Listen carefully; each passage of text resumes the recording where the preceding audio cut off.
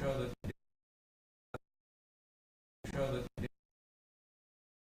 you want to show your I'm showing a box.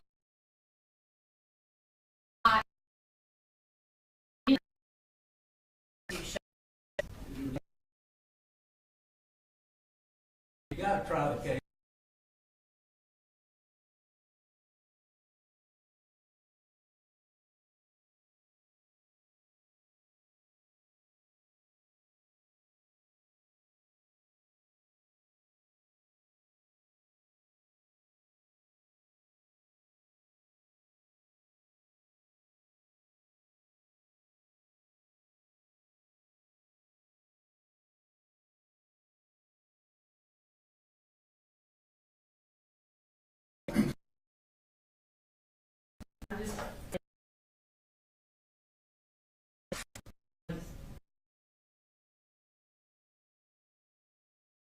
It says in not stand for. Not stand for.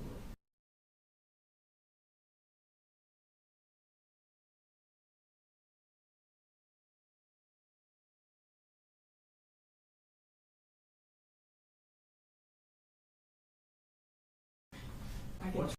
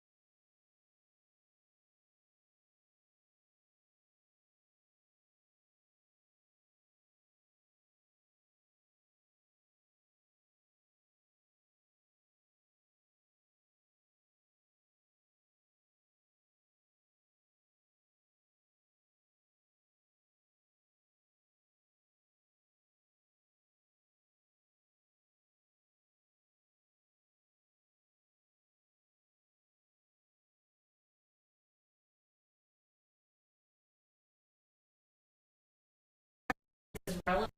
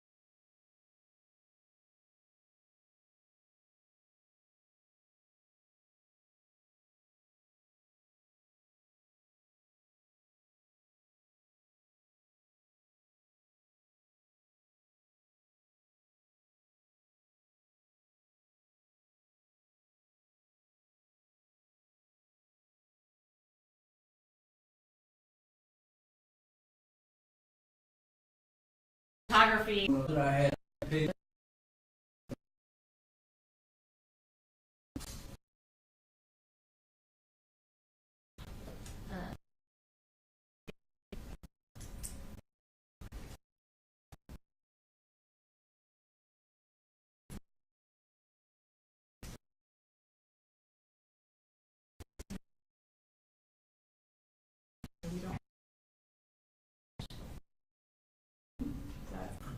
Mr. Perry, what's the last one on your list? Is that 146? 146, 107, and 146. And we only go through, was it 114? 116. Okay. So, is there a 146 exhibit period? I assume there is. There is, I think it's physical evidence, but I'll confirm that. What was on the wall? And I assume this big poster board, I haven't seen it yet, but I assume that's the same thing. I think it's duplicitous to have multiple photographs of the same thing. And Judge, Well, it's, certainly the photograph shows where it is in the house to some degree. correct, and what Gray wants to be able to see as we zoom in, so I think that's what he's saying, it's duplicitous of, obviously in that picture, once you put that picture on the screen, it is hard to see what's in those lower photographs, so we've provided one additional photograph there to aid the jury in being able to see that. All right. And I'd like to take a look at the poster board before they put that up, just to be sure it's the same size. Don't know whether they blend these pictures up to put it on that board or not. Your Honor, that was over 2 weeks ago. Defense counsel came in and looked at that board. I don't think I was here. I saw you were not here. You were traveling. I was not here, Judge, but I Okay.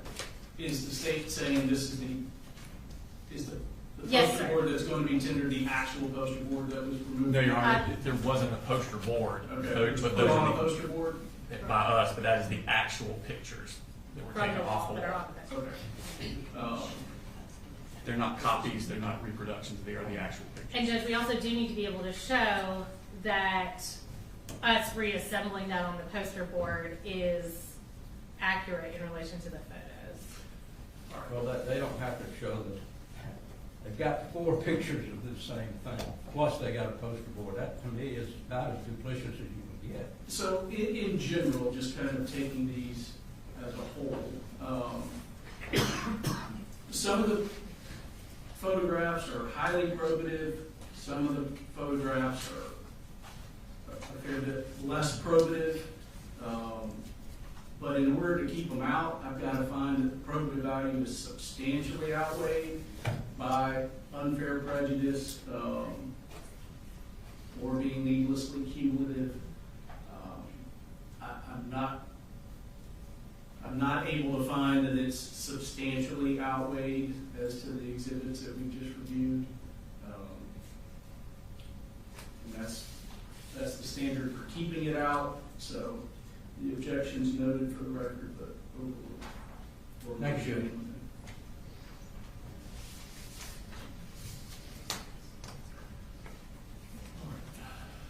Brooks, if they're ready to bring the jury in.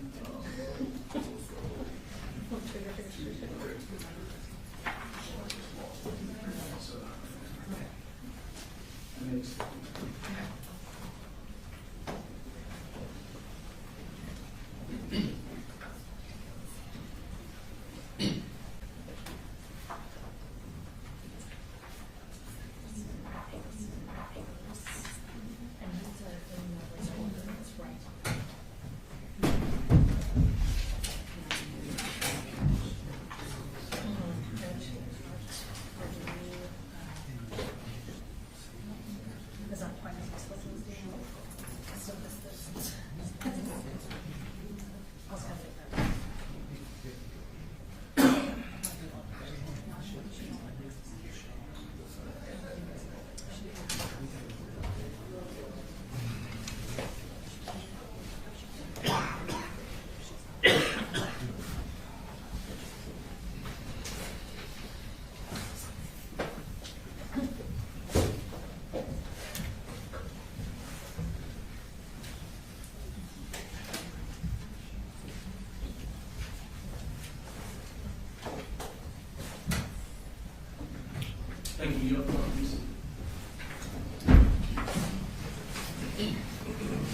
morning.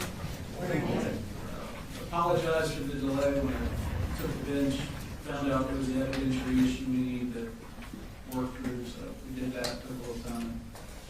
But we're ready for the state to call its next witness. The state calls Special Agent Heather Lashley.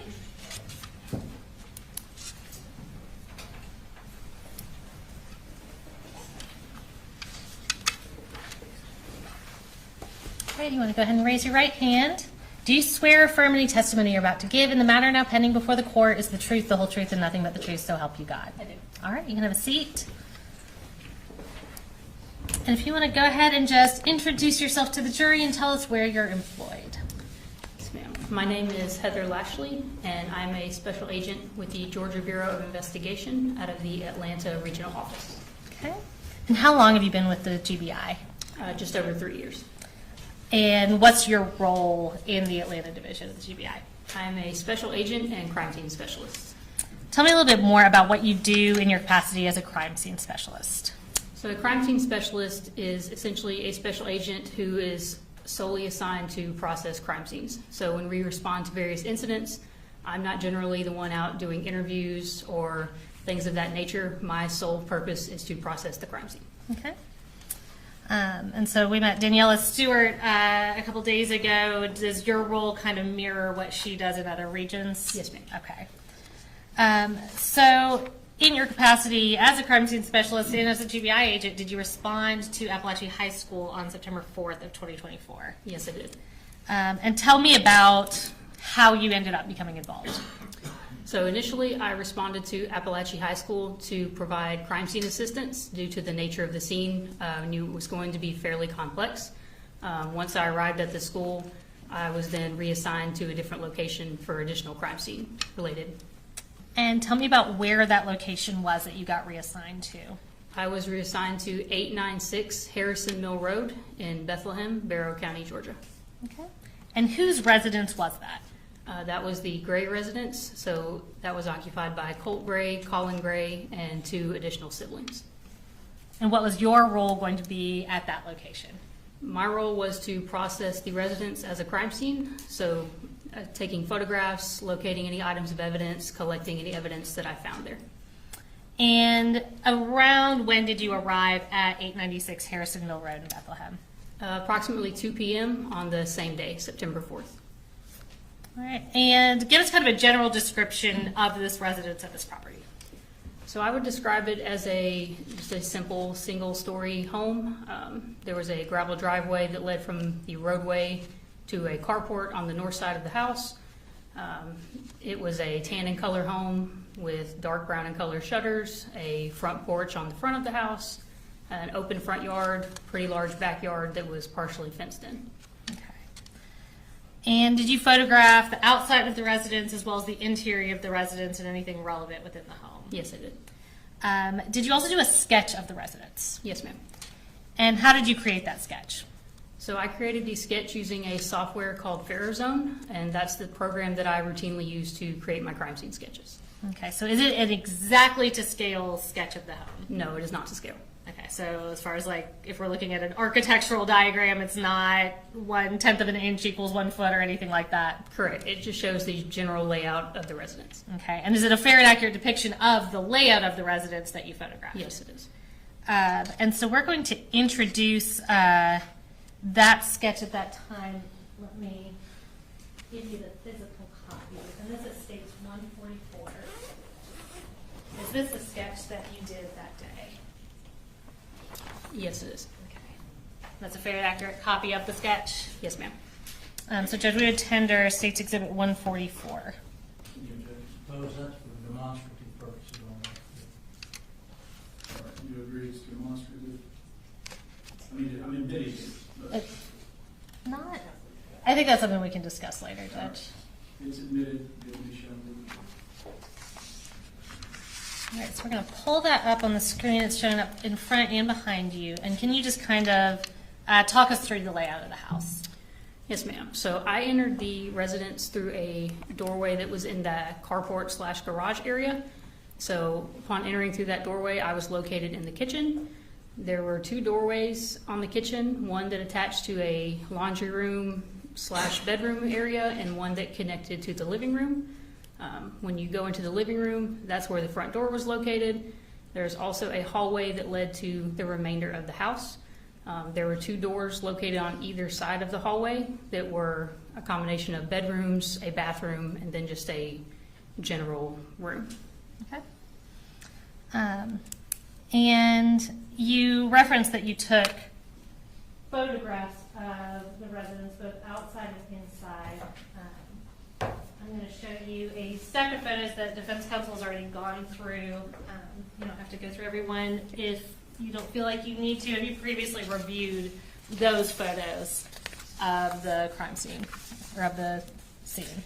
Yes, I have. Okay. And are they fair and accurate depictions of your photographs at that residence? Yes, ma'am.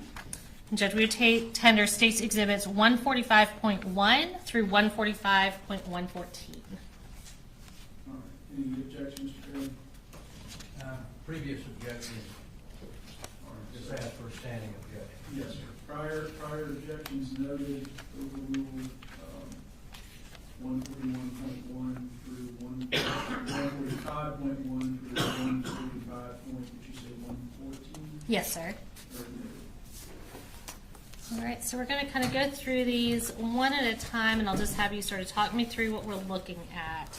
We will start with 145.1 and tell me what we see here. So this is just an overall photograph of the house. In this photo, I'm standing farther down the driveway, closer to the road, so you can see the address as well as the actual house in the background.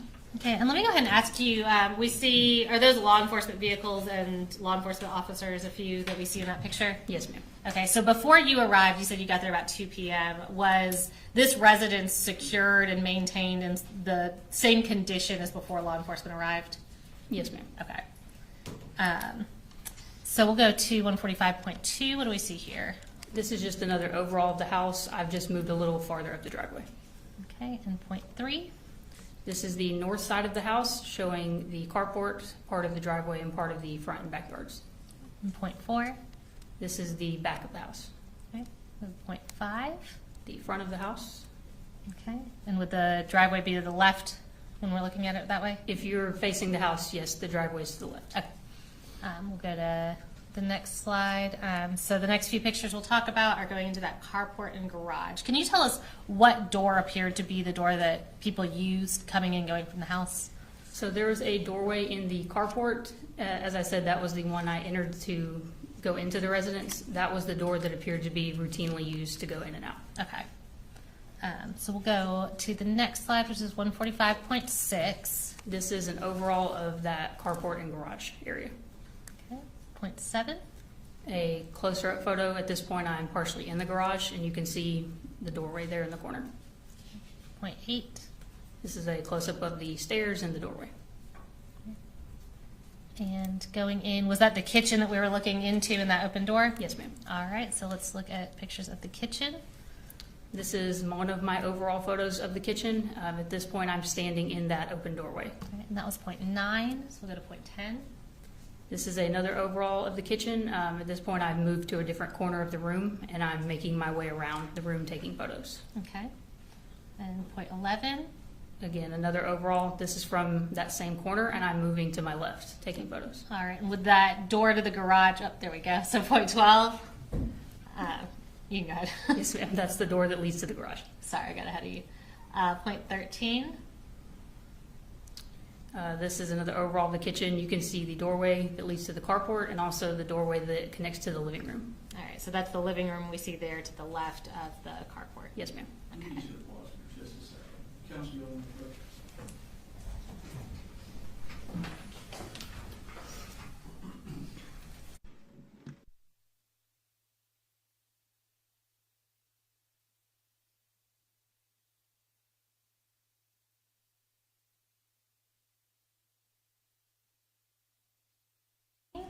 What are we looking at here? This is an overall photo of the doorway that connected to the laundry room / bedroom. Okay, and where is that in relation to the garage? So that wall where the doorway to go to the carport was, this is that same wall. So this would be the north wall in the kitchen. Okay, and is that accurately reflected on the diagram? Yes, ma'am. All right. So let's go to the next one. This is point 15. This is one of my overall photos of that laundry room from the perspective of me standing in the doorway. Okay. And point 16. Another overall, at this point I've moved farther into the room and I'm facing back towards the doorway. Okay. And again, I kind of hit on this, but when you go through and photograph a house, do you first photograph it in the exact condition that you find it in before y'all manipulate things or go through anything? Yes, we do. Okay. So we'll go to point 17. This is a close-up of a plastic tote that was in that laundry room, and you can see some ammunition boxes in the tote. Okay. And point 18. This is just a closer-up photo of that ammunition box. All right. Go to the next one. 19. This is a tactical style vest that was located in the laundry room. All right. And the next one. This is 20. This is an overall of an ammunition can that was also located in the laundry room. Okay. We'll go to 21. This is an overall of the contents of the box once I open the lid. All right. So this is that same box we saw in the previous picture, that green one. Yes, ma'am. Okay. And we'll go to 22.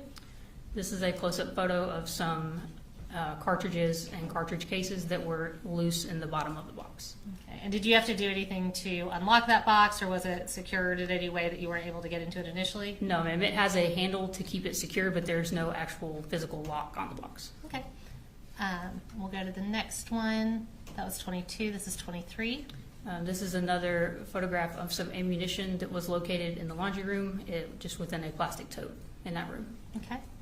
And the next one is point 24. A close-up photograph of that same ammunition. Okay. We'll go to the next slide.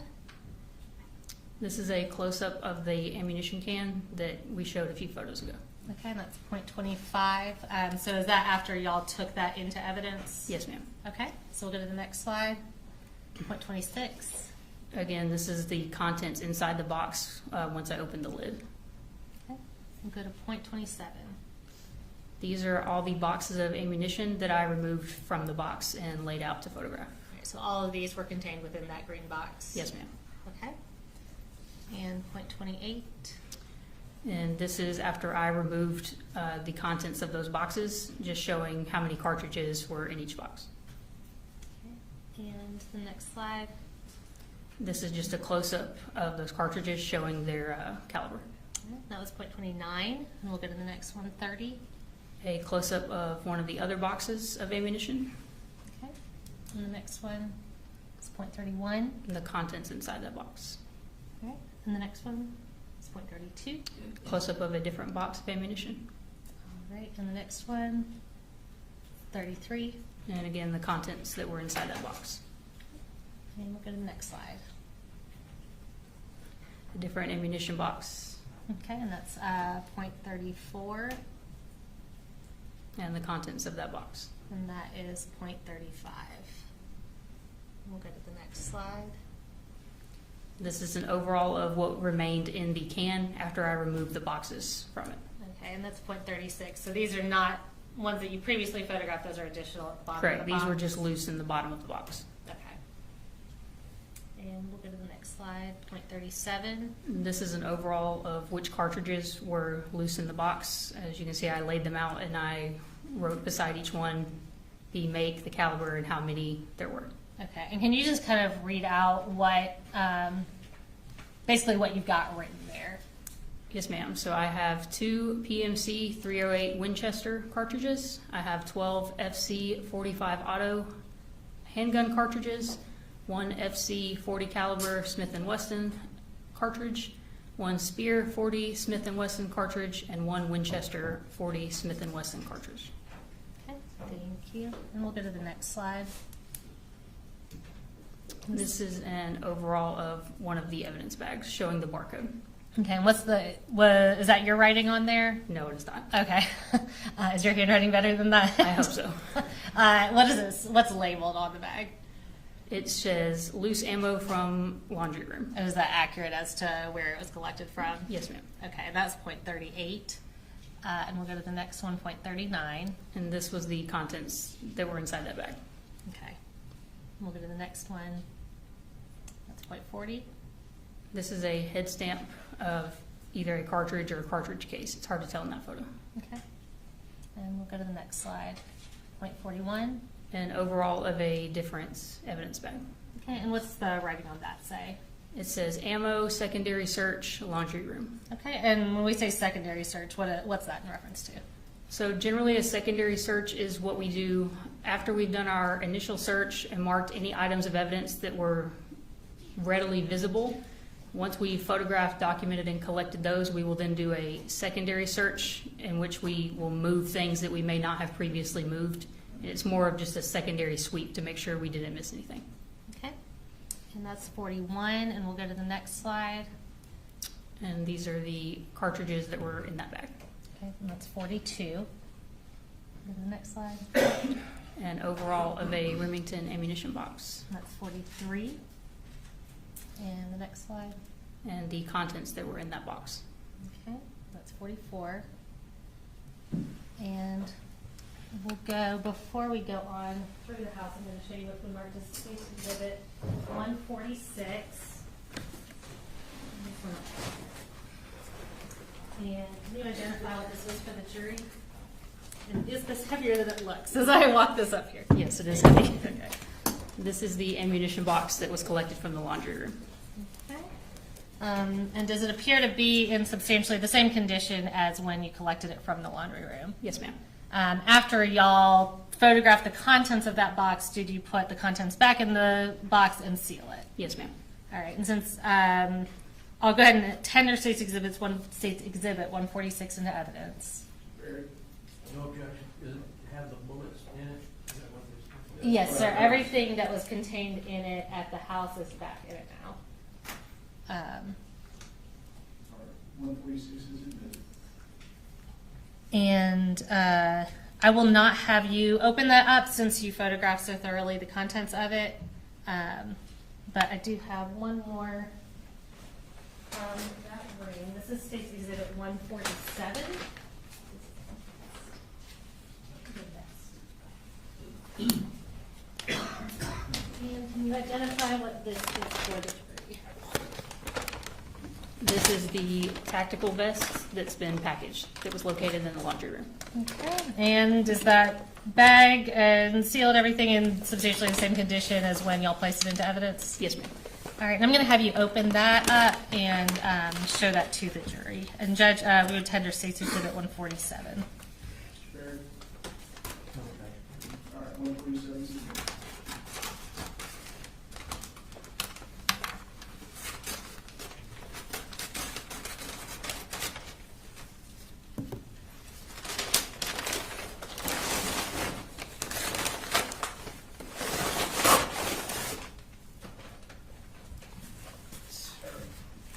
Right. Yeah, if you want to stand up and hold that up, I don't think you need to step down. But,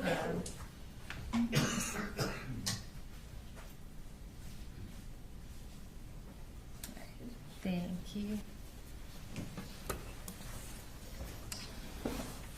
All right. Do you want me to put it back in the bag? And yeah, sure. Whatever's easiest. If you need me to get it out of your way, let me know.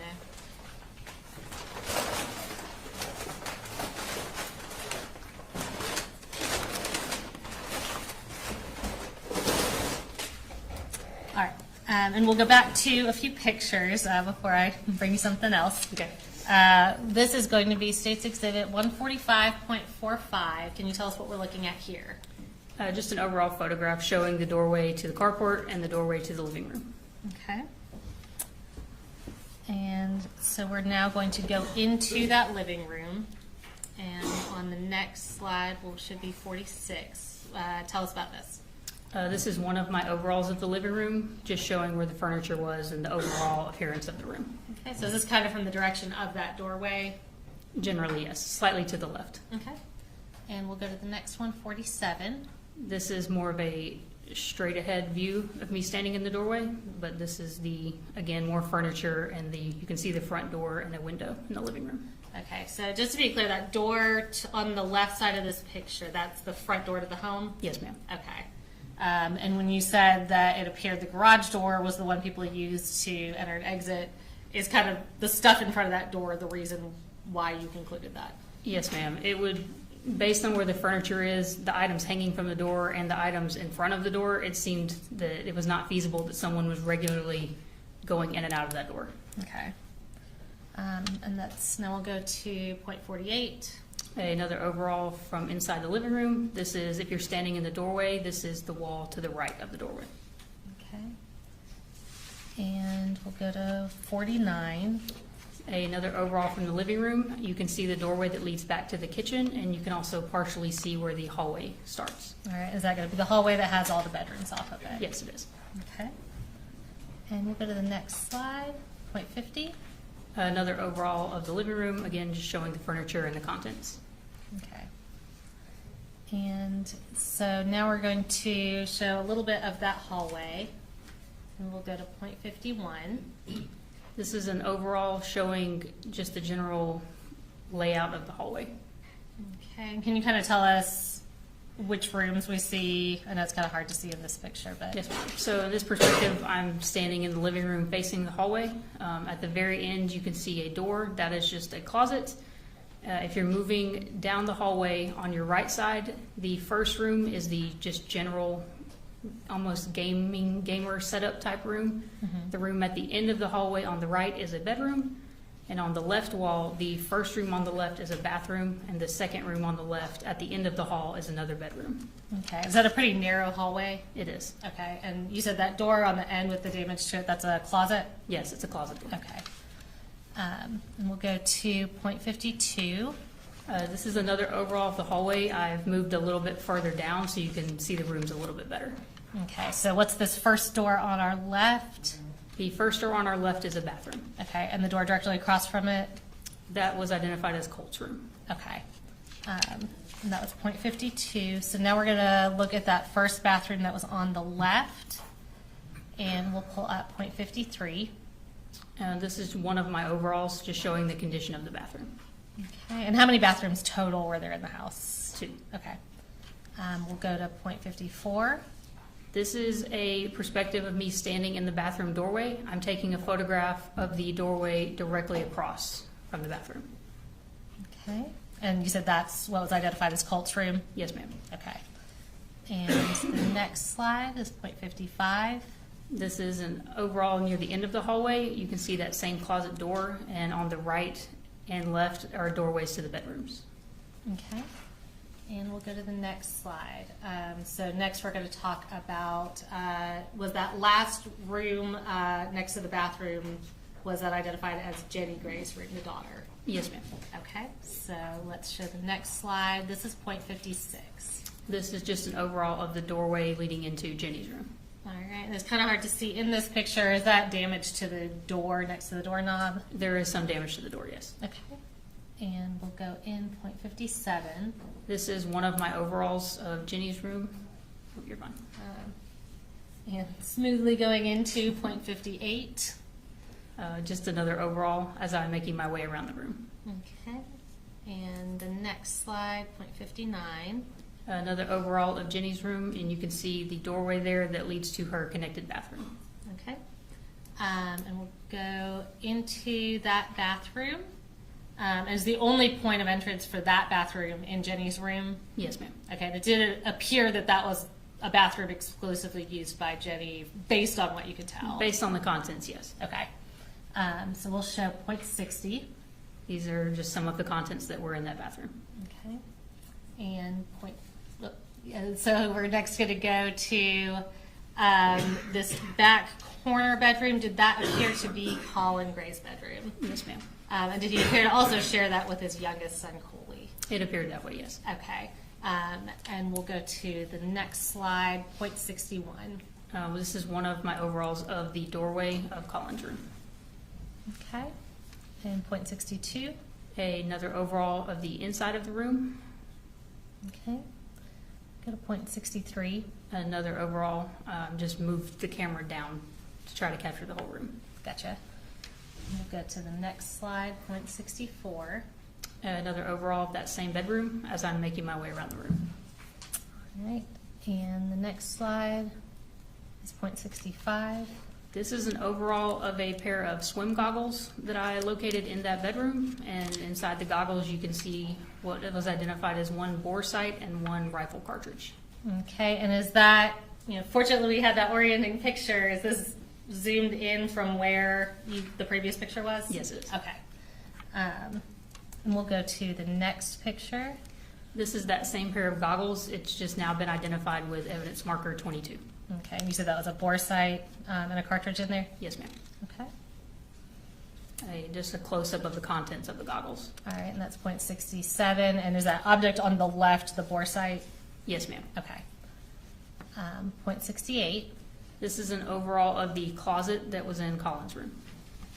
Okay. And .69. Another overall focusing more on the top of the closet.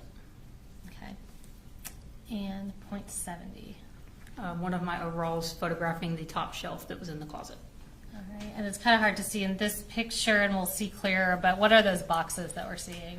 Various ammunition boxes. Okay. We'll go to the next picture. That's .71. That's another overall. That's the opposite side of that same shelf in the top of the closet. Okay. And next slide. These were overalls of some firearms that were located in that closet after I removed the clothing that was covering them. Okay. Were there 2 firearms up there? Yes, there were. Okay. And we'll go to the next picture. That was .72. This is .73. This is a overall photograph of a box of handgun ammunition that was in the top of the closet. All right. And we'll go to the next slide. .74. This is another overall of one of the firearms that's been marked with evidence marker 17. Okay. And .75. This was a pile of magazines that were located in the top of the closet that have been marked with evidence marker 19. All right. And .76. This is an overall of the closet, still with all the clothing on top of the contents of the closet. Okay. So is this kind of on the left side of the closet? Yes, ma'am. If If you're you're facing the looking at it. closet, it would be more to the left. Okay. .76, and we'll go to the next one, .77. This is the same boxes of ammunition that have been marked with evidence marker 16, and this photo, the clothing has been moved from on top of them. Okay. And next, .78. This is a close-up photo of all the boxes of ammunition that I retrieved from the top of the closet. Okay. Oh, and I'll go ahead and ask, was that closet locked or secured in any way that y'all weren't able to get into it? No, ma'am, the closet door was open when I got there. Okay. So that's .78. We'll go to .79. What do we see here? A close-up photo of the .40 caliber Smith & Wesson ammunition box. Okay. And .80. This was the contents inside that box. Okay. And .81. An overall of another ammunition box and the contents that were inside that box. Okay. And .82. An overall of a different ammunition box. Okay, and we'll go to the next one, .83. These were the contents inside that box. Okay, and are all these that we're looking at recovered from that top closet shelf next to those firearms? Yes, ma'am. Okay. We'll go to the next one, .84. An overall of a 12-gauge shotgun ammunition box. Okay. We'll go to .85. The contents recovered from that box. All right, and is that your writing next to it identifying what it is? Yes, ma'am. All right, and can you just read that for us if you could see it? I know it's not super clear. Apologies if I pronounced the name wrong, but 16 cellular and billet 12-gauge shotgun shells. Okay. And this is .86. This is an overall of a different ammunition box and the contents of that box. And that's .87, and how many is that? 19 12-gauge shotgun shells. Okay. And we'll go to .88. An overall of a different ammunition box. And .89. The contents that were in that box. Okay. Go to .90. So we're back in the room. Can you tell us kind of where we are in the room at this point? Yes, ma'am. So you can partially see it in that photo. The doorway to go in and out of the room is in the left corner of that photo. This would be the east wall in that room, and it's just a cubby-style dresser against the wall. Okay. And that was .90. So let's go to .91. And what are we looking at here?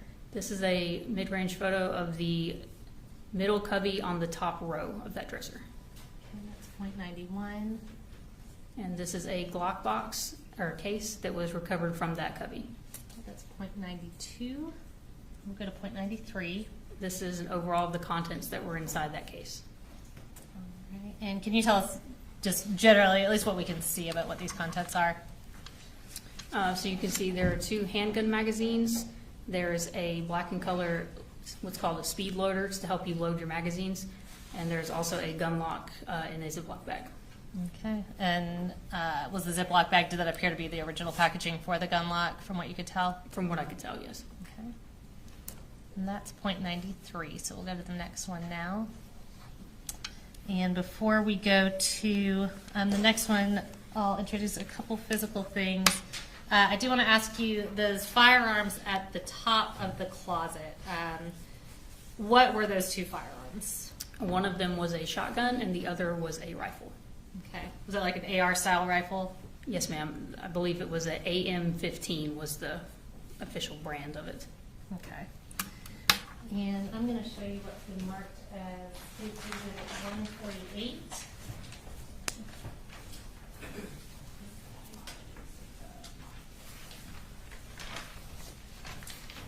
Can you just identify what that is? Yes, ma'am. This is the Glock case that was recovered from that cubby in Colin's room. All right. And does it appear to be in the same condition as when y'all took it into evidence?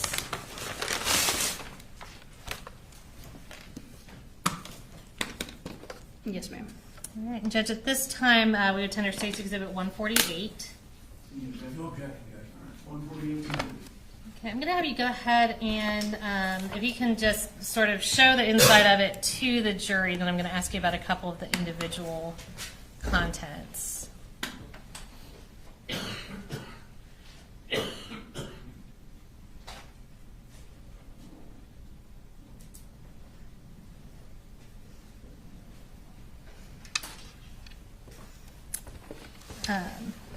So if you could pull out the gun lock in there and hold that up, is that a pretty basic gun lock? Yes, ma'am. Okay. And what's that paper that's inside with it? Have you reviewed that?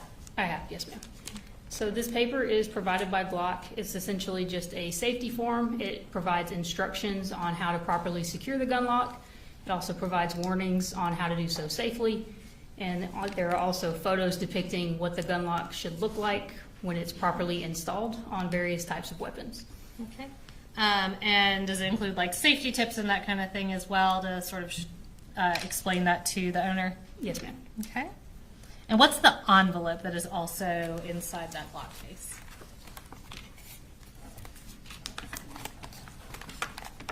All right. So this envelope contains just Glock's safety pamphlet provided by Glock, as well as a just general user manual for a Glock handgun.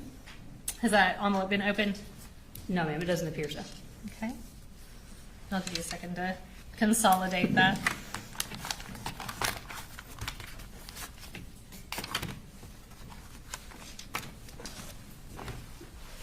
All right, so we'll go back to the pictures.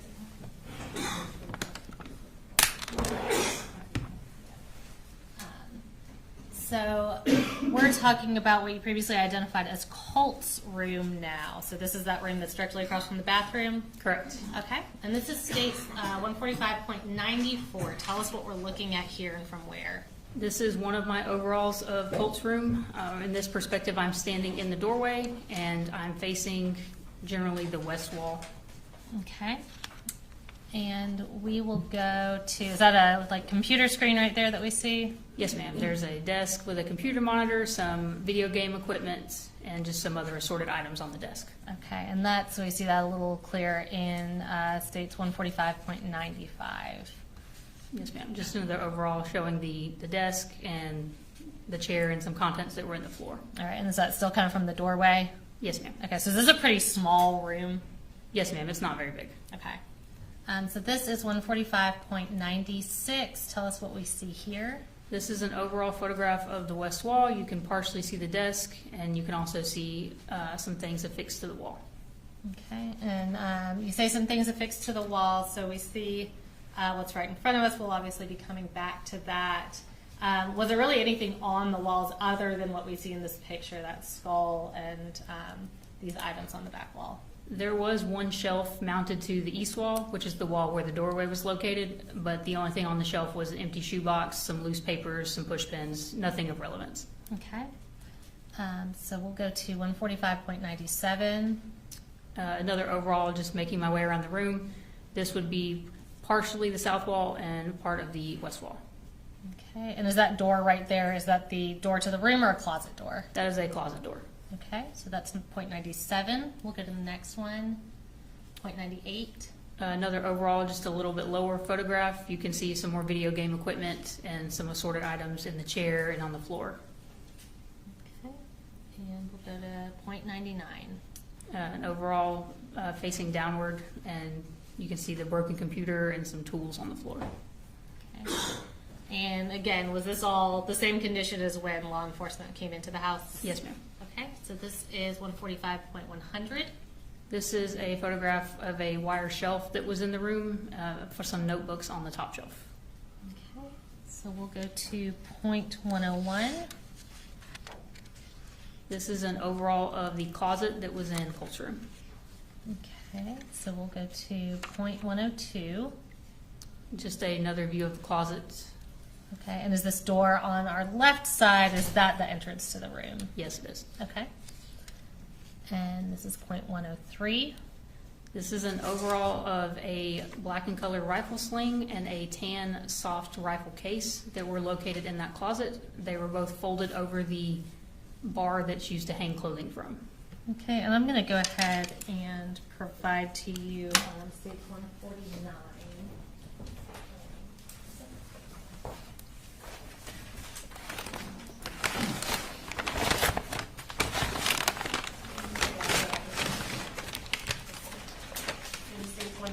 I'll trade you for a couple of listings you've accumulated. So here we have 149. If you want to go ahead and tell me what states 149 is. 149 is the rifle sling. Okay, does that appear to be in the same condition as when y'all packed it up and put it into evidence? Yes, ma'am. All right. And Judge, at this time we would tender States Exhibit 149. Want me to get it? All right, 149. All right, yeah, and if you want to go ahead and open that up, and I'll have you display that for the jury.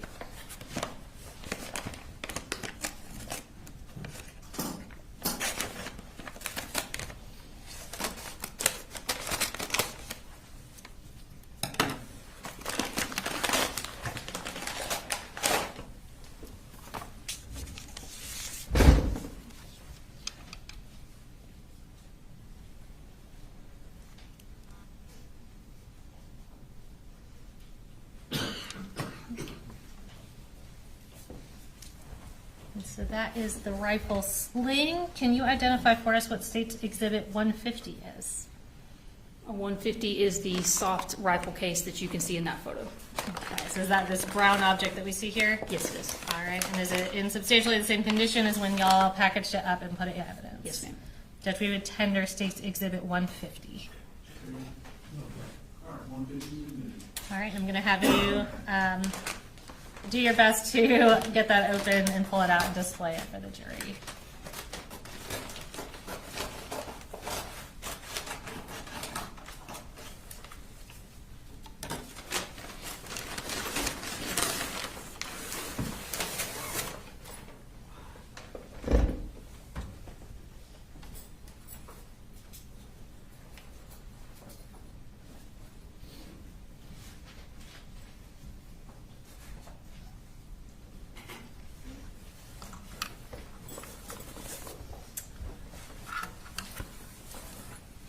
And once you're ready, I'll go back to the pictures, no rush.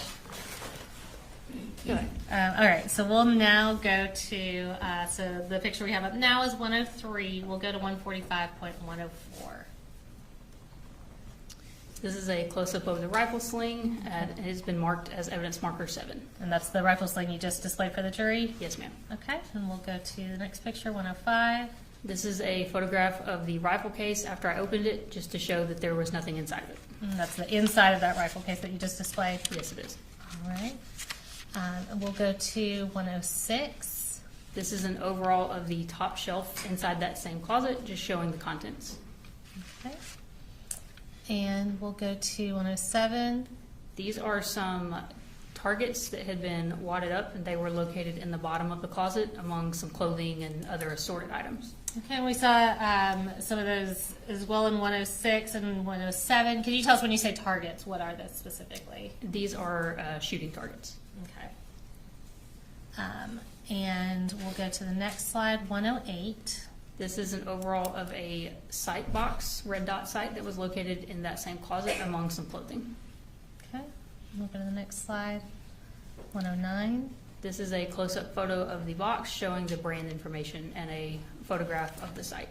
Okay, and we'll leave that up, and I'll go ahead and show you what's been marked as State's Exhibit 151.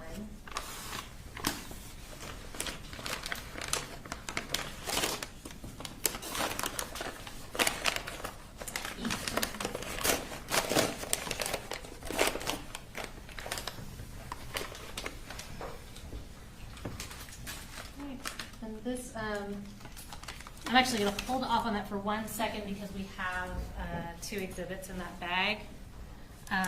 So you go to 110.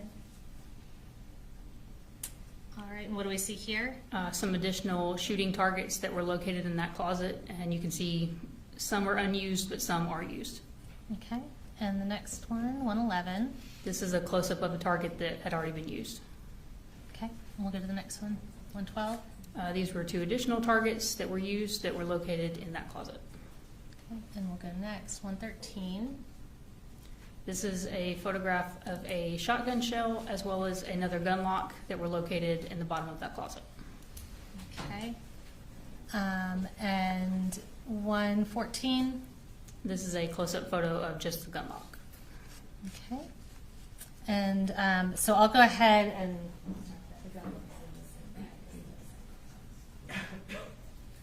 so you've got that bag in front of you. It's labeled, I believe it's 151 and 153. Is that correct? Yes, that's correct. All right, and what are the contents of that bag? This is the box for the red dot sight as well as the gun lock that is on the screen right now. All right, and do those appear to be in substantially the same condition as when you took them into evidence? Yes, ma'am. All right, Judge, we attend our State's Exhibits 151 and 153. You know, check, 151 and 153 are in. All right, and if you can just hold up the site mark box for the jury. I won't have you open the box or anything. All right, and then moving on to 153. If you can hold up that gun lock. All right, and the other gun lock that was recovered from the house was in kind of a Ziploc bag. Is this one in a bag that has not been completely opened? Yes, ma'am. Okay, so do you feel comfortable saying, does it appear that is an unused condition? Yes, ma'am. There's a rip in the bag, but it's not nearly large enough that the gun lock could be removed without tearing the rest of the plastic. Okay. And I'm going to circle back. I have my numbering a little out of order. So this is 152.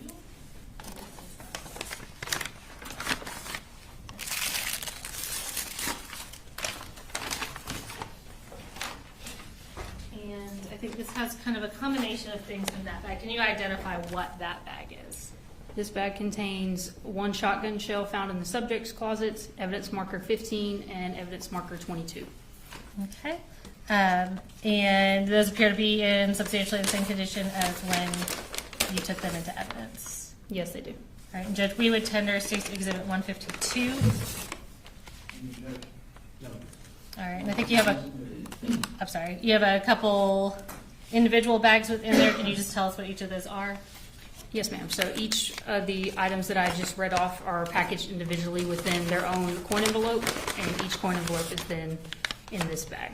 Okay. So will you just identify each one really quick?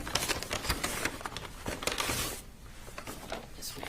So each of these envelopes contain a shotgun shell. One was recovered from evidence marker 15, and one was recovered from Colt's closet. Each of these items are the 2 items that were previously observed in the swim goggles. One is the cartridge, and one is the bore sight. Okay. So, and just order-wise, because I bounced around a little bit. So the bore sight, a couple of the shells were from Colin's room, and then another shell was from Colt's room. Yes, ma'am. Okay. And just to kind of clear up something that the jury may notice, was there a bed in the room that we're referring to as Colt's room? Was there a bed? Yes. I'm sorry. No, there was not. And what is your understanding of where Colt would actually sleep? It was my understanding that Colt was sleeping in the laundry room that also was serving as a bedroom. Okay.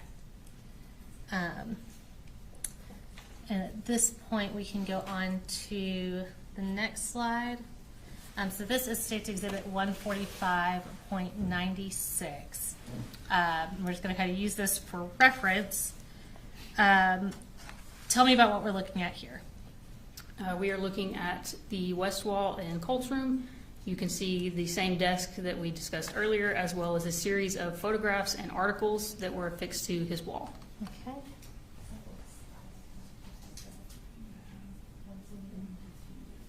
and we're going to pull up the next picture, 145.115. I'm sorry. And what is that showing right there? This is an overall of just the photographs and articles on the wall. I marked it as evidence marker 2. Okay, and 116. I think there's 116. Okay. And what do we see here? This is a close-up of some of the photographs that were lower down on the wall and difficult to see from farther away. Okay.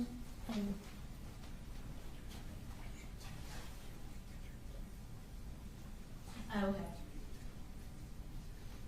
And Judge Mr. Smith pointed out that I had a numbering error. So I tendered 145 through 114. There's 116 photos. So I would tender State's Exhibits 145.115 and 116 at this time. They were previously reviewed and discussed with defense counsel. I just had that number wrong. So 145, 115, and 145, 116? Yes, sir. I just, in my aggregate numbering, left those out. Same objection that we made earlier. All right, so overruling the objection, 145, 115, and 116 for the Thank you. All right, so I want to talk about. Let me go back to. I want to talk about what we're looking at here. Did you collect these photos and news articles on the wall into evidence? Yes, I did. Okay. And were those affixed directly to the wall? Yes, ma'am. They were affixed to the wall using push pins. Okay. And in preparation for your testimony, did you use those, what was collected into evidence, the originals that were collected into evidence, and reassemble them on what's been marked as State's Exhibit 154? Yes, I did. Okay. And did you do that on a poster board? Yes, ma'am. Okay. Just kind of in place of a wall? Yes. Okay. And did you use your crime scene photographs as reference to make sure that the way you affixed it was as close as possible to exactly how it was affixed in size and order on that wall? Yes, I did. All right, and Jed, at this time, have you reviewed today State's 154 to make sure it's in the same condition as when you assembled that? Yes, I have. We attend our State's Exhibit 154. We would object, Judge, under the duplicitous aspect of photograph. All right, and as I understand it, these are what was actually removed from the wall? Yes, sir, Judge, we're tendering the original shrine into evidence, reconstructed on the poster board, as obviously we couldn't take the whole wall. All right, so the photographs, 154, it's admitted over objection. So I'm going to bring this over and display it for the jury, and then we're going to talk about what we are looking at.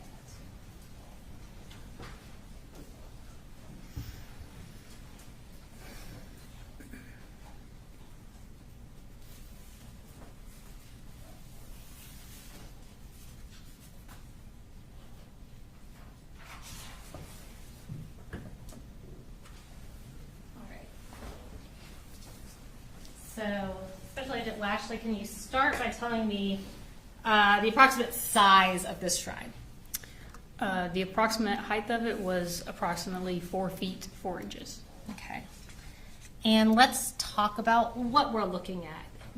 Are you familiar with, are all the photos in this all of the same person? They appear to be, yes. And are all the news articles here related to that same person? Yes, ma'am. Specifically, I'm looking at a photo kind of down on the bottom right corner, and you can see it in the photo in front of you as well. That tactical vest that this individual's wearing, is that a similar vest to the one that you recovered from the laundry room? Yes, ma'am. Obviously, the color is different, but the style is generally the same. Okay. And who is this individual? This individual is Nicholas Cruz. And what is the significance of Nicholas Cruz? Nicholas Cruz perpetrated a mass shooting event at Parkland High School in Florida on February 14th of 2018. During that incident, there were 17 people killed, including teachers and students. Okay.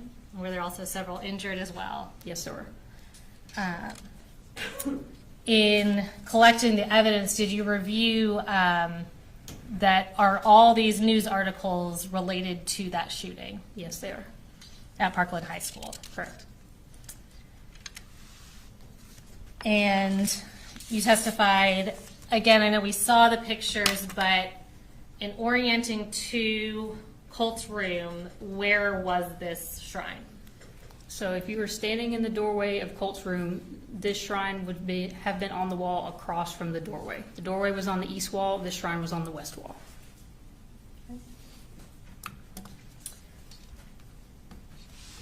And I'll ask you, before I sit down, just as you recovered all the evidence, did any of the firearms that you recovered have a gun lock or any other safety mechanism on them? No, they didn't. Did you find any gun safes in the house? No, ma'am. Did you find any other kind of safe or secured location that a rifle could have been stored? No, ma'am.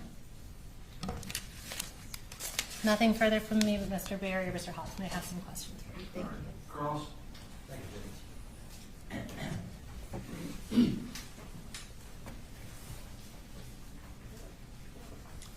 Good morning, Agent. Good morning, sir. Were you given any information before you went to the home to do your search? Can you be more specific? What type of well, information?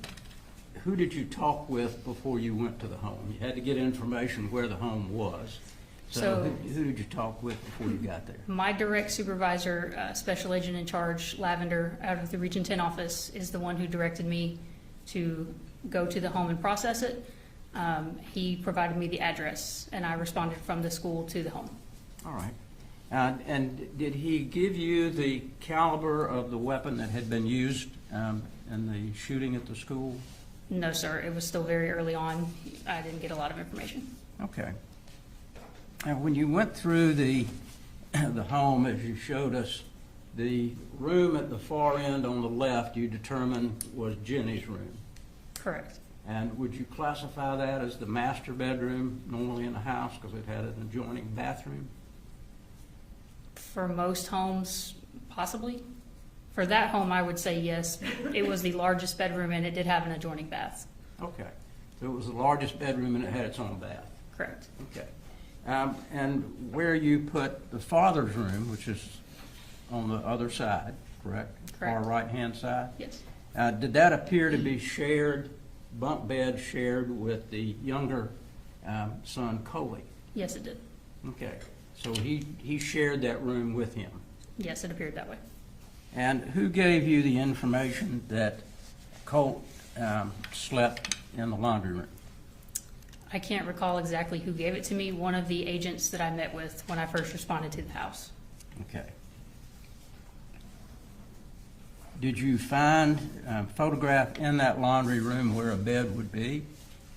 There was a bed in the laundry room, yes. Okay. And, excuse me, going through some of the cartridges that you found in this box, I think the, let's see.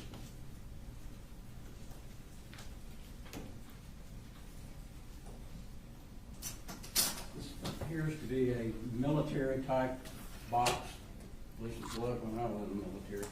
Is that what you would call it? Yes, sir. It's used by law enforcement and military commonly. Okay. Just for the record, what exhibit number is that? And this is 146. And you went through that box and told us all the ammunition. Did you find any weapons in the house that matched the cartridges that you found? I found a shotgun in the house as well as multiple boxes of shotgun shells, so yes, those would match. And I also found multiple different calibers of rifle ammunition. The rifle in the top of the closet, I'm not positive which caliber it would be, so I can't confirm or deny that. Okay. Well, you told us that you found 2 308s, correct? Boxes or just cartridges? In the box that I just showed you. Yes, I I think found you- several 308s. Okay. 12 45 caliber. Yes. And Smith and Wesson, different makes, but 4 Smith and Wesson type bullets. I found multiple types of handgun bullets, yes. Okay. And did you find a handgun? Not in the home, in Mr. Gray's vehicle, yes. Okay. And you searched his vehicle also? Myself and Special Agent Andrew Still did, yes. And was there a Smith and Wesson found or a 45? Neither. It was a Glock 43X. Okay. So you didn't find a 45 nor a Smith and Wesson? No, sir. How many Glock bullets did you find in this case? So generally, you will not find a cartridge that has Glock imprinted on it. Glock is the manufacturer of the handgun. Right. It's 9mm though, right? Yes. Okay.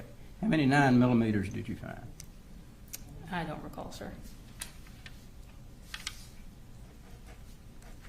And you indicated that you found an AR-style weapon in the top of the closet where Colin Gray slept, correct? Correct.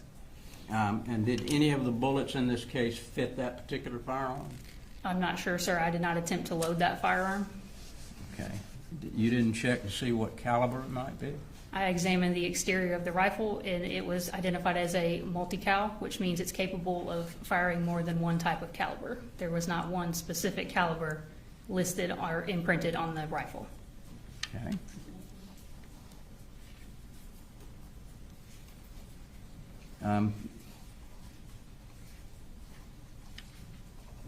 And the 208s, what are they? Caliber 208s that you testified to, I think. I don't recall testifying about a 208, sir. Okay. Or Were there- testified about 308s. Were there any found there? 308s, yes. Okay. You remember how many? No, sir. Multiple boxes. Okay.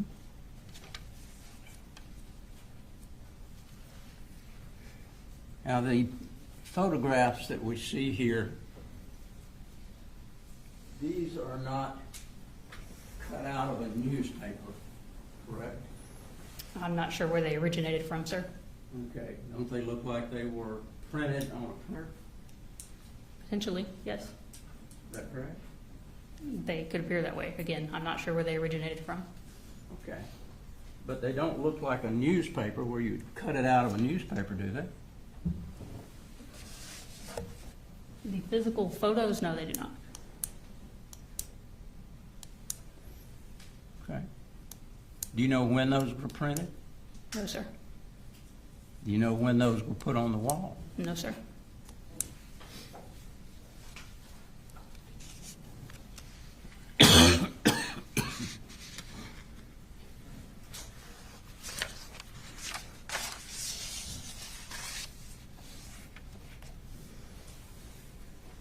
The site mark box that you saw, did anyone give you any information that there was corresponding site mark on the weapon that was used at the school? No, sir. I never saw any of the evidence that was collected from the school. Okay. So primarily your duties was to go there and photograph everything pretty much that you saw. That'd be fair to say. My role as a crime scene specialist is to photograph the crime scene in its entirety. So that includes the outside and inside overalls. And if I see something of evidentiary value, then yes, additional mid-range and close-up photographs of that item. Okay. And do you sometimes get impressions about what you see? What do you mean, sir? I mean, if you see, for instance, the computer that was sitting on the floor in what was called Courtroom. Mhm. The computer looked like it had been taken apart. Is that what it looked like to you? Yes, Okay. Components were on the floor. yes. You don't know when that may have been done either, right? I'm not sure. Could you tell by what was taken apart on the computer why it may have been taken apart? No, sir, I'm not a computer expert. I would have no idea of the inner workings of a hard drive. Did anyone collect that computer to your knowledge? I collected it and turned it over to the GBI's digital forensic investigators. Okay, and which agent did you turn it over to? Danielle Murphy. All right. Thank you, ma'am. Any redirect? No, sir. All right. Thank you, ma'am. You're free to go. Thank you.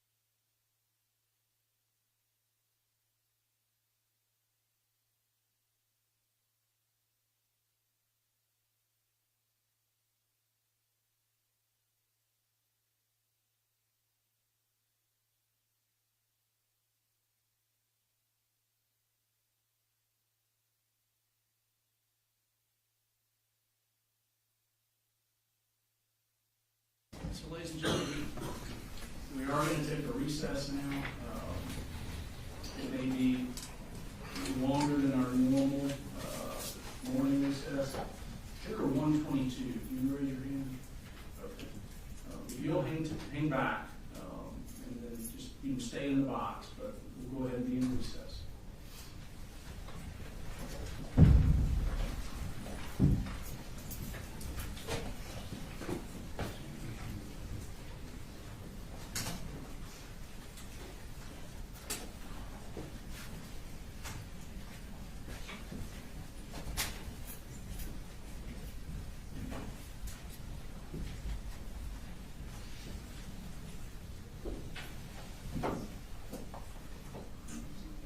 Good morning. My bailiff has informed me that you mentioned to a bailiff that you knew someone at Mike's gun room. Is that right? That's correct. And I believe yesterday some certified business records were tendered from Mike's gun room. I don't think we've gone through them, but they were admitted into evidence yesterday. Correct. So can you tell me, just tell me when it came to your attention that maybe you know somebody involved? Yes, sir. When that was tendered? Yes, sir. Okay. Can you tell me who you know at Mike's gun room? Right. The owner of Mike's gun room? And what is the nature of your relationship with him? I've shot there quite a bit, and just, chatted with him and stuff. Okay. It also has a gun range? Did you say you shot there? I said shot. Shot, sorry. Okay. Ballpark, how many times you been in there? In the past couple of years, probably about 5, but before that, we used to have an office where I worked in Winder, and I probably went in there 15 or 20. Okay. Have you ever been to dinner with him? No, Ever been to lunch with him? no, sir. Has he ever been to your house? No, sir. You ever been to his house? No, sir. You ever done anything social with him other than encountering him in his shop? Just chatting with him in the shop, that's it. Okay. I'll let State, do you have any questions? I have no question. All right, defense? Just one. Good morning. Yes, sir. Just the fact that you have shot there before, you don't believe that's going to No. impact you really in any way in the case? No, I just brought it up because of having shot there. Great, we appreciate that. Thank you very much. Okay.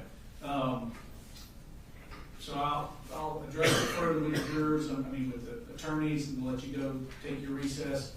Just understand in general, don't talk to the jurors about knowing Mike at Young, and I don't know if he's testifying or not. Right. But- I don't either, that's my Yeah, problem. but just don't discuss the fact that you have been in there, shopped with him, anything like that with the other jurors, okay? Yes, sir. All right, take your recess, sir.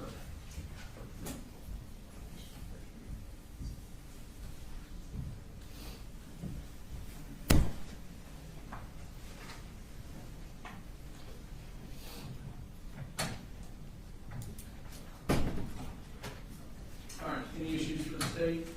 No, Your Honor, well, we're not calling anyone from Mike Gunnery. It's a business record, just like we're putting in business records from Amazon where everybody shops. Anything from the defense? No, Your Honor, the court asked most of the questions I would have, so I don't think you will have issues. Very good, we'll be in recess, call it 10:45.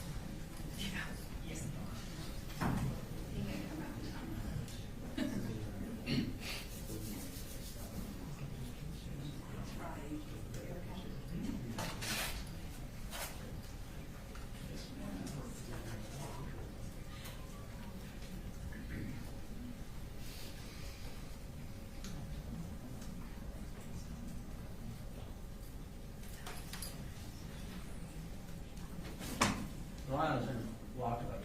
Yes, sir. We're wondering what he did, but I'm not sure what he did today.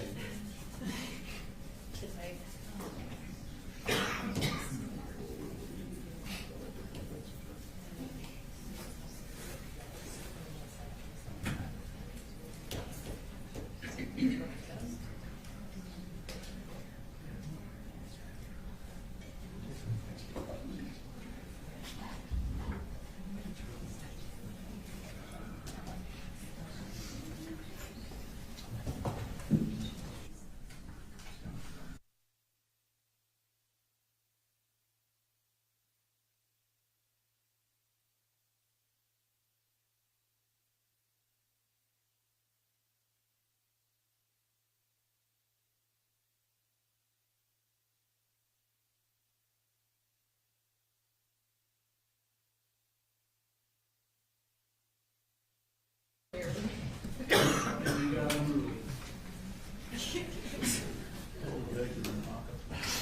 All right, y'all ready for the jury? Yes, Your Honor. All right, bring it in.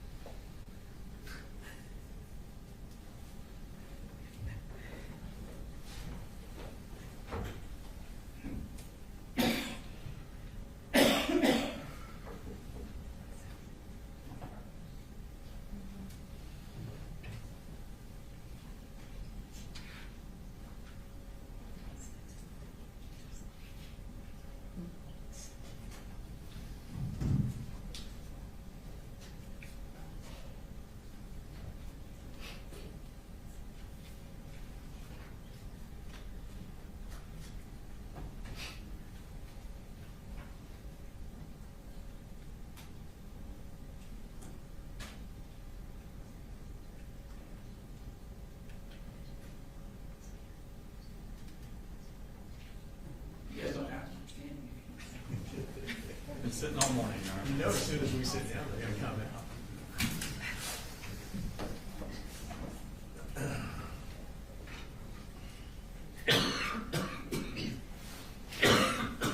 Actually, Judge, can we approach briefly? Yes. While we're waiting.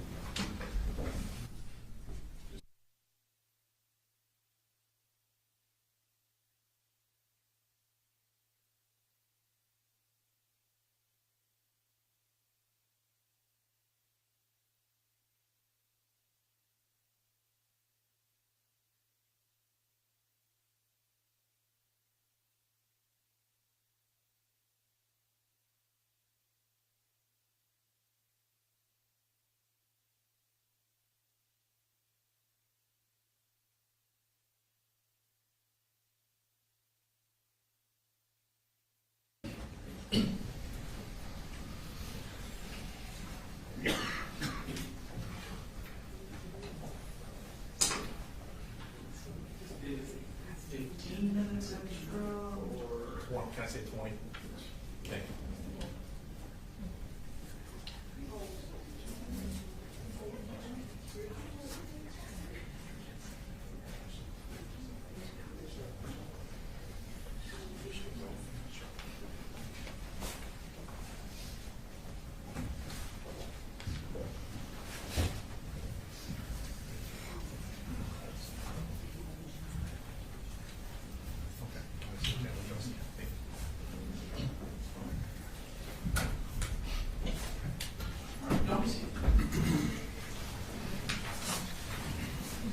So, ladies and gentlemen, we sort of have this standard format where we take a good morning break,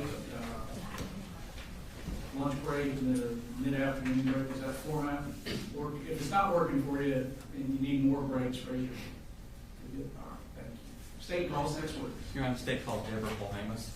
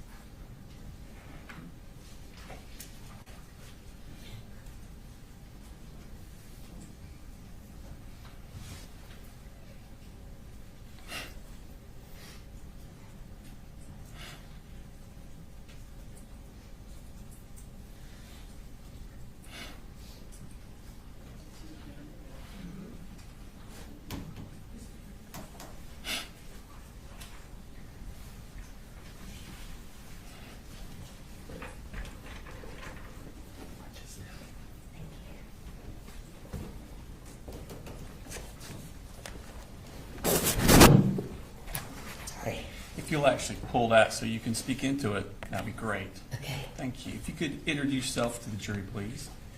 My name is Debbie Polhamus. And could you spell your name for the court reporter? Debbie Polhamus, Polhamus. Okay. If you could raise your right hand, please. Swear the testimony you give in the matter now pending before this court will be the truth, the whole truth, and nothing but the truth, so help you God. I do. Okay. Tell us about yourself. Who are you? I'm Colt's grandmother, Okay. Jenny's grandmother, Cody's grandmother. Okay. And your daughter is who? Marcy. And that is Colt's mother? Yes. Okay. And what do you do? I'm a retired educator. Okay. And how long were you an educator? 43 years. Okay. And where do you live? I live in Fitzgerald, Georgia. Okay. And how far away is that from here? About 4 hours. Okay.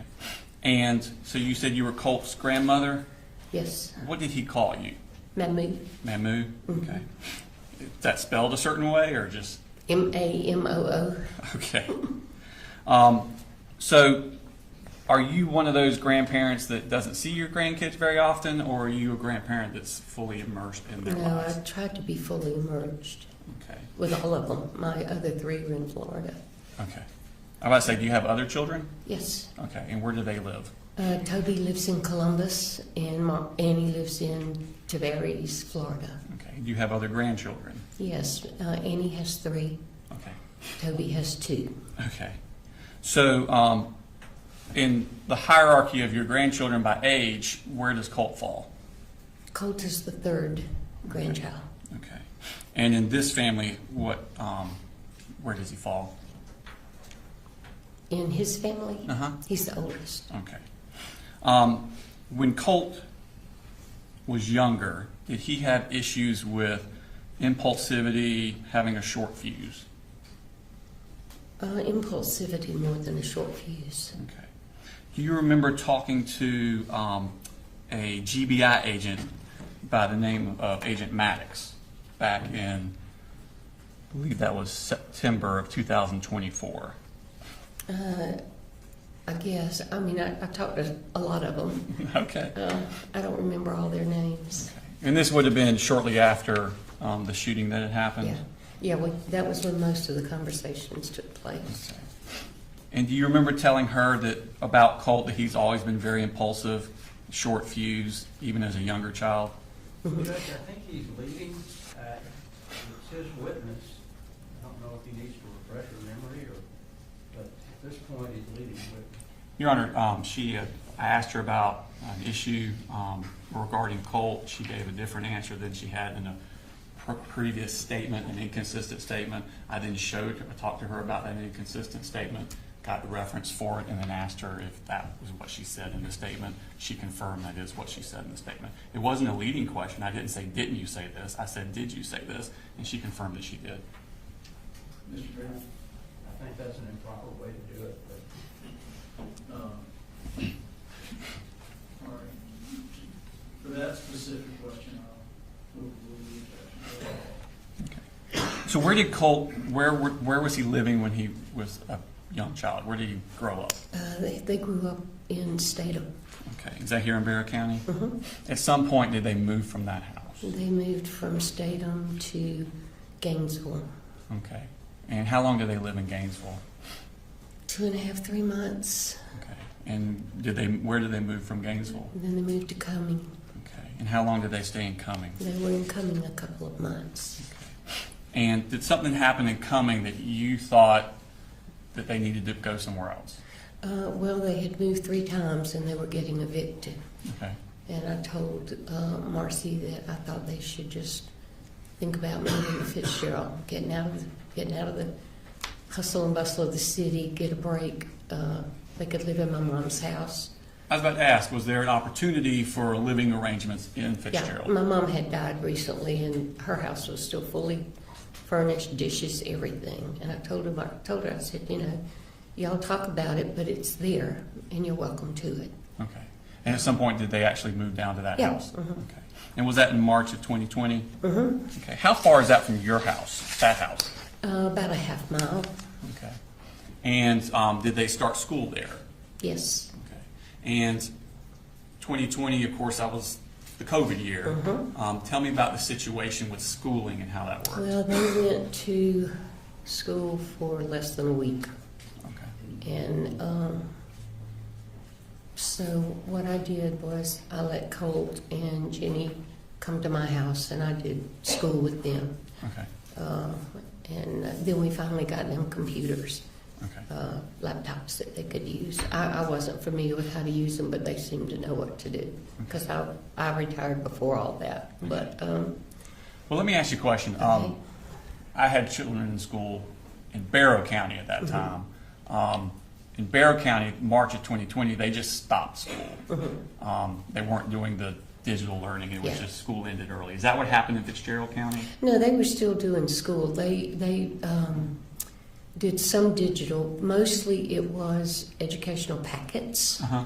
The teachers would do packets of work for the grade levels. Okay. And you could go by the office and pick up their packets and bring Okay. them home. And they had library books that the kids could pick up and take. I could pick up and take. I was about to say, did Yeah. you do that? Yeah. Mhm. Okay. And so they did those at my house. okay. Mhm. Now, in September of 2021, we got a new school year. Mhm. And where did Colt go to school that year? Colt was in the 5th grade, and he went to the elementary school, In 2021, when he went to 6th grade, where did he go? the middle school. Okay. And we've had some testimony about Colt doing a search on a computer. Were you aware of that? I was not for a good while. Okay. Marcy didn't share a lot of those things with me, Okay. and Coley was working all the time. Okay. But At I some did- point, did you become aware? yeah, I did not know about the search for abuse, but I did know about the search to how to kill your dad. Okay. And about how long after that happened did Marcy tell you about that? I think it was a couple of months. Okay. So probably still within 2021? Yeah. Okay. Now, at some point, did defects come into play with the family? Yes. And who was it that initiated that? Well, I went to the school to meet with the counselor, Sujette Giddens now, and I discussed with her my concerns about things that were happening with Colt and his mother at home, Mm-hmm. and that I wanted her to be aware that we were going to call defects. Okay. And she said that they were going to call, and I said, well, I'd rather you wait and let us call, because I think it would make a bigger impression on her if we did it. But then I found out she'd already called them, and then she called them again after we called them. Okay, so you also called defects? Mhm. Okay. I didn't. My other daughter did. Okay. I couldn't pick up the phone, and I couldn't do it. Okay. So she did. I asked her if she would call them, and she Okay. did. So she did it at your direction? Mhm. Okay. Mhm. At some point, did the family leave your mother's house and move away? They did. They left in. I'm not sure. I want to say it was January, but it might have been. No, let me think. I got some notes here. Let me look. Okay. Maybe I can remember. They went back to Jefferson. I've got November here. Okay. So would it have been the same? Judge, yes, if she's brought notes, certainly we would have the opportunity to look at those. That's accurate. I'm sorry. Cross-examine, so. Yes, sir. Do you need those to refresh your memory? I just have, like, the dates certain things happened Okay. that I thought you might ask. Okay. And but- did you make those notes yourself? Yeah. mhm. Okay. And they're from your own memory? Mhm. Okay. No, well, they're from my notes that I've kept along Okay. since things started happening. I just kind of put them together. Okay. And when did you start making these notes? Back kind of when you're talking about with the defect stuff, or more recently?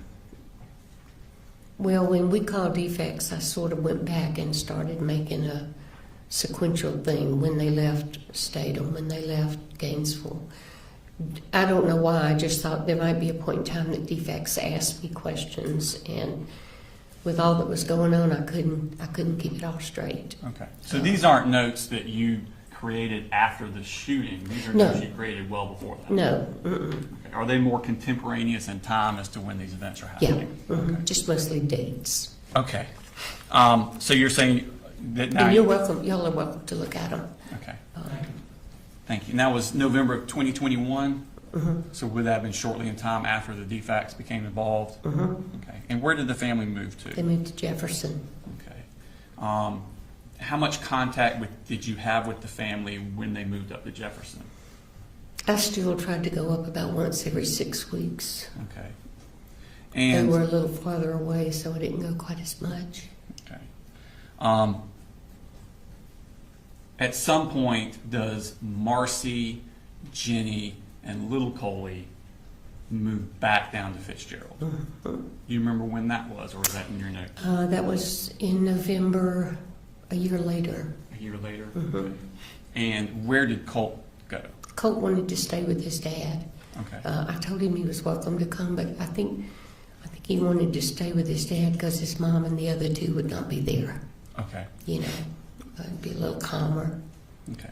So, At least that's what he told me. okay. So in November of 22, Marcy and the other two kids come back down to you. They move back into your To my mother's mom's house. house. Okay. Mhm. and then Colt's up here. How much contact are you having with Colt that period of time? I was not having a lot because Marcy was really strong on the drugs, and I finally moved them to my house Okay. because I needed to be able to take care of the kids without running back and forth. So they moved to my house, and When you say they, did all three? Or all just three the of them. kid? Okay. Mhm. All right. And Marcy, for the next 6 weeks, pretty much stayed in the bed, Okay. getting clean, withdrawing. But it was easier for me to be able to take the kids to school, pick them up, all that. And so they stayed with me for maybe 6 or 8 weeks, and then they moved back to my mom's house. Okay. So because of this, you weren't able to. And I was going to say, to answer your question, I was not able to go up and down a lot with Colt. I bought Colt a phone, and I got him a card that he could use to call me. And I said, put it up, and if you need me, if you want to talk, call me. Okay. And he did call me some, but not a lot. So during that time, did you find out, or were you told about law enforcement coming to the house about an FBI tip? No. Okay. Colt didn't share a lot with me. I asked him after he went to the detention center why, and he said, I just didn't want to bother you. I didn't want to worry you. Okay. So I honestly didn't find out about that for quite a while. Okay. During the time that Colt is up here with Colin, are you also communicating with Colin? Yeah, we would text back and forth. And what types of things? He would text me, well, more of the texts that we had were later, but he texted me to let me know that he was getting enrolled in school, and he texted me to let me know that they were settled and he was doing good. We didn't have a lot of communication during that time. Okay. Most of ours was after they moved to Winder. Okay. Did he ever tell you about the law enforcement coming to the house? I honestly do not remember who told me about it. Okay. Did you find out about it Yes. before or after the shooting at Apalachee High School? Oh, before. Now, at some point, Colt, then Colin moved to Winder, Georgia. All right. And Colt actually leaves to come to Fitzgerald. He came to Fitzgerald during the summer and stayed for a while. Okay. About how long did he stay there? 5 or 6 weeks, I would guess. I was in Florida a lot during that time because my other daughter was in Michigan in training for her job, so I was down there keeping the kids. And Did Colt get in trouble down there with you guys? he did. Tell us about that. I was not there. Colt, I know that Marcy was still doing a lot of drinking, and Colt just could not handle that. And I know that started it. I know that she called my husband and had him come over. He called the police. What was the purpose of calling the police? What had happened? Well, I think Marcy told him that Colt had hit her, but I honestly, I'm not sure about that. But something happened with them. They got into an altercation. Was Colt damaging property in the house? He did, apparently. He cut holes in the couch. But I have to tell you, this all took place while I wasn't there, so I never saw any of it. Did you see the happen. damage to the couch? I saw the cuts to the couch. Okay. And what was he cutting the couch with? I don't know. I would assume a knife. It looked like slit marks. Okay. Marcy and I were not on the most conversational level at that point. Did you have tensions with you and Marcy? Uh-huh. Okay. Did Colt ever do anything to hurt himself while he was down there? He did. I did not know about it, and I did not see it until Colt showed it to me and at the juvenile center. And what did he show you? He showed me the places that he had cut himself. Okay. And that happened down there in Fitzgerald? Down there. Mm-hmm. Okay. So I'm sorry, so he came and stayed with us for a few days, and then I think, if I remember correctly, Coley and I met halfway, and he got him. Okay, so at some point he goes back to live. Now you say Coley. Do you refer to Colin Gray as Coley? Yeah. Okay. I'm Just want- sorry. No, not your. Yeah. Whatever you call him is fine. I just want everybody else to know who you're Yeah. referring to. Yeah. Okay. So you took Colt halfway up to Winder. Mr. Gray came down and met Yeah, y'all. I think that's what happened. Okay. I know at one point we did that, but I'm not sure if that was the time we did it. Okay. Moving your attention further to October 13th of 2023, what happened then?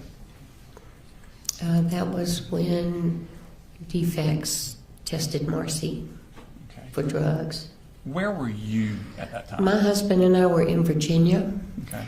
I called DFACS and told them that we were going to be out of town for a week. Mhm. And it was the first time I'd left the kids for that length of time. And I asked them if they would please do a check just to make sure the kids were okay. Okay. And they did.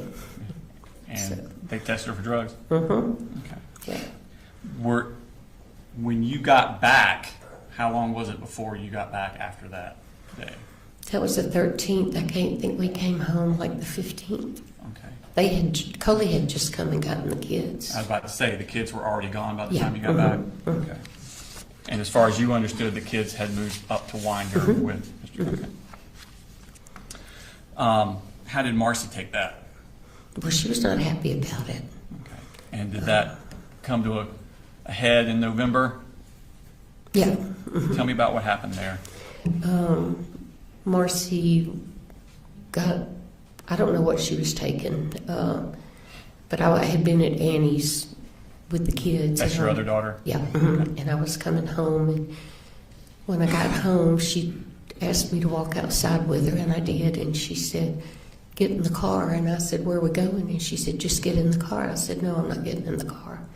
And I said, "Where do you want to go?" And she said, "I'm going to Winder."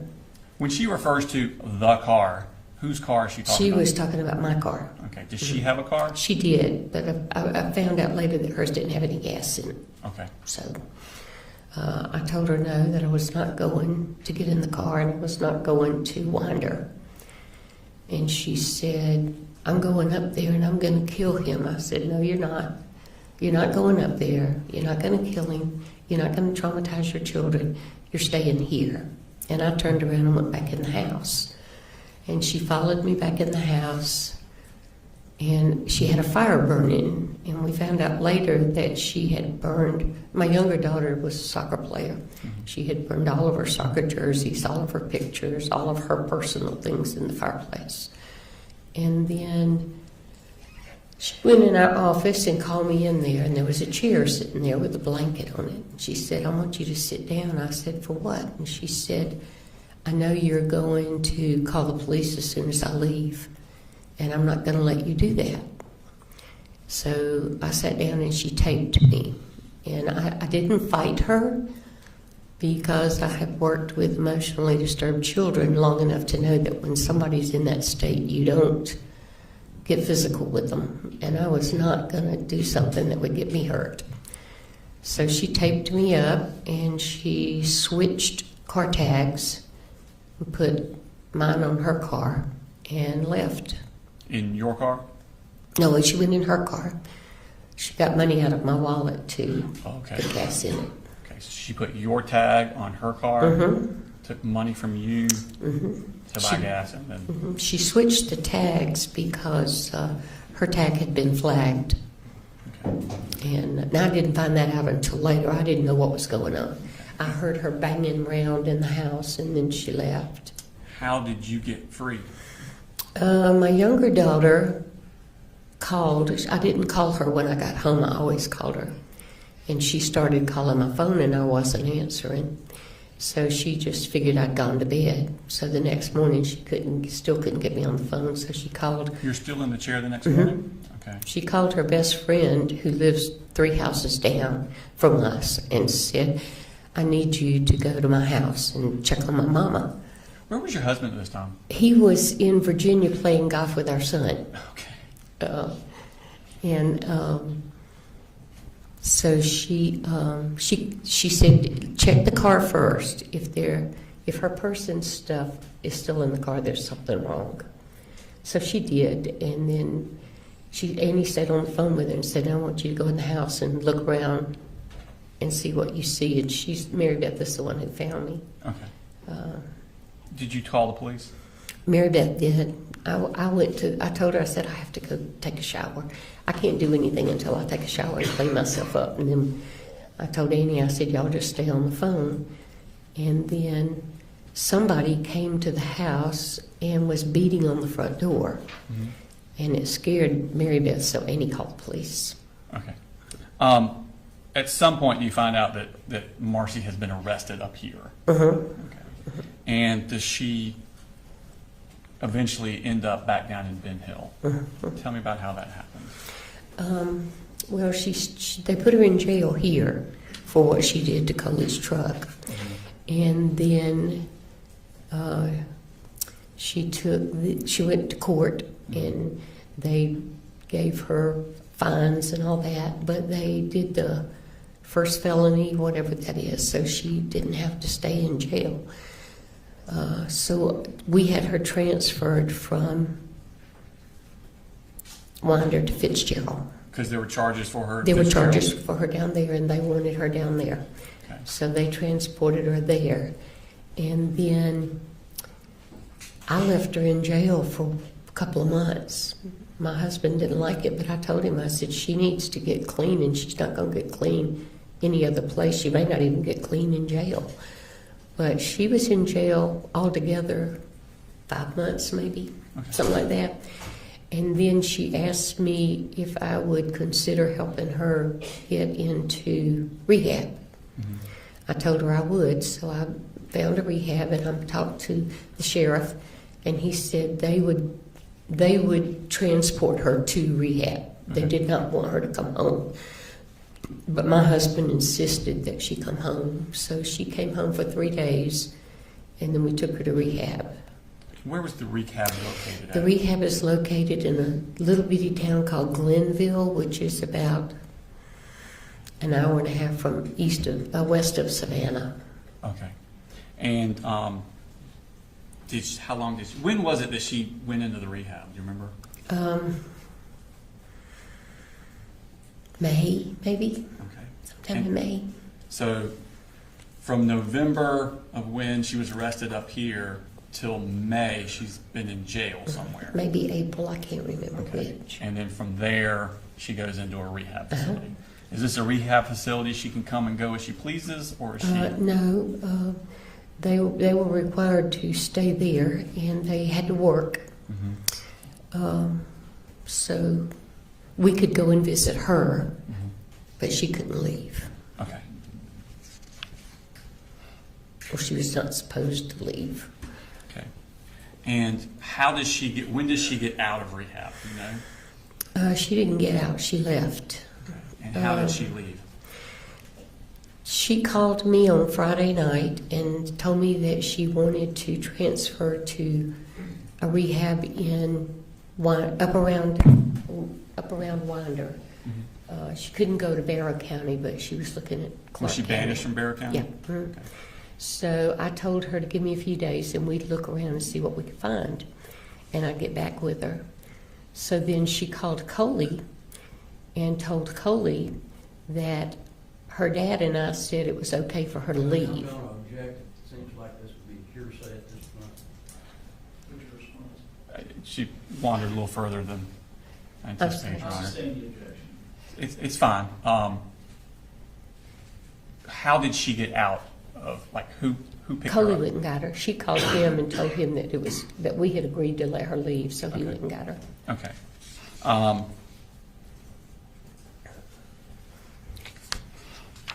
And where does she go at that point? She went back to Winder. Okay. So, is this the house that Colt and Mhm. Jenny and Little Coley and Colin Gray that you refer to as Coley also? Yeah. Okay. I want to take you back in time now to Christmas of 2023. So this would have been after Marcy has duct taped you and stole your car, stole your money, and she's in jail. Mhm. Okay. Do you go visit the kids in Winder with Colin around Christmas I time? went the day after Christmas, I think. Okay. And I'm going to show you. Isn't that the diagram from Heather Ashley? I'm going to pull up the diagram that we used with a prior witness. I know this isn't to scale, but is this kind of accurate as to what the house looked like? Yes. Okay. Was that your first time visiting that house No. that Christmas? You've been before that too? Yes. Okay. So we have things listed. You got the carport in the garage, the laundry room, kitchen, living room. Where it says subjects room, they're referring to Colt. Was that Colt's room as you remember it? Yes. Okay. And in the back left, it says siblings room. Is that where Jenny stayed? Okay. And then on the right back, it says father's room. Who stayed in father's room? He and little Coley. Okay, so Colin Gray and little Coley both stayed in that room. Okay, thank you. Did Colt talk to you about a Christmas present he had gotten? Sure. Okay, and what was that Christmas present? It was a gun. Okay, and was it a rifle? Yes. Okay. Who did you get the Christmas present from? From his dad. Okay. While you were up there, how long did you stay up there at Christmas time? I don't know, 3 or 4 days. I usually stay 4 or 5 days. Okay. Where was the gun kept at that time? I honestly don't know. He came out into the living area with it and went back down the hall, but I didn't follow him, so I don't know if it was in his room or in Coley's room Okay. at that time.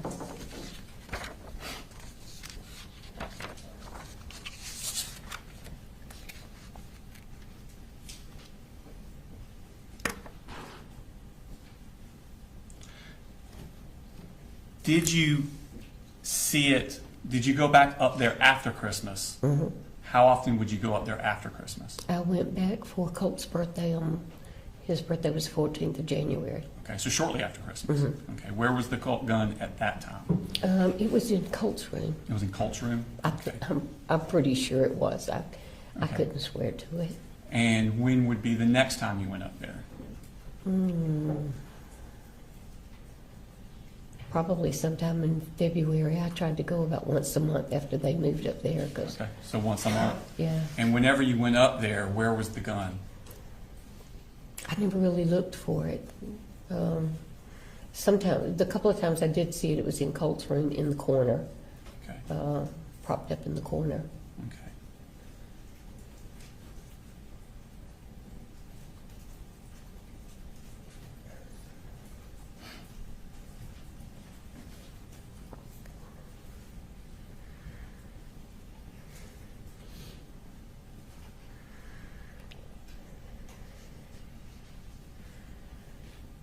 Do you remember giving a statement to an investigator with the Bexar County Sheriff's Office on September 9th of 2024?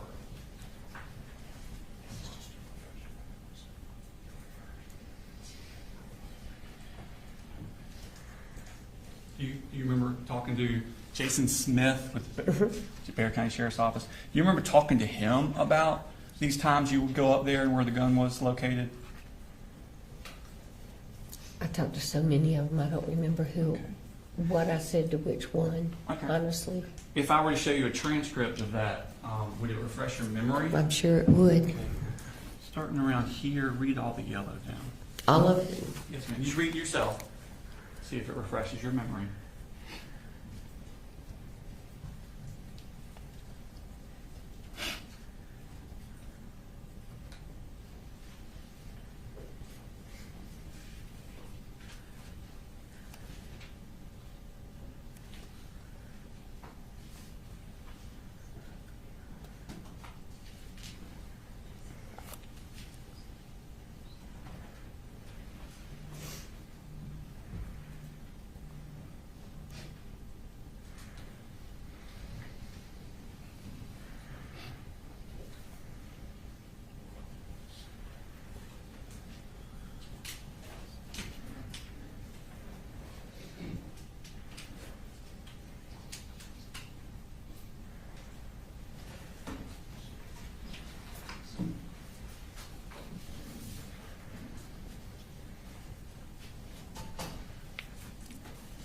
Does it refresh your memory? Yeah, Okay, and so when you would go up there once every month or so, where was the gun kept? it was in his room. In Colt's room? Mhm. Was it in Colt's room every time you went up there? According to that, it does, and I'm sure that's a lot fresher memory than I've got now. Okay, so I do when know you it say was in according his to that, room you're most of the talking time. about your statement to, Yeah. and that was what, a year and a half ago? I'm That sorry, you what? gave the statement about a year and a half ago? Yeah. Mhm. Okay, and so what you're talking about is 2 years ago? Yeah. Okay, or 3 years ago. So whatever's in here is more accurate? Mhm. Okay. Oh, absolutely. And so if it says, every time I went up there, I saw it in Colt's room, that would be what you believe to be accurate? Mhm. I'm sorry, I just Yes, need you to I'm say yes. sorry. It's Yes. just because she's writing it down. That's I mean, okay. we all know I'm what sorry. that means, but it's for the I'm record, sorry. I'm sorry. Did you, that January for Colt's birthday, after he got the gun, what did he want from you for Christmas? I gave him Or for his money. birthday, I'm sorry, for his birthday. I gave him money. He wanted bullets. He wanted bullets? Okay. And did you check with anyone to see if that was appropriate? I told him he had to ask his dad, Okay, and if it was okay with his dad, I would buy them for him as long as they used them at the shooting range. okay, Coley thanked me for having him ask him, Okay. and said it was fine that they go to the shooting range. So we Okay. went to one of the sporting goods places and bought them. okay. So you bought ammunition for Colt, but it was because Colin said you could? Yeah. Okay. Now, we're going to skip forward again now. So, that's the same time period. So now, Colt has been removed from Marcy. All the kids have been removed from Marcy. Mhm. They're up here in Winder. Mhm. You have that Christmas. You have his birthday in January 14th. Is that correct? Mhm. So now we're in 2024. Colt's 14. Mhm. Okay. Is Colt going to school? No, Are any of the kids going to school? Jenny and Coley were. In January? Oh, I don't know. I think they got registered and started in February, if I remember correctly. And how did that process happen, them getting registered? Who did that? My daughter did a lot of it. Okay, And that would Coley be by your helped. daughter. You have two daughters. Annie, I'm sorry. Annie, the Yeah. Colt's aunt. Mm-hmm. Okay. Mhm. She, She's a computer whiz, and I just get bogged down, and Coley was working. Mhm. So I called her and asked her if she would help get it all done, and Okay. she did. All right. Thank you. Mhm. Now, so when Annie's registering, she's registering all three kids? Mhm. Okay. Does Colt ever actually attend school? No. Okay. Were you helping the family financially at this time? When Coley needed me to, I did. Okay, so if he needed, and by Coley you mean Colin Gray? I'm again. sorry. No, you're fine, you can do that, I'm just making Yeah. sure everybody understands what we're talking about. You just talk like you normally talk, I'm not trying to correct you. But you're talking about Colin. Mhm. If he needed something money-wise, food for the kids, light bill, rent, anything, could he ask you? Yeah. And did he routinely ask you? He asked me several times. Okay. Yeah. And did you always come through? Mhm. Okay. But I'm sorry. That's fine. Thank you. So now let's fast forward to, we've gone through the summer. Marcy is now up here. She's left rehab. She's up here. How did Colt get enrolled in school that time? He was already enrolled. You mean for the For ninth grade? Apalachee. For Apalachee, Oh. that school year. I don't know. I just assumed that the paperwork from the middle school would transfer over to the high school. So you're not aware of how that happened? Mm-mm. Okay, that's fine. Now, I want to take your attention to Thursday, August 15th. And just to set the stage, and Marcy's up here, right? Is that correct? Mm-hmm. Okay. Do you get a call from Colt about Marcy? Do you know what I'm talking about? I do. Okay, tell me about that. Colt called me, I want to say it was during the night, and he said, Mamu, I don't know what's wrong with my mother, but you need to come and get her. We'll have to object unless they plan on bringing Colt in to testify. All right, so there's a hearsay objection. What's your response? Your Honor, it's not for the truth of the matter asserted. He's asking her to come get his mother, and so it's why did she do what she did next? Well, Judge, the truth of the matter asserted is, it doesn't cover everything. You can't get into everything just because they're not going to say it's not truth. There's got to be some limitations. Your Honor, there are lots of limitations, and I'm not going into those limitations. I can't assess without knowing what the statement is. Your Honor, the statement she said was that he asked her to come get his mother. And her next thing she's going to talk about is going up there to get the mother. So the reason for the statement is to explain why she's doing what she's doing next. A request is not a statement, so therefore it wouldn't be hearsay. What's your response, Mr. Gray? Judge, my response is he can ask her based on the conversation that you had with Colt, did you come up and get Marcy? Well, that's still me going into the contents of it, Your Honor. She's saying what Colt said. That makes the difference. Yes, except the value here are the words that are being spoken. It's what he said to her caused her to do something. It's not being offered to. He didn't give a reason. That you're not asking for a reason why. Is that right? Just that he called and said, "Come get her." I think she put something in there, but that's not like I said, it's not the purpose of it. So I'll permit, if the response is, Colt asked me to come get her, then I'll permit that and say that's not hearsay. If there's more to it than that, then I would need to hear that. Did you get a call from Colt? Yes. Did he ask you to come get his Yes. mother? Okay. Excuse me. When he asked you, did he say anything about having a physical altercation with Marcy involving a gun? I'm sorry, yes. He did. Yes. Okay. Wait, you said on the phone call, did he say Yes, ma'am. something about having an altercation? No, Thank you. Okay. no, I'm sorry. I'm sorry, Your Honor. I thought I was getting in trouble. I was I not trying to misconstrued elicit that. the content. I was trying to elicit the absence of content. No, he just said, come get her. Okay. Thank you. So do you go get her? Mm-hmm. And when was that? The next day. Okay, so that would have been the 16th. Mm-hmm. Okay.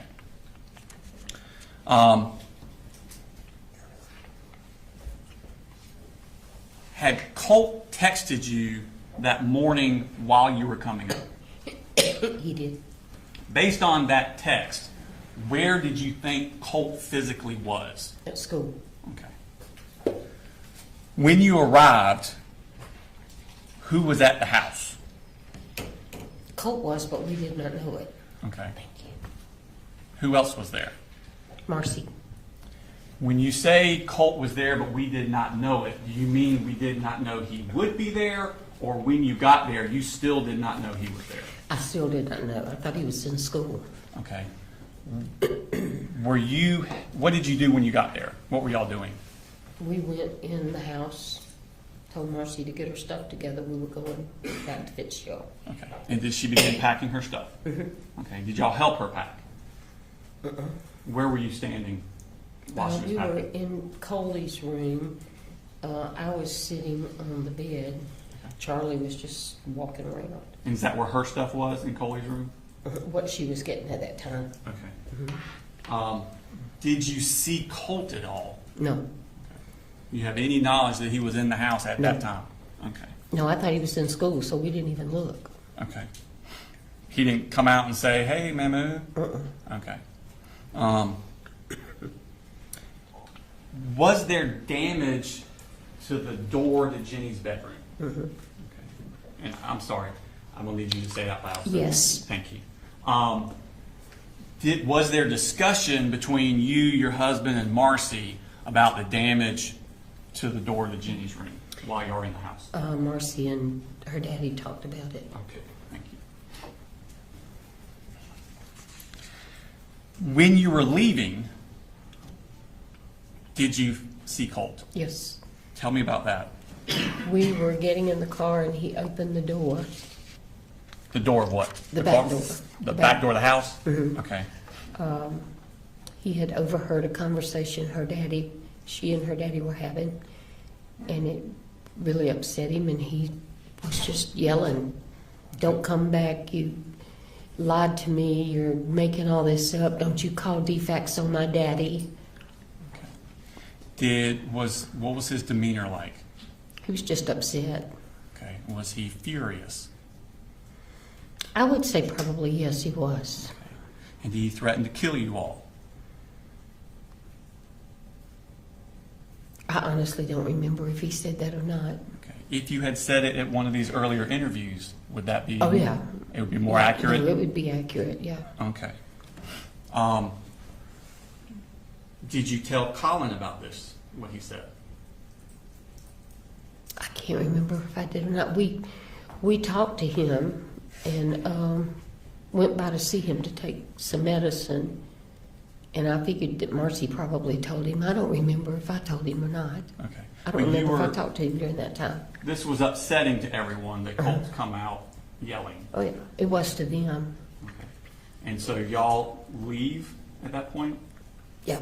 Are you in communications with Colin during that drive, or someone in the car in communications with Colin during that drive after Colt? Marcy was. We went by to see him, and Marcy, they talked for a while. Okay. I honestly don't remember if I talked to him or not. Okay. And At that where was point. he? You say you went by to see him. Where did you go? He was at work. Okay. And did you give him anything for Colt when you went to the work? Marcy gave him some medicine, What kind of medicine? Zoloft. And whose medicine was that? Marcy's. Okay. And what was the purpose of giving it to him? Because Marcy had been giving it to Cole. Okay. And so what was the instructions to him about that Zoloft? I assumed to continue giving it. Okay. I wasn't in on the conversation. Now, at this point, would it be safe to say that Colt's mental and emotional health is kind of spiraling? Mm-hmm. And again, I'm sorry, just yes or no? Yes, Okay, I'm thank sorry. you. It's okay. And even before this, had he routinely had violent outbursts? Yes. Okay. And you and Colin had actually spoken about Colt's mental health? Mm-hmm. And again, yes? Yes? Yes. Okay, sorry. It's okay. It happens to everybody. Did you talk to Colin about Colt needing professional help for We this? did talk about it. Mm-hmm. Okay.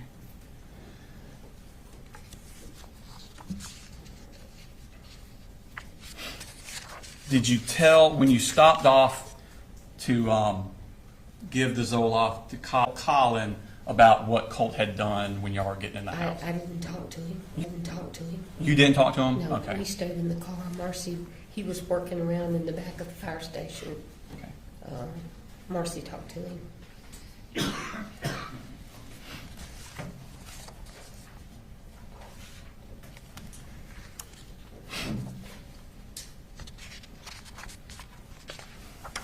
Did you get, after you left, did you get text from Colt during this time that on the 16th?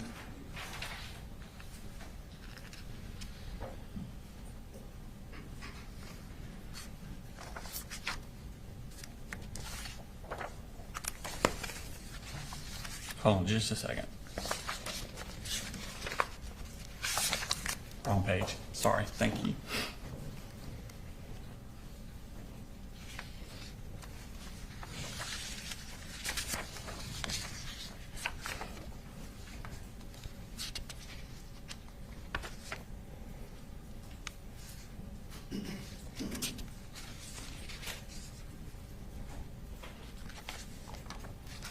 Okay. I'm going to show you what's already in the evidence in State Civic 158.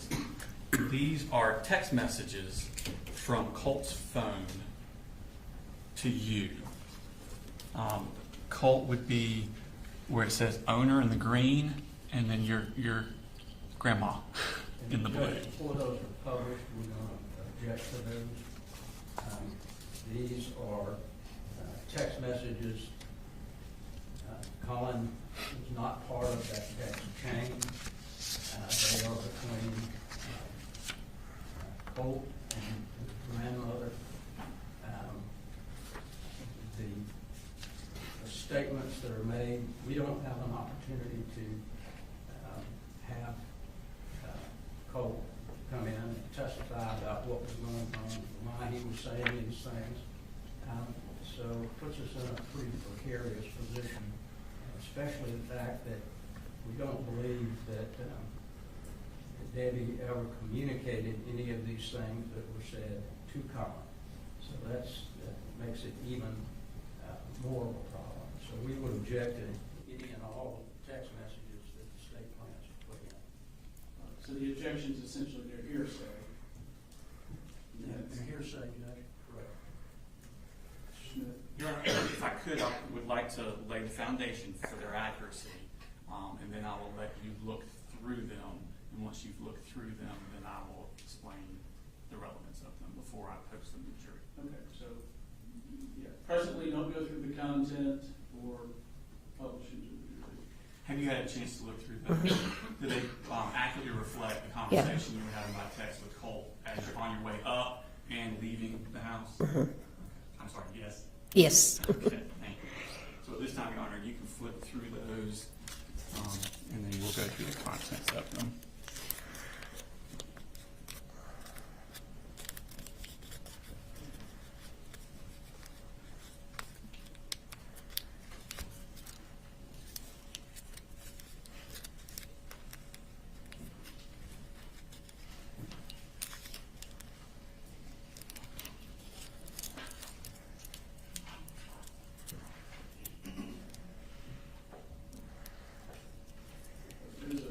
There's a number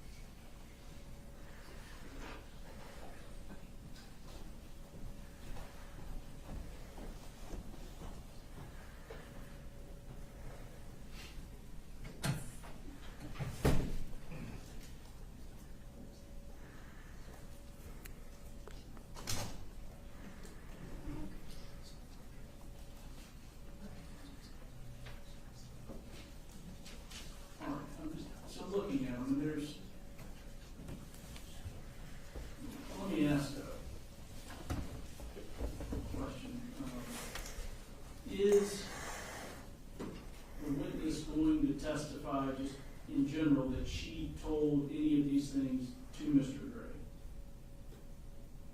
Like specifically? So, Your Honor, she did say that they talked about his professional help. Needing professional help? Right.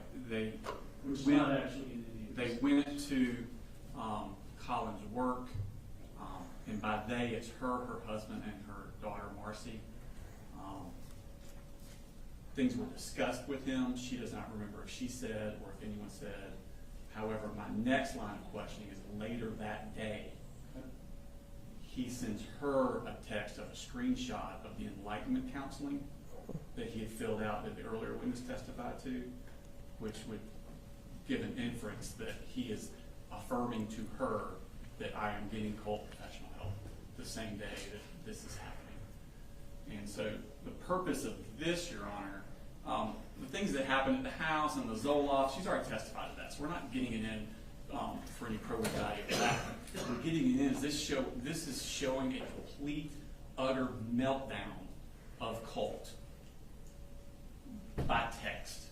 You know, we don't have cameras of how he was acting. We have people's recollection, but this is a concrete, memorialized version of Colt's meltdown, and it shows his emotional state on August 16th, which is close in time to the shooting in Apalachee. And this is where these are loved ones that he's around and how he's acting around his family members, and the jury could use that to infer that this is Colt's state that he is in. There will be further evidence as we go along of the defendant's personal knowledge, his personal acknowledgement of these things. But at this point, this is showing the state that we're going to be talking about. So like I said, further witnesses, including officers that talk about Colin's statement he gave to them, he references this time period and these types of things. But this is a memorialization of what we're actually talking about when people are describing Colt spiraling out of control and Colt needing help and things of that nature. So that's the purpose of this, Your Honor. Okay. Very, My turn. yes. The problem is this. He's been charged with knowing all these things. They want to put in something that he had no knowledge of. Now, let me ask, is that not something you can flesh out and explore on cross? To put those in and say flesh it out and cross them, he wasn't, it's already before the jury. They already see this. They already make opinions about what they hear. Whether he knew it or not, they're going to make an opinion about, well, he must act like that all the time. So this is the problem with putting it in. There's no evidence that I know of where the statements that she's made, that she told Colin anything about the colloquy in these text messages. All of these that they're going to be putting in, there's problems with every one of them. Because if there's any text messages between her and Colin, that's fine. Because they're parties. But we don't get an opportunity to cross-examine Colt. And that's obviously the problem. It's hearsay. It's not an exception to the hearsay because he was never told what these say. Does it have to be an exception to hearsay? It is not hearsay if it's not offered for the truth of the matter asserted. We are offering it for the purpose of showing Colt's mental state, which is actually a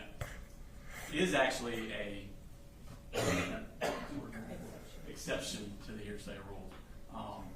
Excited utterances, his emotional existing. This is 803.3. Existing mental, emotional, and physical condition. A statement of declarants, then existing state of mind, emotion, sensation, and physical condition. That's not hearsay. That's an exception to the hearsay rule. So while we would argue it's not only not hearsay, but even if it was, there's an exception to it because the purpose is to show Colt's mental state on that day. We will put in evidence with other witnesses about his knowledge of it. But I can't put all the evidence in for the entire trial in one instant. It has to be a series, Your Honor. Well, I guess it's okay then for me to ask the detective who took Colt's statement all of the hearsay from his statement. Only if there's an It says exception. the same thing. Well, It so was let me in the give law. you an example. So, is the statement being made by an out-of-court declarant to prove the content of the statement's truth? Okay? This text says, with the shit you pull, you'll rot in the deepest pits of hell, according to your God. I don't think that's being offered to prove that the witness will actually rot in the deepest pits of hell. So it's not being offered to prove that. It's being offered to show that it was said. You know, is it relevant? I think they win the relevance argument on they can use this to argue and infer what Colt's mental state of mind was at the time. If Colt says, fuck you, he's not saying it because he wants that to be true. That's not something he's actually going to do. It's the mere fact that he said it, and that's the value in it. Now, where he says, I've already told Dad everything. Well, I think potentially, you know, the jury would need to be informed that that one arguably is, for the truth of the matter asserted. They can't prove that Colt actually told Dad everything based on this text. So, you know, that text, I agree, there's an issue. Your Honor, I would argue that text he's referring to, I've already told Dad what y'all did at the house, not that I'm crazy and that kind of I don't know what he just says, Well, that can be brought up in cross, and I can clear that up also with the witness. You know, and as to this just issue generally, there's Gates v. State, 298, Georgia Supreme Court, 324. There were text messages that were sent. The text message sent, along with the naked pictures, was not offered to prove that Gates' girlfriend could, in fact, call or had permission to call Wilson if she were lonely. Rather, the text message was offered to show its effect on Gates and his motive for committing the murder. An utterance may be admitted to show the effect it has on a hearer. For such a purpose, the statement would not be hearsay, as it was not offered for the truth of the matter asserted, but for the effect or lack thereof on the hearer. As such, Gates claims that the evidence was inadmissible because its hearsay is without merit. I would agree if Colt was on trial. Colin is not a party to the crime. They didn't charge him as party to a crime. It's a separate and distinct thing. I agree, and I think that you get to explore on cross that she never showed, and I'm just assuming things, that she never showed Colin these text messages. You get to explore that. You get to argue in closing. Colin was never saw these text messages, so they can't say that he knew something based on text messages that were admitted. I do think that they can argue that there's an inference to be made about Colt's general state of health, which isn't mental health, which is an issue in the trial, through the text messages. So I understand the frustration, but you know, things like a question, so what time? A question's not making an assertion. You know, if somebody says, what color was the car? That's not an assertion. If someone says the car is blue or was blue, that is an assertion. I just, in reading these, I don't see that they're trying to prove the truth of the content of the message.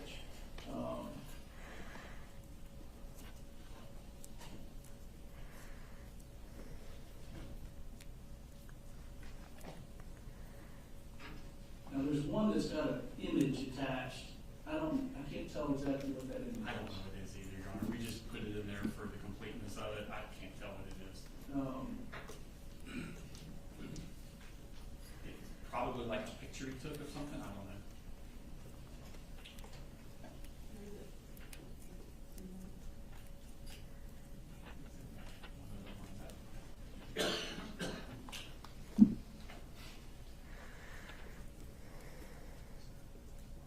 weren't looking for the truth of the matter, so I'm not interested in what the picture is.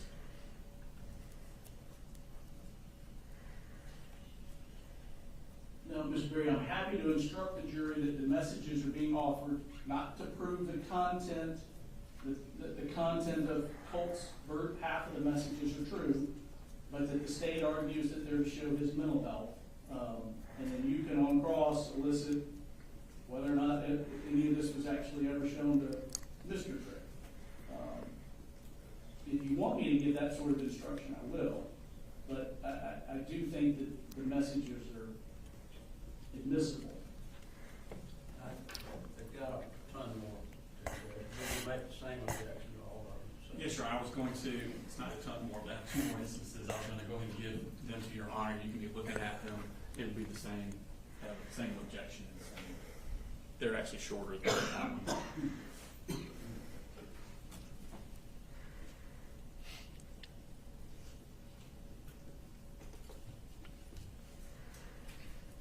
These are on different days, Your Honor.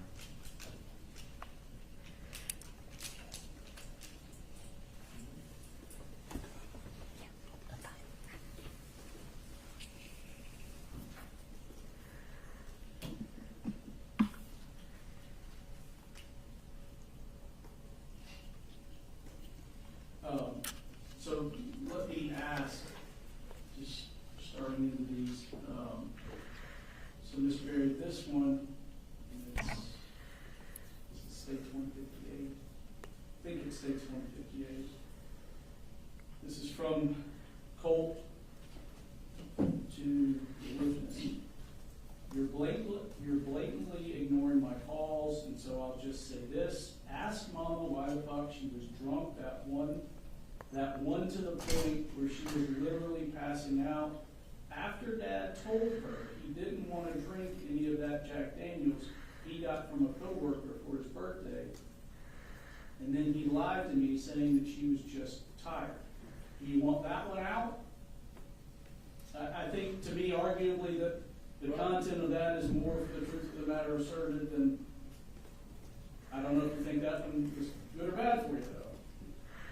Well, I don't think any of them should go, but certainly if they. I'm trying to use the scouting thing. Then play that one too. Here's one where Colt says, I have been going to school and I go to the library to do work. That's why I don't eat. I threw up last night, asked Daddy. He literally had me clean up.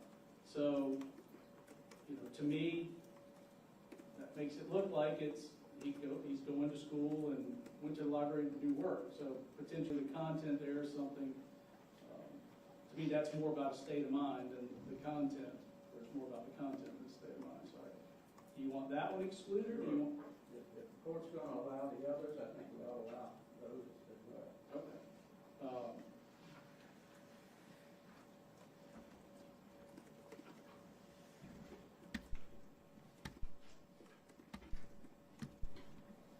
All right, so just generally then, I know you don't like the ruling, but your position is for the subsequent sets that have been handed here, based on my ruling on 158, the text with Colt, his grandmother, you want the others admitted. Is there any limiting instruction that you want?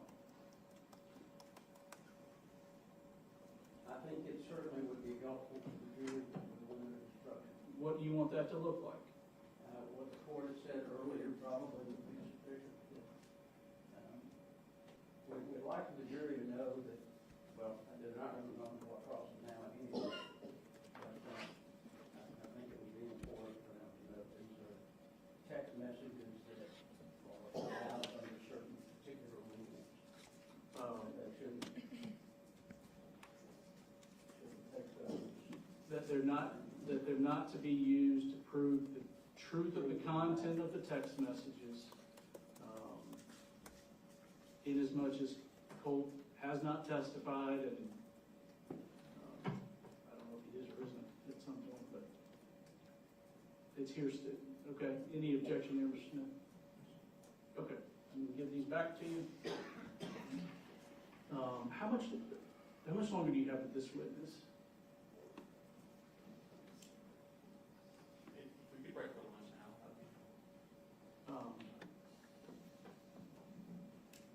All right.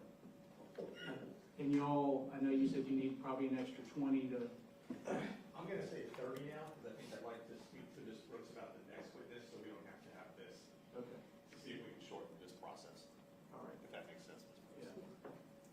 Brooks, if you want to bring them in, Yes, sir. we'll go ahead and break.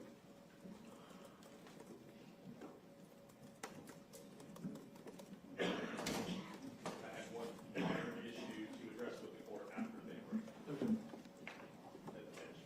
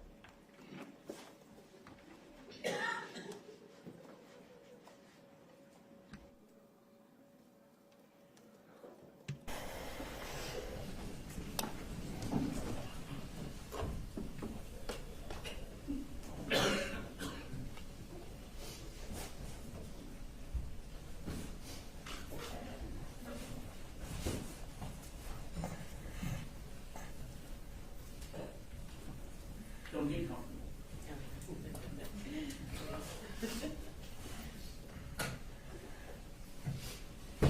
All right. Much of the trial has been incredibly smooth, and probably going quicker than people anticipated, but we're hitting points where we're having evidentiary issues that we're just having to work through. There's some more of those on the horizon that we're going to try and address at the lunch hour, which is going to result in just a longer lunch.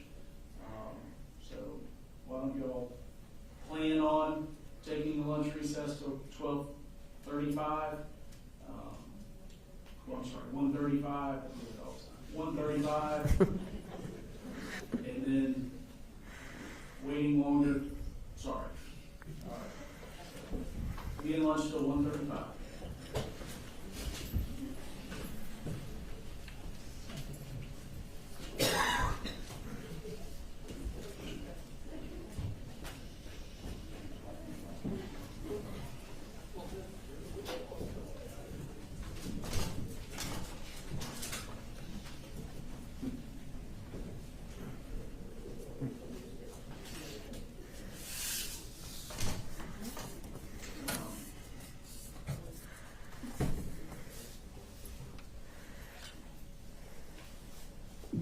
Arguably, I mean, looking at hearsay exceptions, you've got then existing mental, emotional, physical condition, a statement of the declarants, then existing state of mind, emotion, sensation, or physical condition, including mental pain or mental feeling, and bodily health, or it's an exception to hearsay. Y'all can look and decide if you think Yes, sir.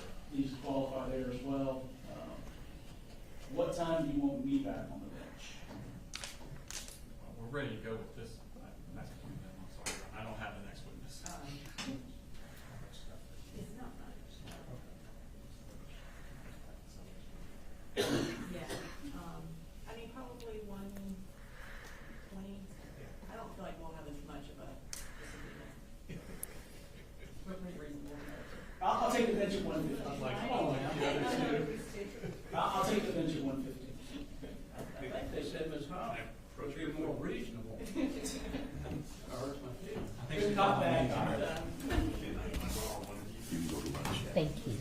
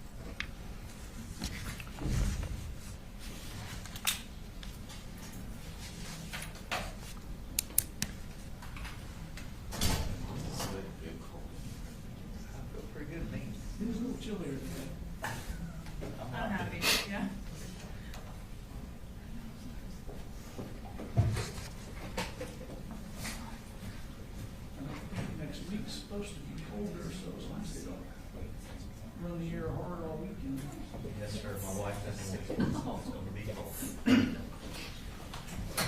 Yeah. Next year, 4 or 5, what? Second day, and last year I wore short sleeves. What month is Red. it? Good July, or August? It's where, like, October to March. I always have to look at which direction it goes. Can Can I borrow you real fast, actually?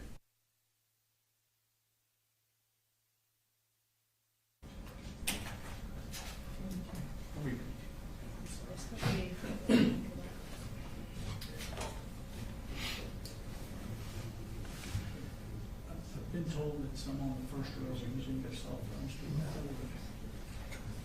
Yeah, and I think the media, but recording things are not supposed to be allowed. Right. Your Honor, But we were good. the news media, she was taking pictures of the witness, eyewitness, her taking pictures of the witness. She didn't have that phone pointed in any other directions. I think they've seen video of, is that right? You've seen That's video? all I can tell you is all I can tell you what I saw. I'll just, Yeah, just a general, I'll remind you. just to be safe. Yeah. All right, what can we address? Okay, you guys, how you doing? We're straight. I think we're good. I did leave my folders in there, so I think there is one email. We did take pictures. Yes. Right. I think they saw something online that there was some recording around their table. Your Honor, may I have, was there anything else you needed to address, or can I be excused to run down and get something I need to show him? Is there anything we need to take up? No, I think we're all good. We went over everything, and I think we're all in agreement. I think we're okay. Okay. So we can be in recess for 10 minutes, is that Yes, where we're sir. at? That's where we're Is there anything that, You have anything? is there anything bad copy Mr. Smith need to take up? I don't know the back top, sir. I think we've already argued everything, Judge. Okay. I'll try to think of something else between now and then. Reserve till I see the email back. All right, we'll be in recess for about 10 minutes. Thanks, sir.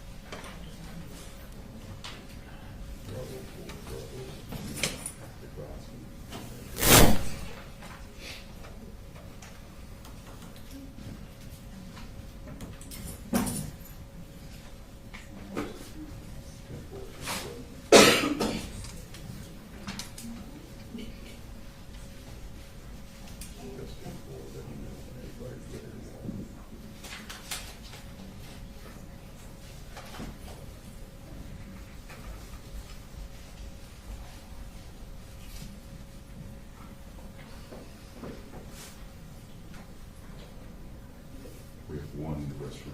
Okay.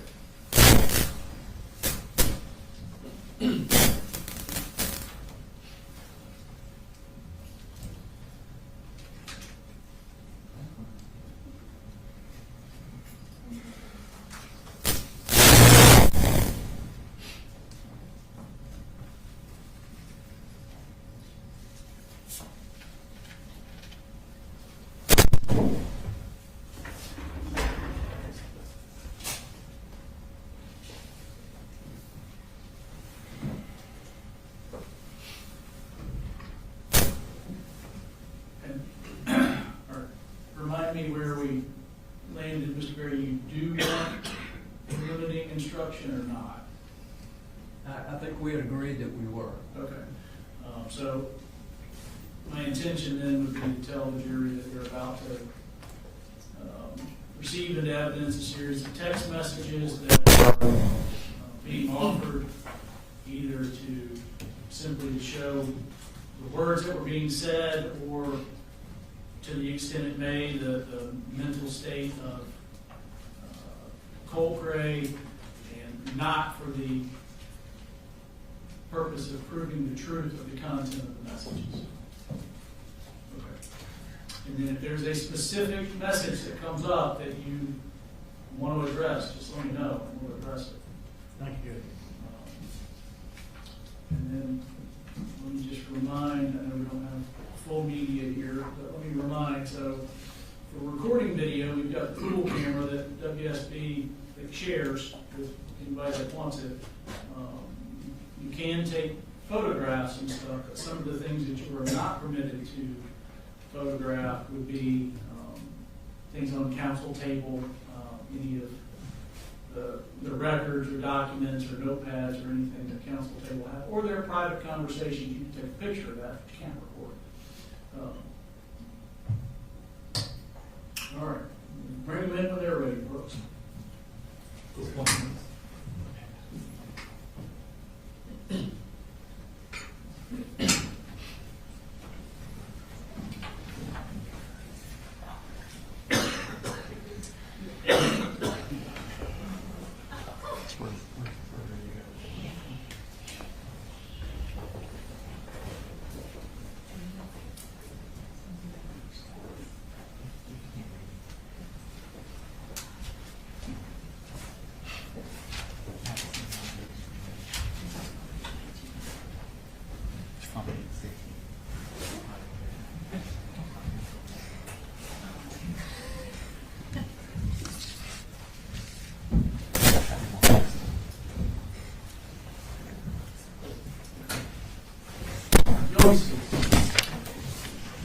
So, ladies and gentlemen, either presently or very shortly, you're going to receive into evidence a series of text messages. Understand that the text messages are being offered simply for the words that are spoken in the messages, or reportedly from Colin Gray, or to prove, to the extent it may, Colt's state of mind or his mental state at that time, not for the purpose of proving the content of the actual messages. All right, Mr. Smith. So, Ms. Polhamus, just to get everybody back on the right page, we were talking about August 16th. Y'all had come up to get Marcy and take her back. Colt had confronted y'all when you were leaving, and then you had gone to Mr. Colin Gray's place of work to give him the Zoloft medication. Okay? And I'd given you these text messages to look through to see if they were accurate as to the conversation you were having with by text with Colt on that day. Is that correct? Yes. Okay. And are they accurate as? Yes. Okay. Now, this time we'd publish those to the jury. They're already in evidence in Exhibit 158. All right. So if you could zoom in on the first one there. I'm talking to her, sorry. So this is the first one here. What I want you to look at the bottom right, where it says 10:57:08 a.m., and it says UTC plus 0. So what that means is that's the uniform time stamp. That is going to be 4 hours faster than us. So we would be UTC minus 4. Okay, so where it's showing 10:57, that's actually going to be 6:57 a.m. Okay. Does that make sense as to about the time that this text would have been coming in? Yep. Okay. And so he asked you there, Dad wants to know when y'all are coming. All right. And you respond a couple minutes later, we'll be there in a little bit, just getting up. If we don't get there before you leave, I'll be back to see you guys after we get something done with your mom. You, bud. Have a good day. Was this you still anticipating him going to school that morning? Okay. Yes. And then, so I think this is him asking you that same minute, so what time? And you respond. Or y'all driving, or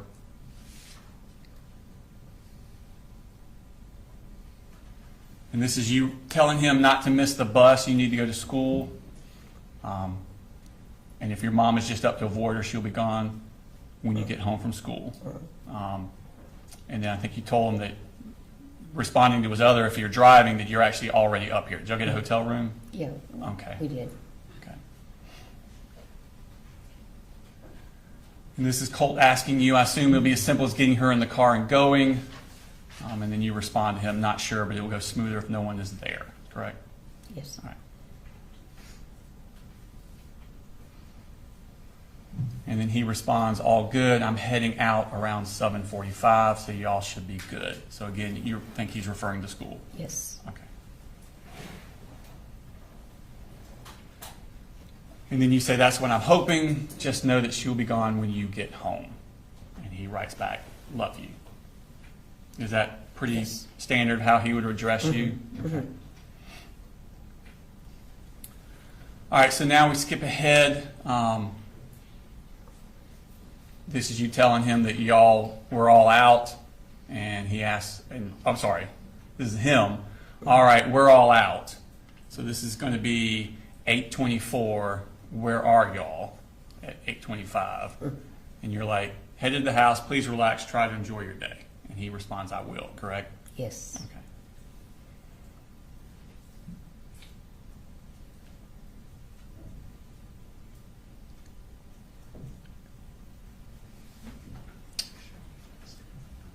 All right, zoom on the top one there.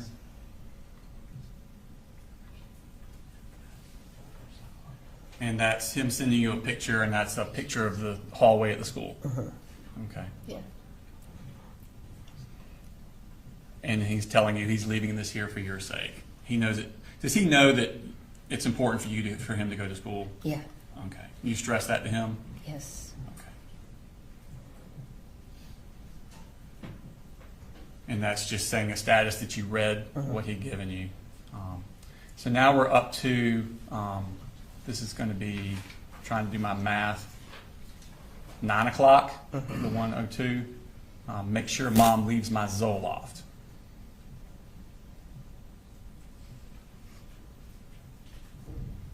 And then he tells you, if you don't leave it, things will turn really bad really quickly. Yeah. Okay. Now we're skipping ahead. It's going to be 9:11. And he says, I heard everything. What is he referring to there?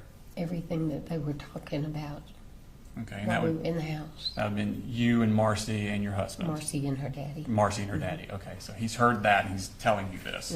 Okay. And then he's asking, where is my Zoloft? And then he responds back, where the fuck is my Zoloft? Yes. And then he says, I will literally die without it. Yes. Okay. Is that what you want? Yes. And then he's quickly, this is a series of texts all right in a row. You just ruined my life. Hope you're happy.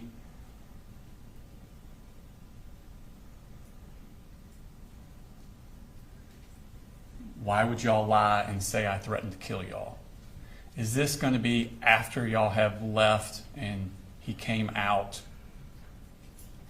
and confronted y'all outside the house? Okay. And so he's, have y'all spoken to anybody about that? I had not. You had not, but somebody had? Charlie had not. Okay. So next slide. I didn't say shit close, remotely close to that. You ruined my fucking life. Fuck all of you.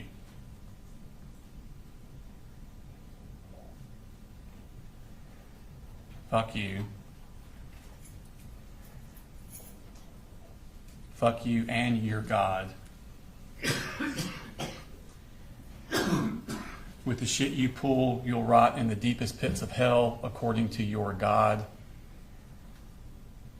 You are fake.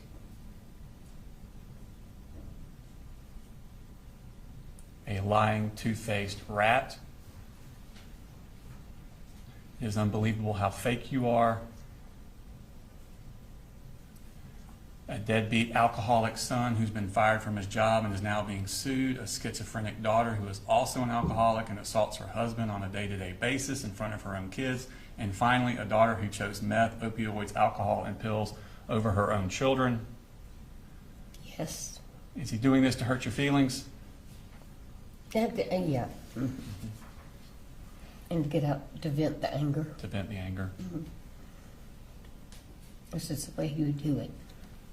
You're truly a fucking waste.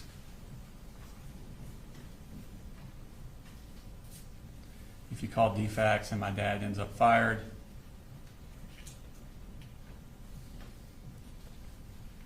so that's the end. We're back at it.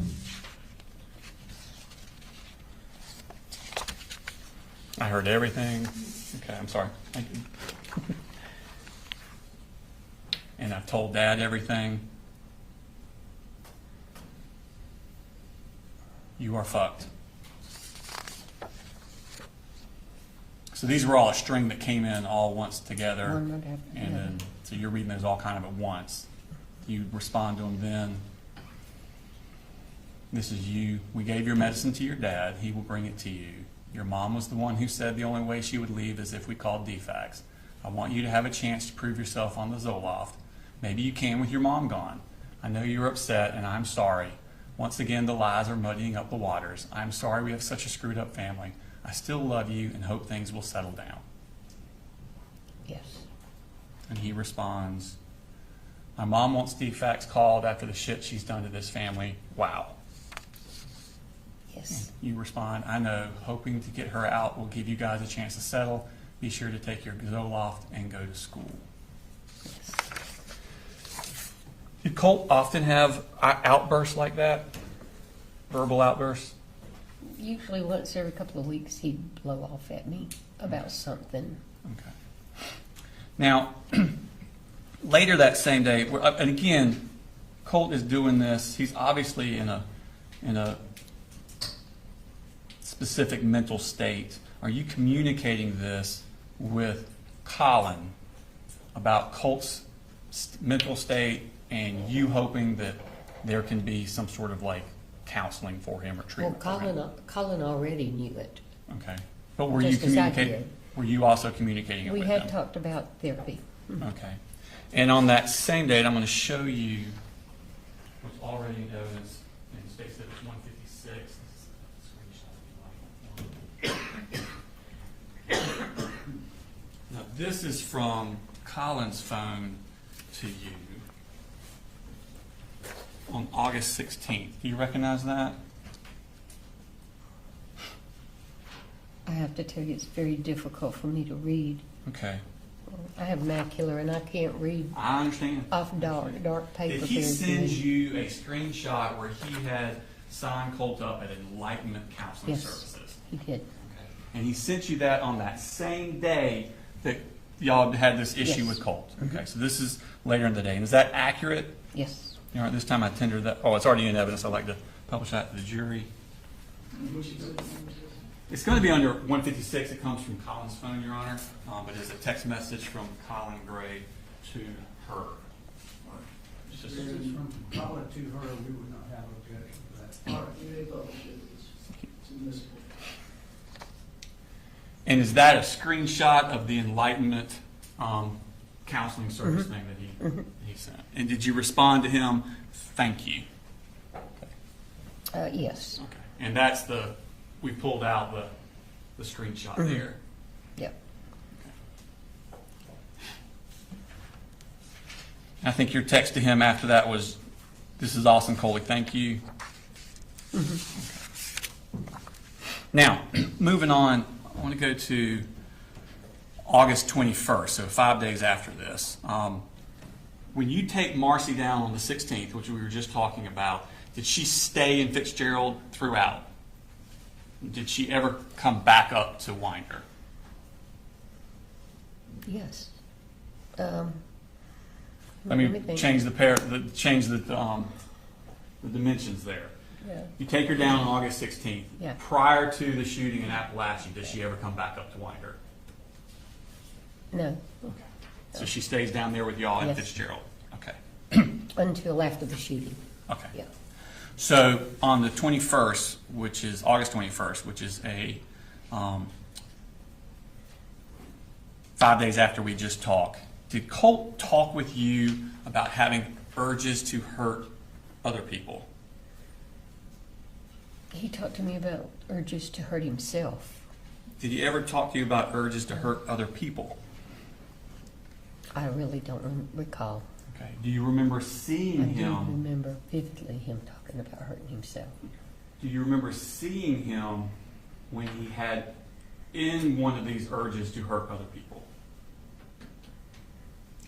Not that I'm aware of.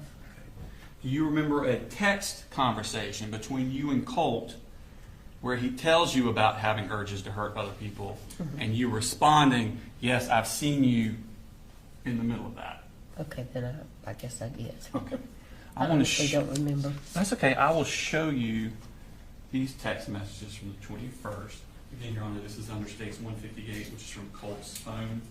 You can just flip through those and look at those.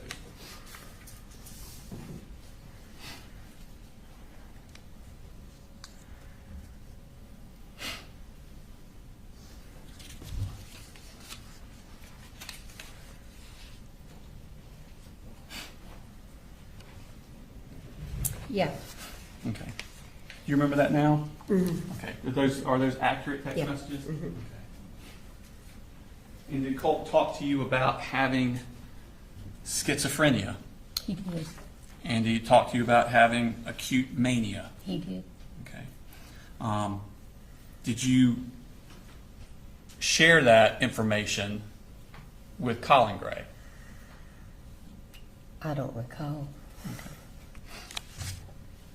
I should have if I didn't. Okay. Now, Colt wanted you to order a graphics card for his computer. Mhm. Do you know what that is? Uh-uh. I don't either. But you remember him specifically asking for that? Yeah. Okay. Were you going to use that graphics card as any sort of incentive for him? I told him I wasn't ordering it. Okay. He wanted to know why, and he kept going at it. And I said, you start going to school and doing what you're supposed to be doing, and then we'll talk about it. Okay. Would he have vulgar outbursts if he did not get this graphics card immediately? Well, yeah. Okay. So at this time, we're going to look at those text messages from August 21st.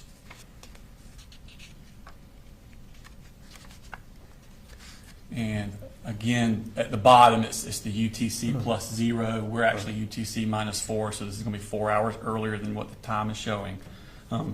But he asked you, did you order the graphics card yet? Yeah. And immediately says, you're blatantly ignoring my call, so I'll just say this. Ask Mama why the fuck she was drunk, that one to the point where she was literally passing out after Dad told her he didn't want to drink any of the Jack Daniels he got from a coworker for his birthday, and then lied to me saying she was just tired. Yeah. Fuck you. Is this all in relation to him really wanting that graphics card? Yes. Okay. And then you respond, Colt, I love you. I'll do anything to help. You just need to let me know how I can help. I told you I would probably not get to the graphics card until next month. Are you going to school? According to your lunch account, you are not eating. If you are in school, you need to be eating. I set up a lunch account for you. If you're not going to school, you should be aware that your attendance record will be turned over to the truancy officer after 10 absences. Your dad will have to go to truancy court. If you continue not to go to school, he could go to jail. Then he could lose his job and truck, all because you're not going to school. I truly thought if you could get back into school, you could get some normalcy back into your life. I hope you are going. LU. Does that stand for love you? Okay. Yes. And he responds, I have been going to school and I go to the library to do work. That's why I don't eat. I threw up last night, asked Daddy. He literally had to clean me up. Yes. And he says, quit assuming shit you have absolutely no clue about. Yes. Apologies. I felt a sudden induced feeling of mania. It's kind of like a surprise package that comes with schizophrenia. Yes. Do some research on it. It can help you a ton with understanding why it is I say these things at certain times. Yes. It's more leaning towards acute mania. Yes. And then you respond, I'm so glad you're going. I will keep money in your lunch account. You need to eat. Please know that I'm not assuming anything. I just don't know. Your mom and dad both blow V8 to fit their needs, so I don't know who to believe, except that I believe you when you talk to me. Have you talked to the crisis counselor your dad told me he was taking you to? If you were experiencing acute mania, you might need more than Zoloft. Yes. He responds, I know. I really do need something for it. I haven't gotten to a point where I've felt an instantaneous urge to hurt anyone, but I do have periods where it's heightened. These can last days to weeks for me. Yes. I know it's hard for y'all, really anyone to believe. I would be struggling with something like this, but it is very real. Yes. And then he sends you an image with some stuff circled. And then he says, I started brushing my teeth daily. Yes. And then you write, no, I absolutely believe you. I see you in the middle of your urges. That's why I was so glad your dad was getting you to a crisis counselor. He promised me he would. Yeah. What are you seeing when you see these middle of these urges to hurt people? Well, one of the things that I see is him following up his fist and just getting really tense. Mostly when he would get angry with his dad or with Jimmy, Okay. or his mom. Okay. I didn't see him do that with anybody else because I never saw him around anybody else. Right. And you're not seeing him on a daily basis, No. are you? Mm-mm. Okay. You're seeing him, what, once a month, maybe? Sometimes more, Okay. sometimes a couple of times a month. Sometimes a couple of times a month, but not on a daily Depending. basis. No. Okay. And then he writes, apparently she's not a crisis counselor.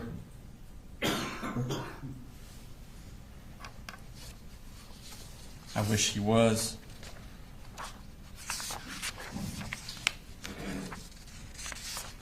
And that's the end of that. Okay.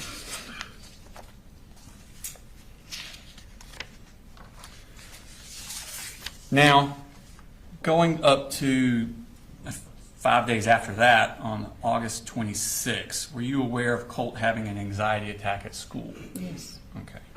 Did you talk to Colt on the phone that night? I talked to him at the school. Okay. He called me from the school while he was Okay. having his anxiety attack. So he told you about it at that point. Did he also talk to you that night? Yeah. Okay. At some point during that conversation, does he ask you a question that disturbs you? Yes. And what was that question?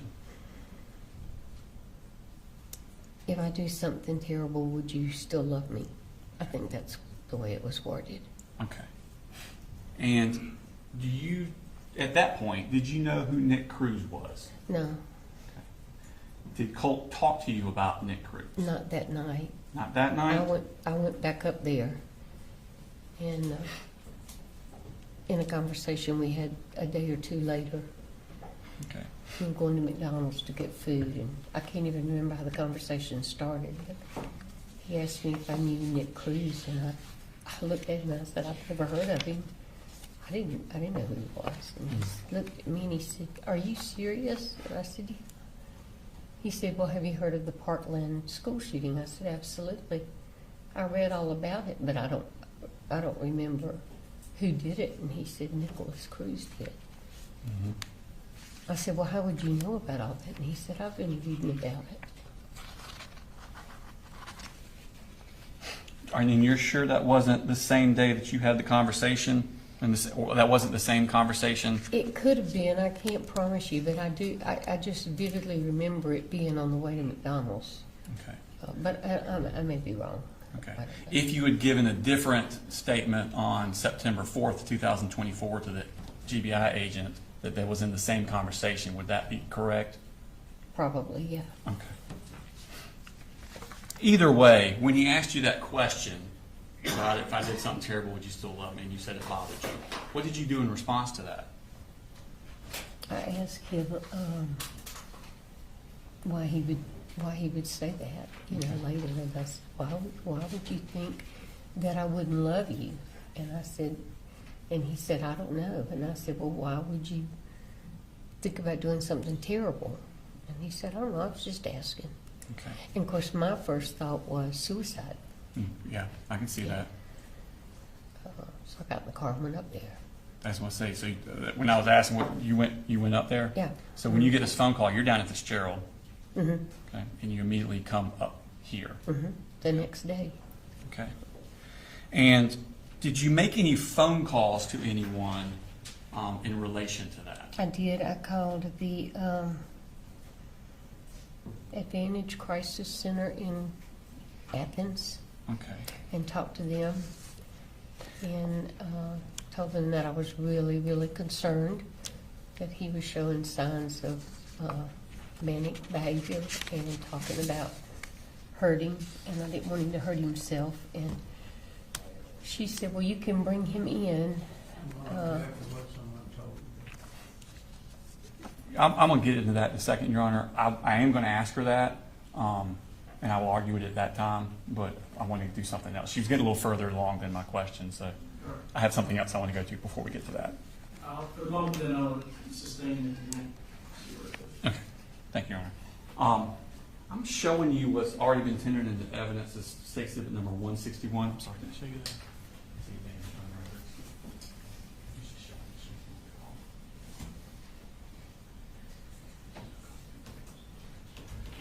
Showing you State Exhibit number 161. These are some already put in evidence. They're the phone records from Advantage, and it shows that a phone call was made on August 27th at 2:02 p.m. And I want you to look at the number from and tell me, is that your cell phone number? It is Okay. And what is that cell phone number? 425-229-425-5704. Okay. So those records reflect that you were the one that called at that time to Advantage Behavioral. Yes. Okay.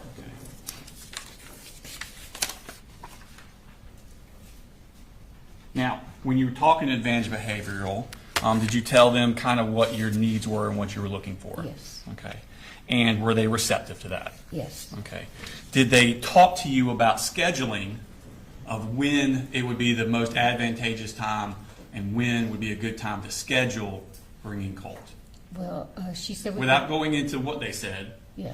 did they Yes. talk about it? Did you talk about scheduling? Can I get you to, I know you're leaning forward, can I get you to pull the mic in? Yeah, we Sure. kind of bumped it. I'm sorry.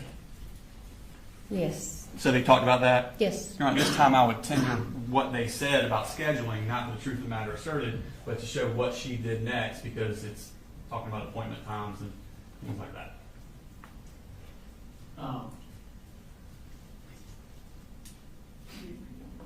You're renewing your hearsay, Jeff? Correct.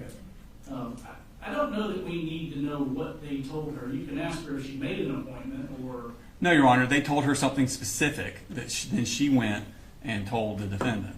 And so it's what she did with that information that she got. It's not for the truth of the matter. It's what she understood the process would be to get Colt there, and then what she did with the information of how to get Colt there. Whether or not that how to get Colt there is that information is true or wrong or correct or factual doesn't matter. The words were instructions were given to her, and then she did acted on those instructions. So the truth of the instructions aren't as important as the fact that she received them. Well, I mean, that's going to be the evidence of the case. You want me to keep going in front of the jury, or? Well, I thought you were indicating you said she told Mr. Gray. Yes. Did you say that? Yes, sir. Yes, sir. She then went to Mr. Gray to. State's about to ask, and the witnesses, what I understand her response to you, does not prove that what she was told by Advantage is true. It's just her testimony about what she says she was told. It doesn't mean that whatever this content is, that it's actually true. Okay. Go ahead. So you talked to somebody at Advantage. Yes. Did they tell you who could bring a child in? Parent. And they told you it was a parent. Okay. Did they tell you when would be the best time to bring She a child said in? Saturday morning Okay. Did she give a reason? because there's very few people in the clinic, Okay. and Coley could go on a Saturday when he couldn't go during the week. Okay. Thank you.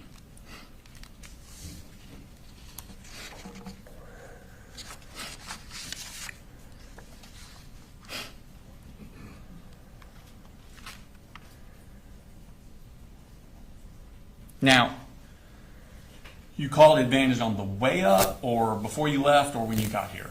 After I got here, Okay. Did you call anybody else? the counselor at the middle school, Okay. I mean, high And school, at the high school. And do you know who that was? Butler, Okay. And did you go to meet with her? I did. Okay. You remember when that was? Same day. Okay. And do you remember what time of day it was? It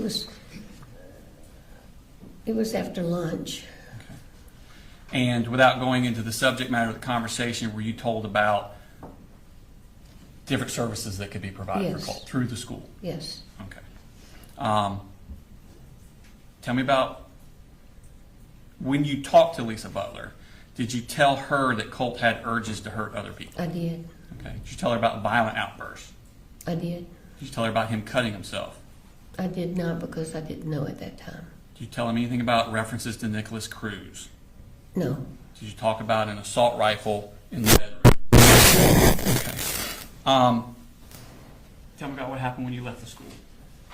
I left the school and fell after I walked out on the sidewalk and broke these 4 fingers on my left hand. Okay. So as you're leaving the school, you actually Yeah. fall and break your hand. Mhm. Okay. You have to go to the hospital.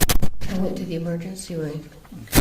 And at some point, you have to then leave to go back to Fitzgerald because of that. They told me in the hospital that I needed to see an orthopedic doctor immediately. And I didn't want to do it up here because I don't live up here. So my younger daughter, called and made me an appointment with an orthopedic surgeon for Friday morning. Okay. So I left Thursday afternoon. Thursday. Mhm. Did you give any instructions or say anything to Colin about Colt? I did. The counselor had told us about a therapist who was going to be coming to the school. And I told Coley that they were going to send him something to fill out, which they had already sent him and he had already filled out. Okay. And the counselor told me, I told her about Advantage, and she told me that Can't tell me what she told you. What did you tell Colin? I told him that she told me to tell Colin to wait and see the therapist first. She thought he should wait and see the therapist at the school first. So I told him that, and I also told him that I'd really like to see him go in and take him Saturday. Okay. But that was a decision he would make. Okay. But he did fill out the thing and send it back. I saw that before I left. Okay.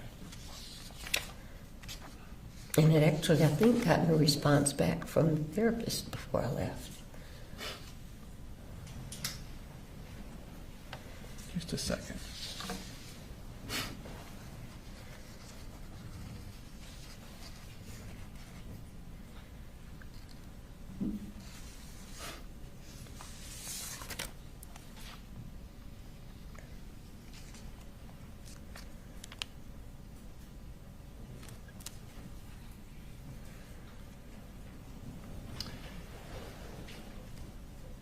Did he tell you that he would take Colt on that Saturday? Yes. Okay. No, he said, when I told him about the therapist, he said, well, maybe I'll wait and do that. And I said, well, that's up to you. I honestly I don't remember him saying that he was definitely going to take him.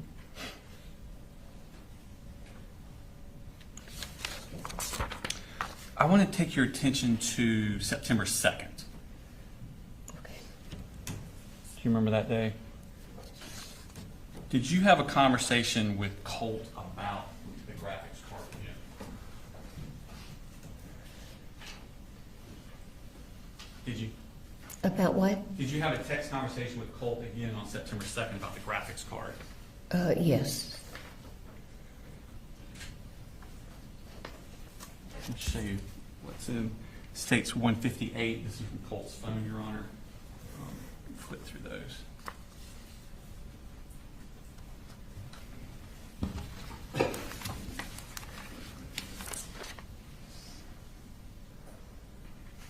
Yes. Yes. Okay. And are those accurate as to the text message you're seeing? Mhm. Yeah. Around the time we'll publish those. Any objection? Sign it. Yeah. All right. admitted, can be published, specifically, I don't know if I've seen these. As I understand it, they're not, Mr. Smith, are they being offered to prove the truth of the text? It's his content? state of mind on it. These are shorter than the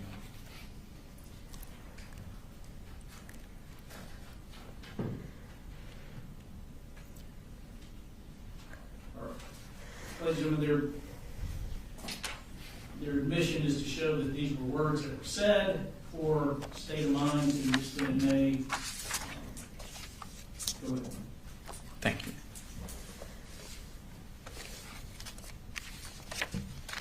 So this is him again. Now it says UTC -4. So that time is accurate now because that is us, UTC -4. So at 12:49, he sends you the request graphics card. Yes. And you say, I know I told you I would get it after the first of the month. I was assuming you would be steady going to school and getting therapy, but you were not. I honestly cannot justify the purchase when you are staying home, not trying to help yourself. I know you're going to be angry and I'm truly sorry, but you desperately need to be in school so you don't wind up in trouble. School for 1 month and then you can have the card. I love you the most. Yes. Okay. And he responds, fuck you. Yes. You ruined me. Yes. All of you. Yes. And drop dead. Yes. Okay. Did you communicate any of this to Colin? No. Okay. Did you have any more communications with Colt before September 4th? I don't think so. I don't have any memory of it. Okay. Just saying.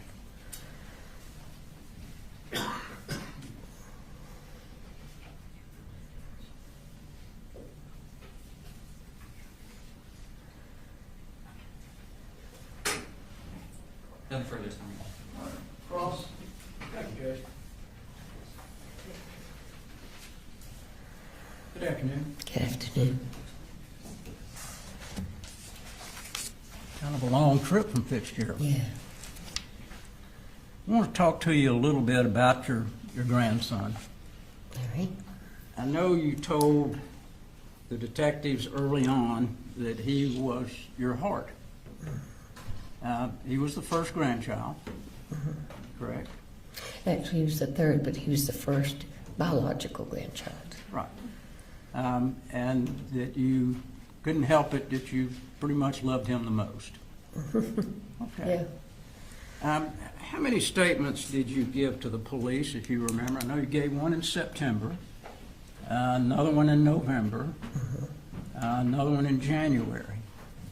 Did you give any other statements other than those? Not that I know of. I'm sorry? Not that I know of. Okay.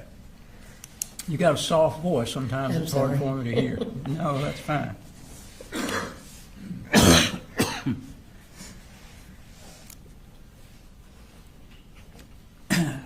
Now, when I want to talk about a particular time period, I know that that all of the kids lived with you for a certain period of time. And as you told us, Colin and the kids and Marcy moved out to your mother's home. How long did they live in your mother's home? I think almost a year. Okay. They moved in January, I think, and they moved out in November. And what year was that, if you remember? Oh, gosh. 22. Okay. They moved down in, I don't know, it's either 20 and 21 or 21 and 22. Okay. I've got that on that note, but I left it in my purse outside the courtroom. And your daughter lived in the house once Colin and Colt left. She stayed there. And as you told... No, actually, they all left Okay. and went They to all Jefferson. left and moved to... Okay. But then she came back. She came back with the two younger ones. With the two children. And how long was she there with the two children? moved back down in November, and it was the next October that they gave the kids to Coley. Okay. Let Coley have them. Almost a year. And that was that when COVID started? No, the first That one was was when before. COVID started. And when the kids moved back down with you and Marcy, did the kids enter school there? Yes. And you helped with that? Yeah. And that was what grade for Colt? Well, Colt was with his daddy. Okay. Jenny was in the 6th grade.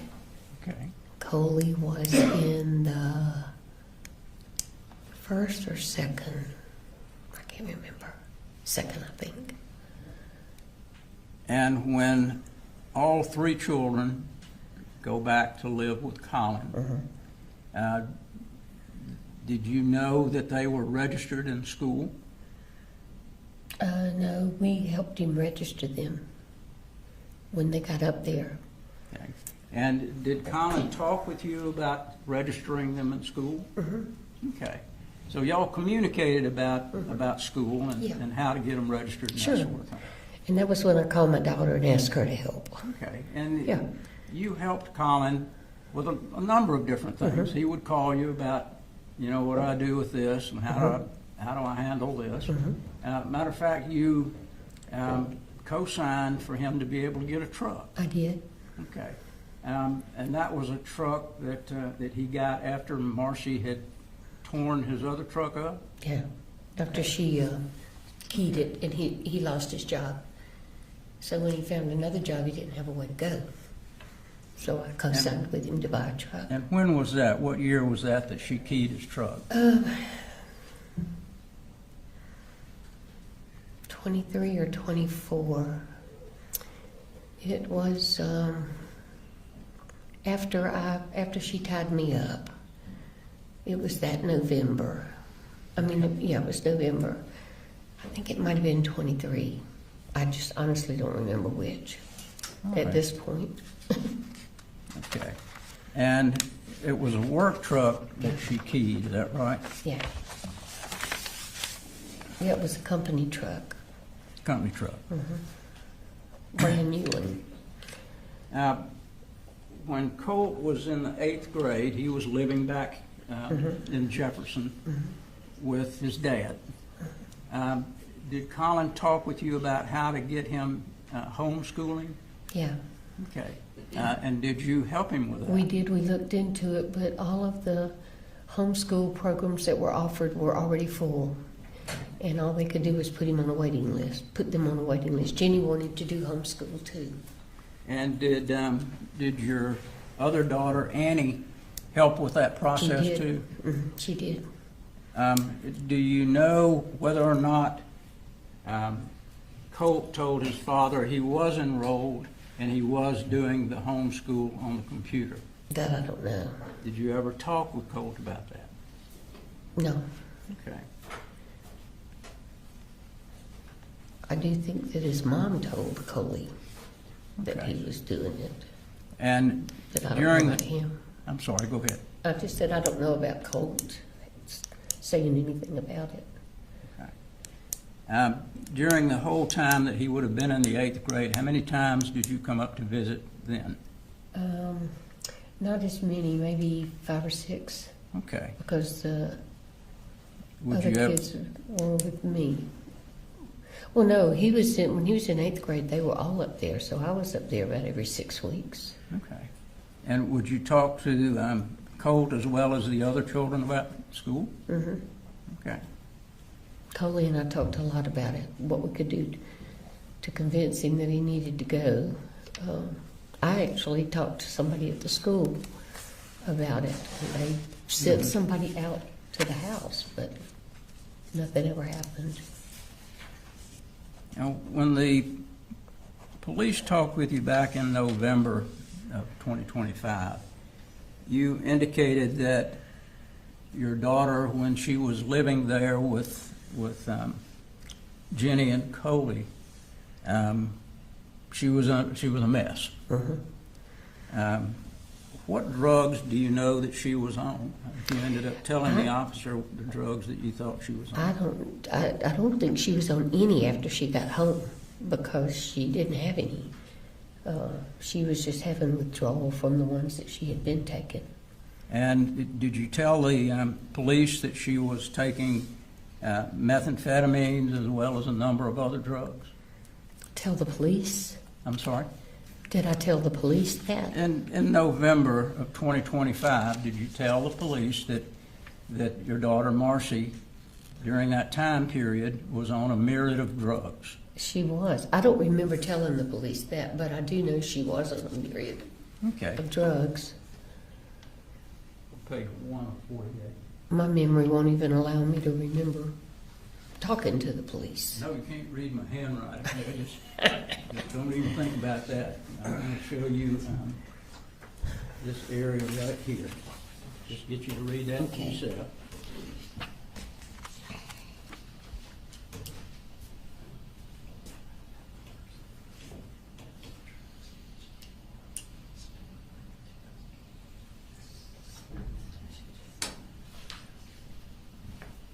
No, I said that. I just don't remember I don't remember talking to the police about it. Okay. But maybe I did. I just. Okay. It's been since September 25. Yeah. But I should remember that. September 25.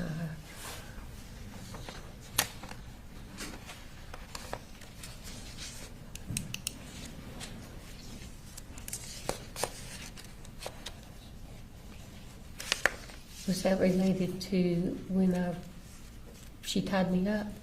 I'm sorry. Was that a meeting with the police after she tied me up? Well, you met with the officers after the incident Okay.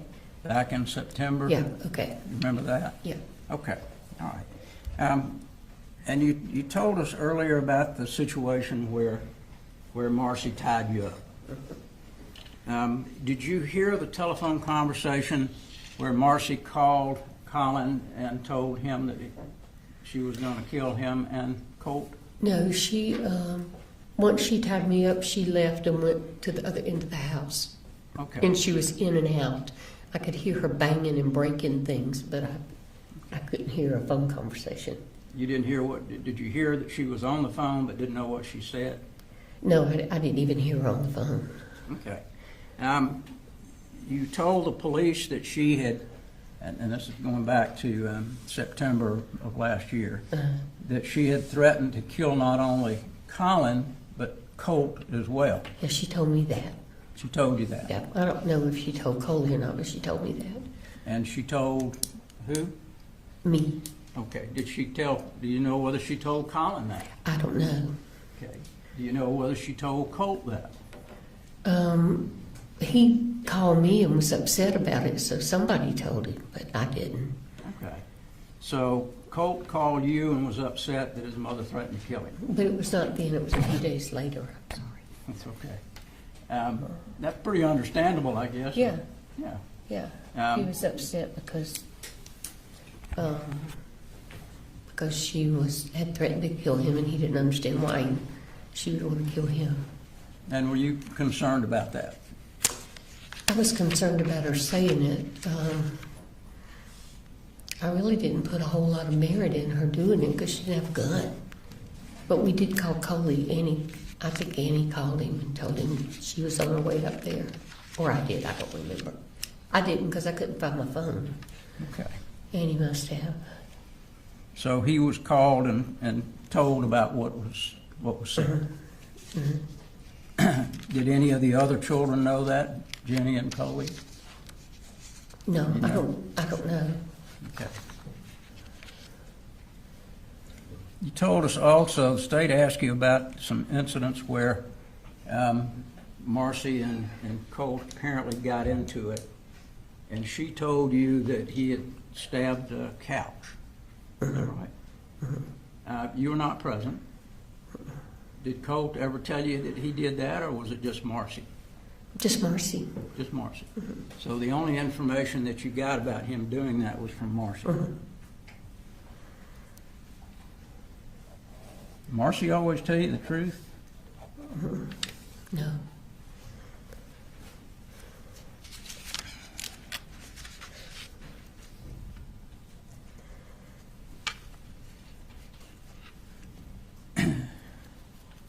You told us also that you had bought Colt a phone. Do you remember approximately when you did that? It was after he went up to live with his dad, when he was in the 7th. I mean, when I brought Marcy and the other kids down. Okay. A couple of weeks after that, I bought him one.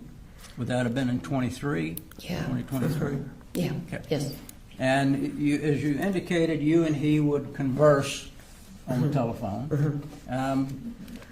You would text and also call and talk. How often would you talk with him on the phone? Not very often, maybe once a week. Okay. And how about texting? About the same. Actually, he called more than he texted. Okay. You told the police that that Colt was a bright kid. Yeah. Yes, Very sir. smart. Knew a lot about computers. Very manipulative. Because he knew how to get things out of you. And if he pitched Yes. a fit, then you were going to get it for him usually. Yes. Okay. So he would use that to manipulate. If he wanted something you weren't getting it, he'd act really angry. Yeah. Be fair to say? Yeah. Okay. Were you with him when he'd do that, or would he do that primarily over the phone? Mostly over the phone. Okay.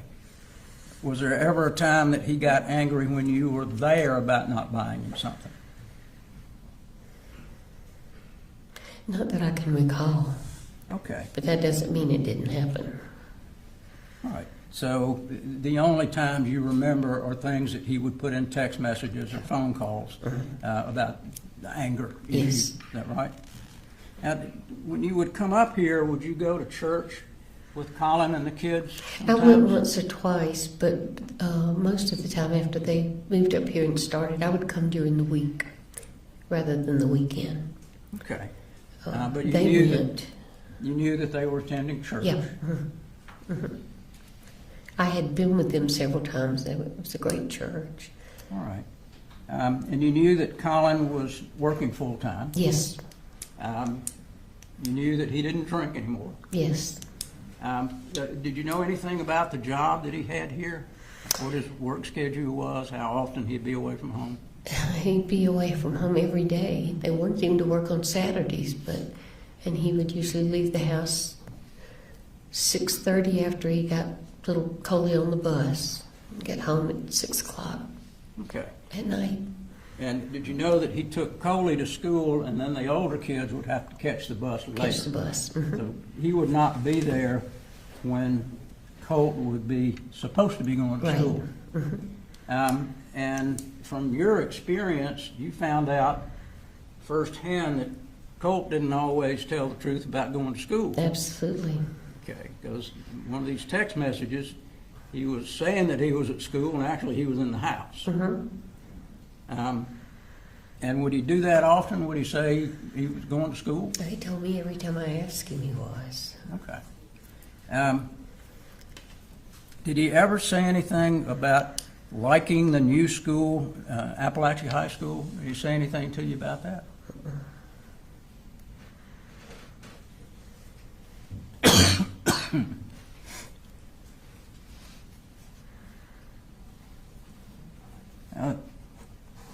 Some of these text messages are about Zoloft. Zoloft is for anxiety. And did you believe that he suffered from depression and anxiety? Absolutely. Okay. And so therefore, was it your idea or Marcy's idea to give him Zoloft?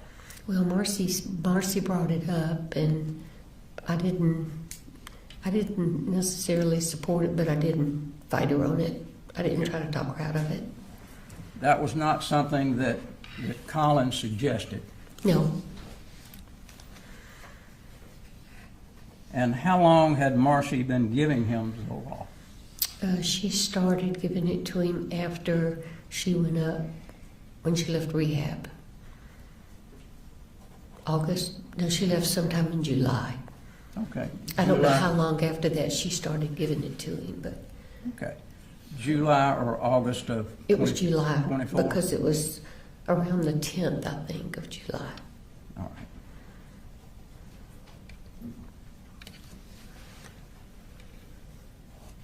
Now, you told us that during the 20 years of 24 and 25, that you would come up at least once a month. I tried to. And would you talk to Colton more during that period of time than you did earlier? Yeah. So you and he would have numbers of conversations. You told us about Christmas. Was it Christmas of 24 or Christmas of 23? I think it came out Christmas of 23, but it was actually Christmas of 24 that he got the gun, right? Yeah. Okay. And after he got the gun, did he talk with you about getting things for him for the gun? No, he just talked about bullets. I'm getting bullets for it. Okay. Did you end up buying him a strap for the gun? Buying what? A strap? You remember getting him anything other than bullets? I don't. But that, he could have ordered it on Amazon, and I just, Okay. But I don't think I did. But I honestly, I'd have to go back and check my Amazon remember. order. I'm sorry? I said I'll have to go back and check my Amazon orders. Okay. So would he order sometimes things on Amazon without you knowing it? No, not usually. Okay. I usually did the ordering. I didn't let him get on it. But that doesn't mean he didn't do it Right. at some point in time. Do you know how many bullets you got him? No, I got him, I think 2 of those things that you put in the gun, magazines, is that what they call them? Okay. I think I got him Magazines? 2 of those or 3, whatever you could get for $100 or less. Okay. Because I So- had given him $100 for his birthday. So it may have been magazines that you put the bullets in? No, they were bullets. Okay. They were, I don't know, they were just in a box. All right. But you don't recall, at this point, anything else that you may have purchased for No. him? How about for his computer? You buy him things for the computer? I did. He liked to take them apart and add new things to them and make them stronger and bigger. And so I actually bought his computer. Marcy asked me if I would get it. Well, actually, she said we would get it together. He wanted one really bad, so I got it. Was he good with putting the computers together, building things with it, or do you know? Was he good at what? Good with matching components up with Oh, yeah. the computer? He'd take them apart and put them back together. Okay. Did he ever talk with you, or did you ever get any information about him being on what we call the dark web? No. Okay. Did you even know what the dark web No, is? no, no. Until I heard about the Discord when the FBI. Well, the whole web That's to me so- is dark, so Yeah. I understand. But That's- he never talked to you about it? No. The police also asked you about, I think you told the police that you came down a couple of months before this incident, or maybe a little before that, and cleaned his room, And what? Colt's room. Cleaned his room? And I think you told him when you cleaned the room, you remember seeing the gun was in the corner. And they asked you about what was on the wall. You remember telling them that there was a kind of a flag and a picture of a girl? Looked like a clown All right. girl with rainbow hair. And was there anything else on the wall? There were others on the wall, yeah. But I what- didn't look at them. They were all real dark. I have macular, and I don't see well. And he kept his room real dim. But I saw the one of the girl because it was right by the light, Okay. and she had on like a pink outfit and rainbow hair. Okay. But he did have others on there. I'm On the sorry. He did have other posters on his wall. Okay. And you didn't know what those were? I really didn't even look at them. The times that you were there and you indicated that you saw the gun a few times when you were there, did you see anything different on the wall each time you saw the gun? Okay. I just didn't pay attention.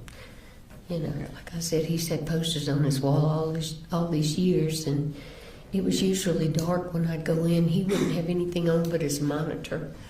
And I'd flip the light switch on, but it was a real dim wattage, and I just, you know, it was just all dark to me. And did you see anything that you thought might be disturbing on the wall? Okay. Nothing but the gun. I'm really. sorry? Nothing but the but the gun. You knew that that Colin had purchased this gun. Do you know when he bought it? He bought it, I think maybe in November, Okay. before Christmas. Bought it before Christmas? Yeah. Okay. And were you there when he gave it to Cole? No, he gave it to him at Christmas. Okay. You were not there at Christmas? No, I didn't Okay. come up until a couple of days after Christmas. So you don't have any idea what Colin may have told Cole about the gun? No. The state went over a number of text messages with you. Did you ever share any of those text messages with Colin? No.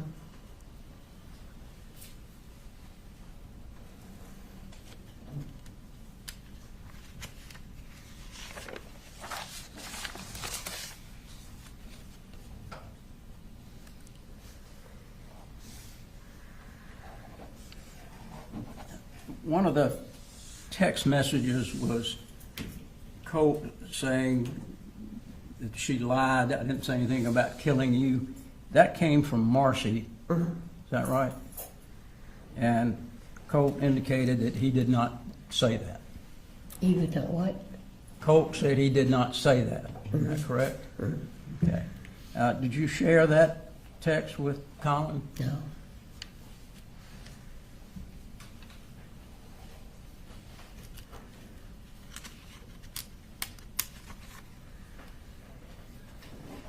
I know we heard about the graphics card also. He got upset with you again because you weren't buying him what he wanted? Okay. And every time he would go through this scenario, would you have another conversation and he'd tell you that he loved you? Okay. So it was just kind of his modus operandi to try to get you to buy something? That's right.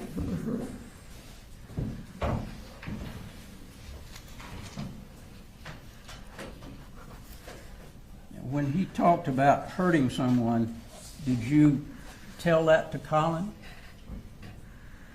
I don't think I did. But you said you told that to the counselor at the school. Yeah.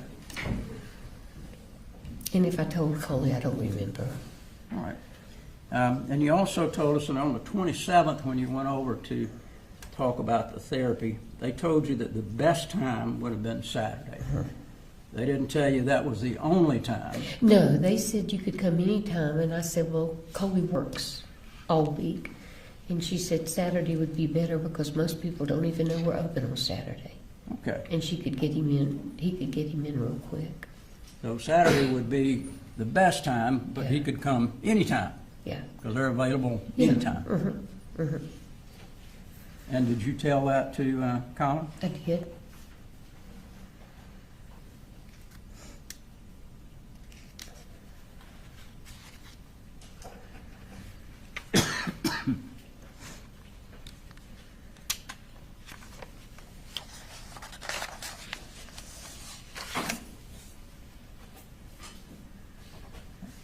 You never had another conversation with Colt after September the 2nd? That correct? I don't know. I don't think so.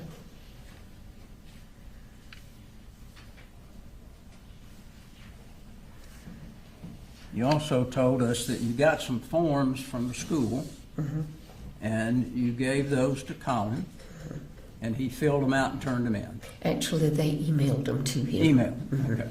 And did he tell you that he had filled them out? Yeah, he filled them out before I even left to go home. Okay, And so- I think he had gotten a response back from the therapist too. So he had done that quickly? Yeah, and Colt was supposed to see her on Thursday. Okay.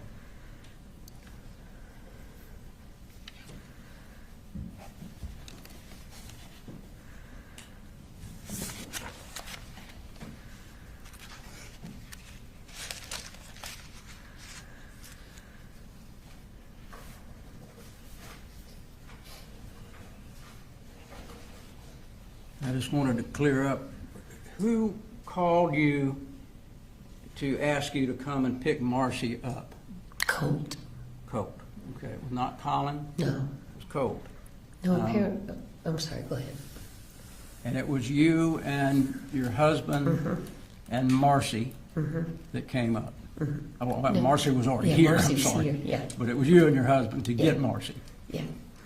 And when y'all came in the house, did you go to his room? To Colt's Colt's? room? I thought he was in school. Okay. And he always kept his door shut, so I never even checked. And where was Marcy? Marcy was in the living room when we got there. Okay. And Yeah. Marcy didn't even know that he had gone to school or had not gone to school? Apparently not. Or if she did, she didn't say anything. Okay. After that, when you went to pick her up, she wasn't real happy about that, was she? Did you and she talk at all after that much? About what had About happened? anything? On the way home, not much. And after you got home, did she discuss with you anything that Colt may have told her? Not saying what he told her, but did she discuss anything that Colt had told her? She told me that Colt had gotten angry with her and had shoved her and had gotten his gun and pushed her with the gun. Did she tell you that she had gotten the gun? No, Okay. So, but you weren't there, and that was just her No. statement? that's right, both of them. I wasn't there for any of it. Okay. And the question is, after you got back home with Marcy, did she ever discuss anything that Colt may have told her during any of the time period leading up to September the 4th?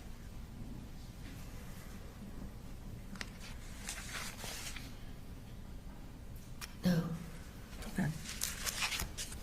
Thank you very much. you're welcome. Yes, Your Honor. So when you bought those bullets for Colt, wasn't that with the defendant's permission? Yeah. Okay. And now, you said earlier that you, on the way up, after Colt had told you that, asked you, would you still love me if I did something terrible? You called Advantage Crisis in Athens. Where did you get that information about that place existing? From Marcy. Okay. And had she been searching for places like that? She had found that one. Okay. And she said she thought it was probably the best one for him. Okay. And why is that? What was special about this place? Because it was in-house. They would take him immediately, Okay. and they would keep him whatever length of time they felt they needed to So, figure out what was going on. so it was an inpatient kind of place? Inpatient, yeah. Okay. And were you in conversations with Colin during this time period about Colt needing to be inpatient? Yeah, well, I don't remember if we discussed being inpatient. We had discussed at length trying to find some therapy for him. Okay. But that's why Advantage was the place that you were looking for because of the inpatient. And then when you talked to Advantage, did you describe to them Colt's symptoms and his issues? And did they tell you that they would be able to help him? I'm sorry, it's just a yes thing again. Yes, I'm sorry. It's fine. They said Coley could just walk in the door with him. Okay. And it didn't have to be that Saturday. No, It could be any day. Yeah. And you told Colin that he could take him at any time. Well, I told him that Saturday was the best day for him to take him because there wasn't anybody there. I really didn't say you could take him anytime, but Okay. But you he told him works Saturday. all week, so He I- worked during the week, so Saturday just sounded like a good idea. Okay. And you asked him to please take him that Saturday. Okay. I told him I didn't ask him to please. I told him I thought it would be a good idea if he did, but if he didn't, to make sure that he went to school Thursday so he could see the therapist. Right, because the therapist at the school doesn't work if Colt's not at school. Yeah.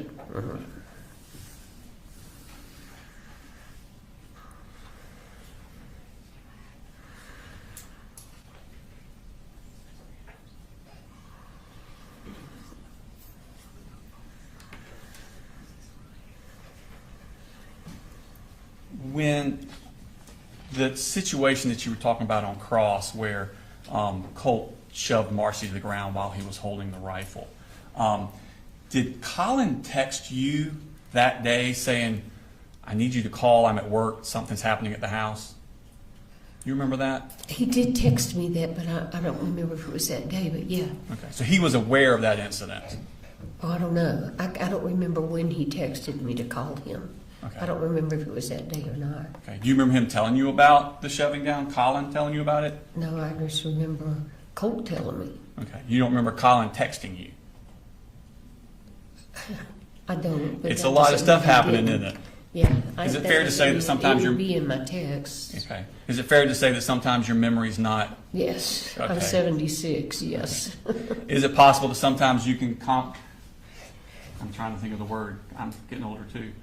You confuse different issues, different times with, and sometimes put the same things at the same time that were different. That's kind of leading. I'm 83, and I feel for it, but still. Yes, Your Honor. We're We talking. need you to reword the question. Well, Your Honor, I do believe I'm allowed to lead a little bit when we're talking about her lack of memory and not being able to answer the questions I'm giving. I'm allowed a little bit of leeway under those circumstances.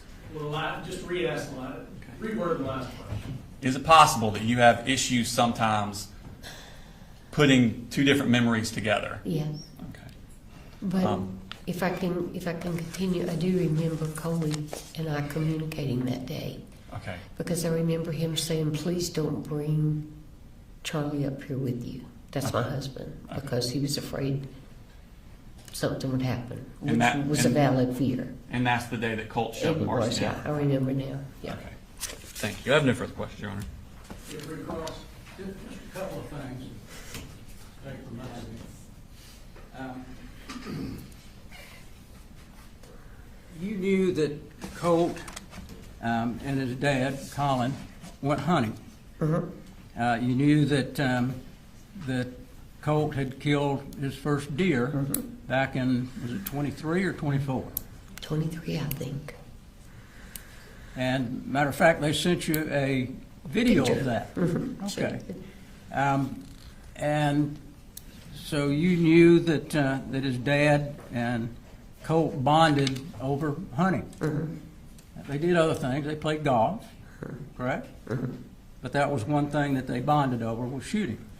And did Colin tell you that he would take Colt to the firing range? Your Honor, I'm going to object. This is beyond the scope of regret. Well, he brought up the bullets. It is, but I'm going to allow it. Go ahead. That's all I had, Judge. Okay. You should be excused. Please, Your Honor. Thank you, ma'am. Thank you. I'm sorry. You're free to go. Yep. Thank you.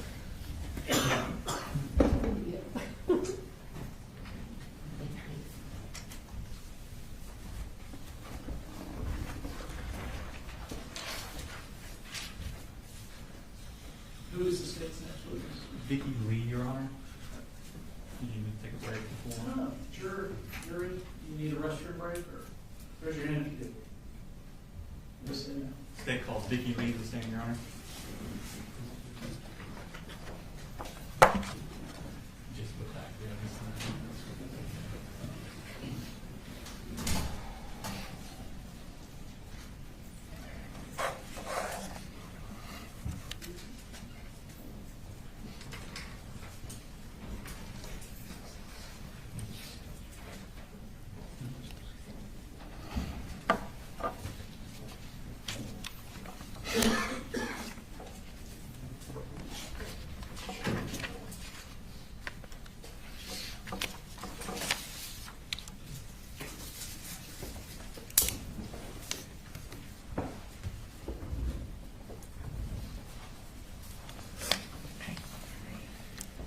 Could you raise your right hand, please?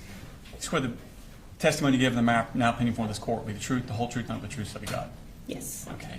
If you could introduce yourself for the jury, please. My name is Vicki Lee. And where do you work, ma'am? I currently used to work for Advantage Behavioral Health Okay. And where is that located at? in Athens, Georgia. And what does Advantage Behavioral Health do? It is a mental health facility, and we do behavioral health assessments on ages from 4 up until whatever adult age, but we do mental health evaluations there and also substance abuse evaluations. Okay. And what did you do when you worked there? I was the business manager. I was the manager of the clinic Okay. And where was that located at? in Athens, Georgia. Okay. Do you have a phone system at Advantage Behavioral? We do. Okay. And does this record calls when they come in, not the contents of them, but record like the numbers of who called and what time they called? We do. Okay. And are they kept in the ordinary course of business? Yes. And do they do this recording contemporaneous in time as to when it happens? Yes. Okay. Your Honor, I'm going to show you what Smart State Citizen 161.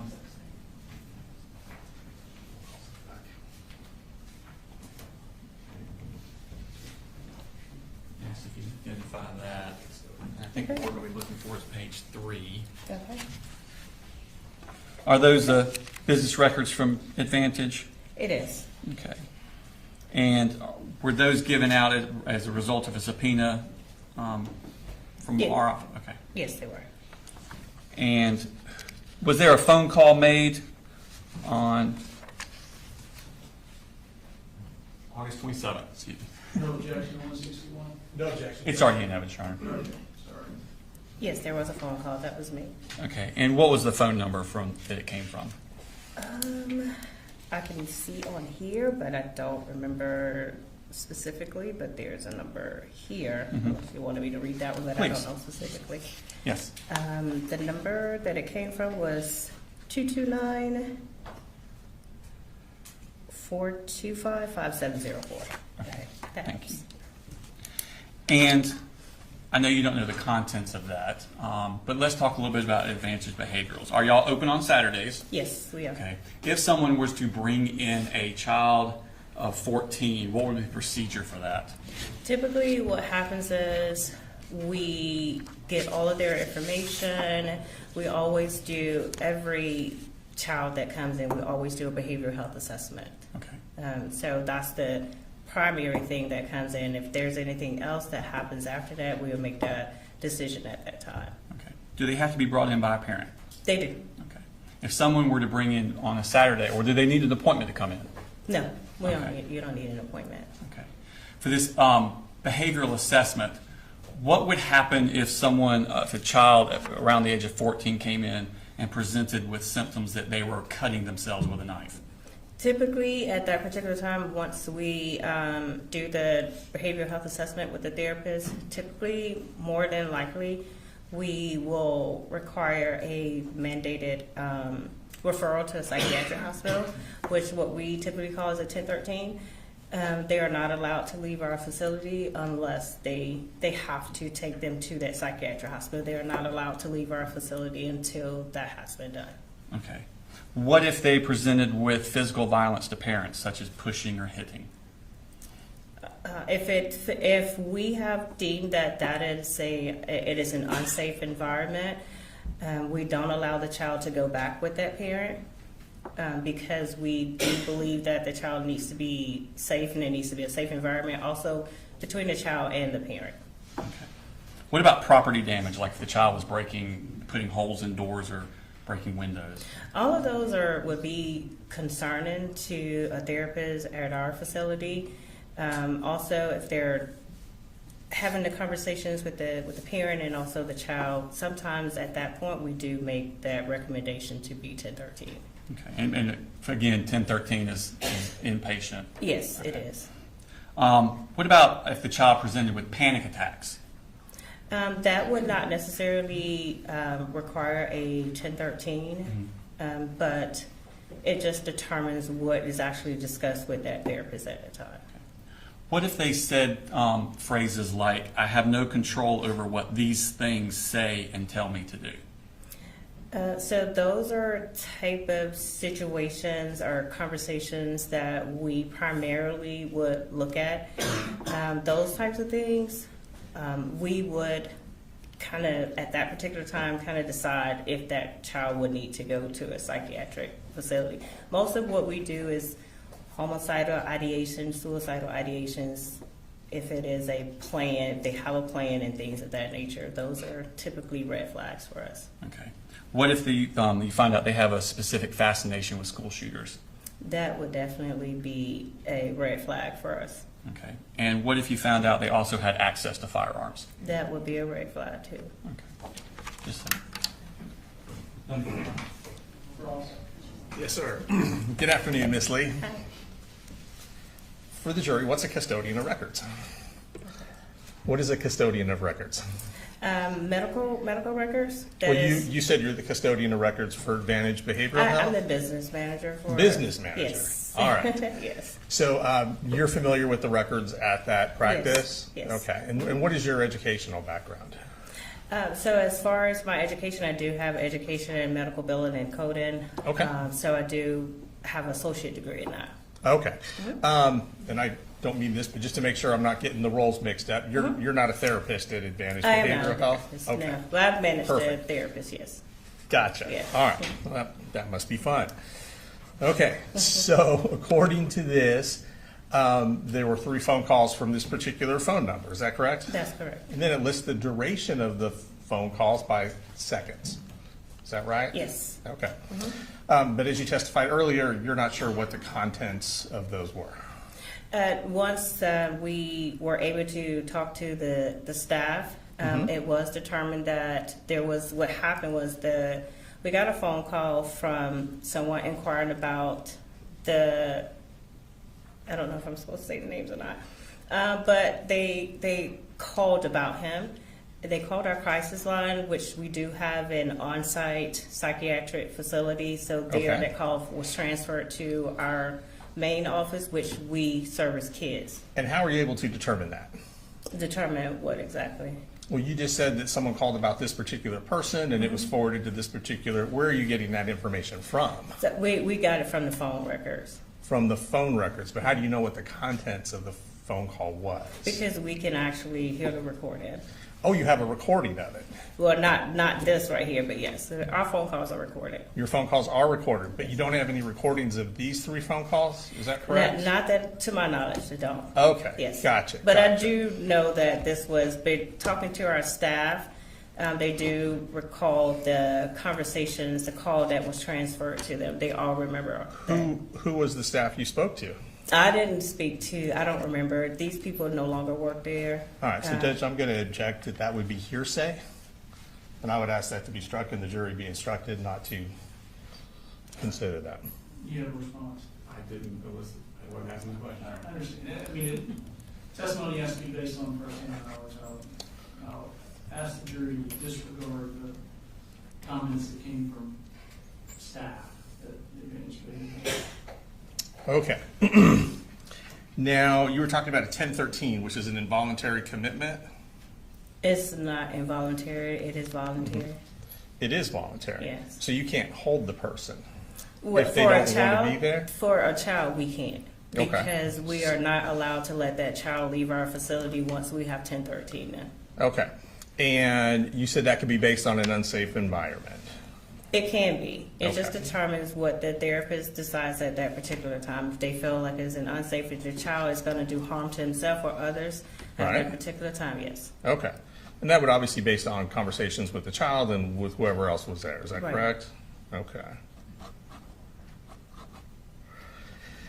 And when you were referencing an unsafe environment in regards to who you had been given some examples by the state, if one parent was abusing the child, that would be considered an unsafe environment. It would be. Okay. Now, is it still considered an unsafe environment once that parent has been removed, for example, from that home by, say, defects? It would not be if that particular parent was still, if that parent is still in the home, of course it would be an Of course. unsafe environment. Yes. Okay, all right.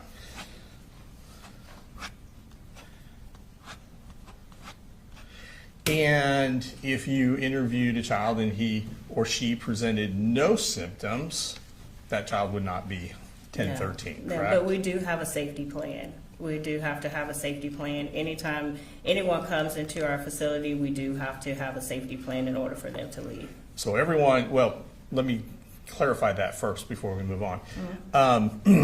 So anyone that comes in for some information gets a safety plan, or does there have to be a screening first? Once you're being seen. Once you're being seen, if you do speak with a therapist and we do a behavioral health assessment, Okay, at that particular time, we always develop a safety plan. so everyone gets a safety plan If who you sees do. a therapist? Yes, Okay. And you said y'all are open typically on Saturdays. we are. Are you open on holidays as well? We are typically open on holidays, as far as like Thanksgiving, Christmas. Right. Now, our office is not open, but our inpatient hospital is 24 hours. Okay. And so you'd be open, obviously, Monday through Friday as well? Yes. Okay. I have no further questions. Thank you, ma'am. Hang on, excuse. Thank you, man, for your,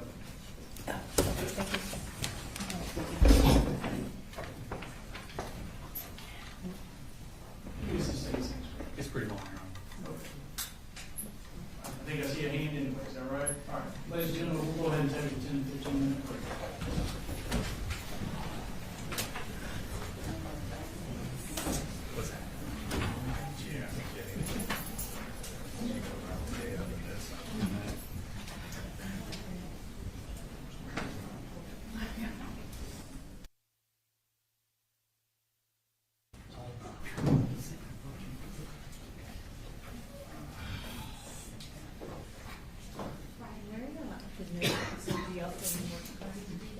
I'm sorry. We need more time to do that.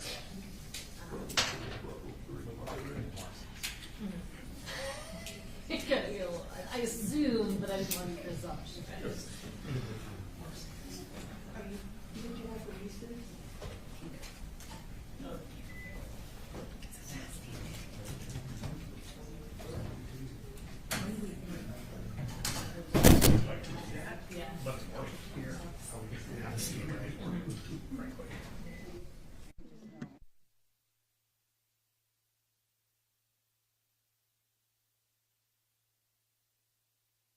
And she has not yet arrived.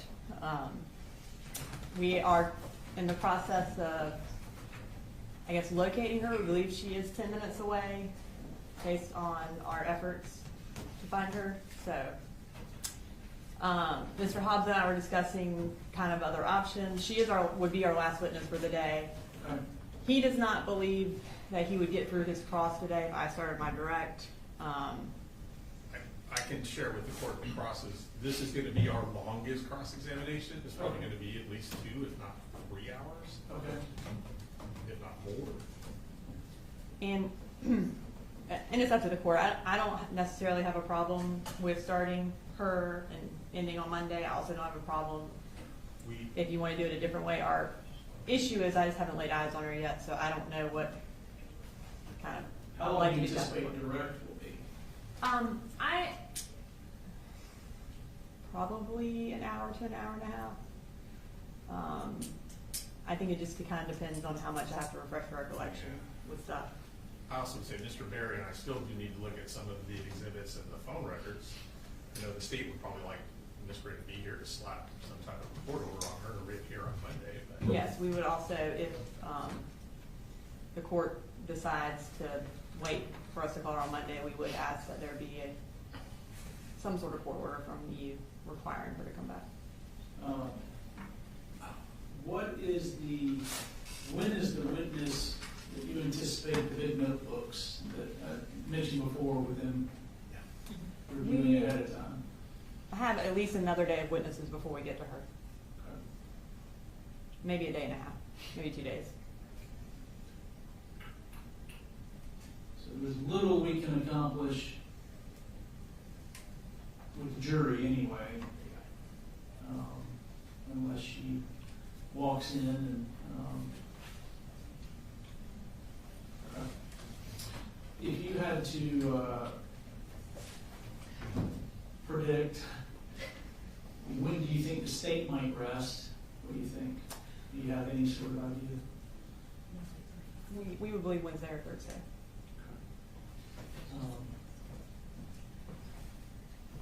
We have probably, I believe, 9 witnesses left, but they are all fairly lengthy except for one, I believe. And I know that we had talked about jury charges, but obviously things have accelerated. We'll have those to you first thing Monday morning. Okay. We have the states, but we anticipate having ours ready Monday morning. Thank So you. you can start. Yes. looking at them. Yes, first. All right. Is there any reason I shouldn't release the jury today? Not if you want to be done by 4:30. But we would ask that we remain in the courtroom We will remain. so that we can address Ms. Gray. Yeah, I think we'll have enough time to go through the book and everything and make whatever objection. Yeah. Get started on that. Especially.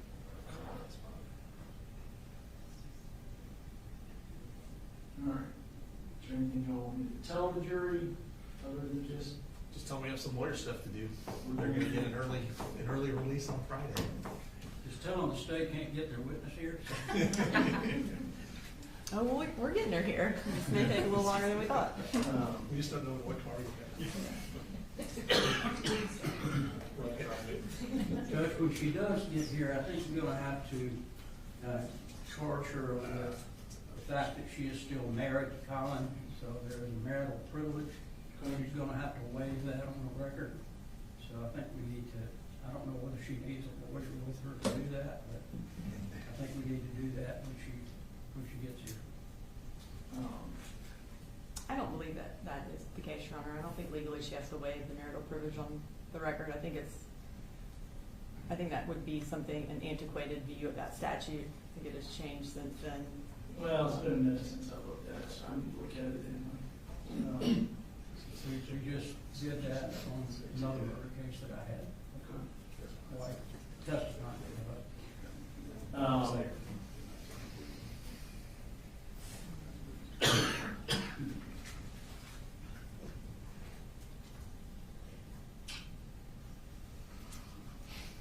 All right, if you want to go ahead and bring them.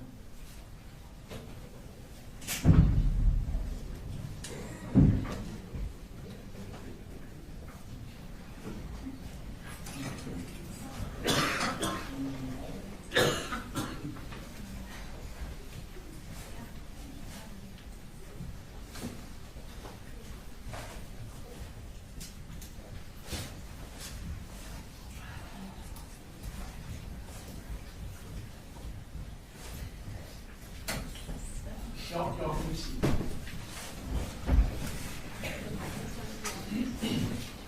Ladies and gentlemen, there's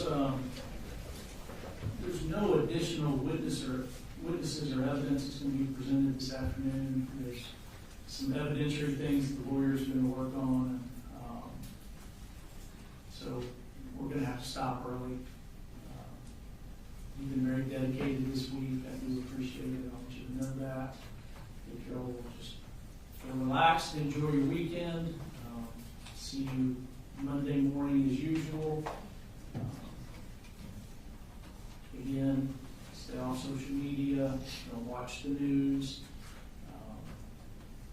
Be careful with your text messages and don't discuss the case. Y'all have a good weekend. You Thank you. too.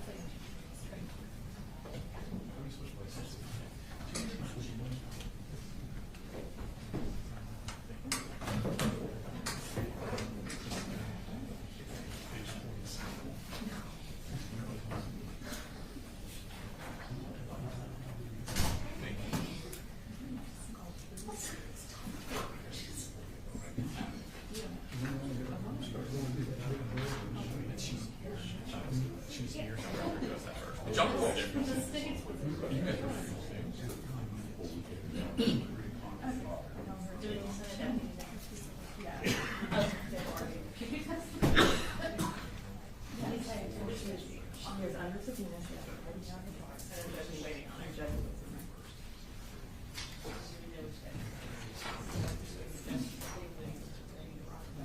this back to his desk.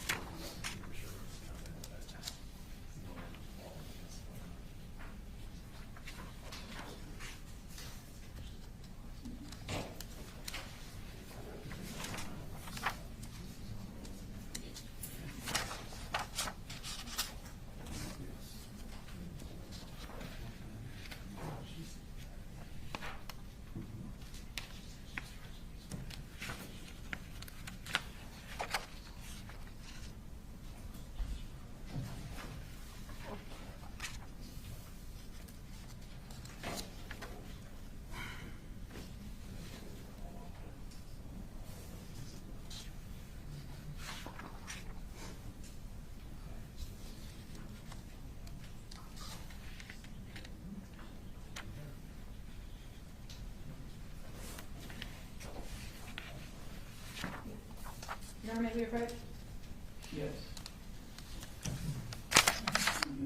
Bring them on.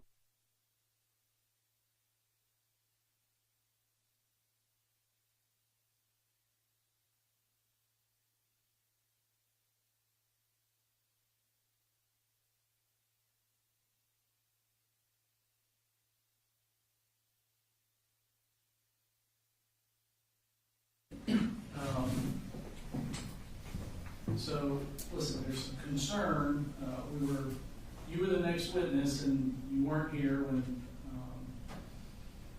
they were ready to call you. Yes, sir. So there's so we sent the jury home, gonna bring them back Monday morning. You would be the first witness Monday morning. Yes, sir. There's some concern about you appearing. I just want you to understand you're under a subpoena, is that right? Yes, sir. So, I will be driving myself on Monday, so other family members won't be involved. just be aware, you're under subpoena, it still applies for Monday, I don't know specifically what day it told you to be here, but, Sure. you don't want to be held in contempt for not coming, you don't want deputies to be sent out to find you. Oh, no. You don't want to be put in jail for contempt. Okay? I'll be here on Sunday. All right, so I'm gonna, should be here by 8:15 Monday morning, Sure. okay? Absolutely. And then check in with the DA's office when you get here. Yes, sir. Anything else we need to address with Ms. Gray? Nothing was there. All right, thank you, ma'am. Thank you.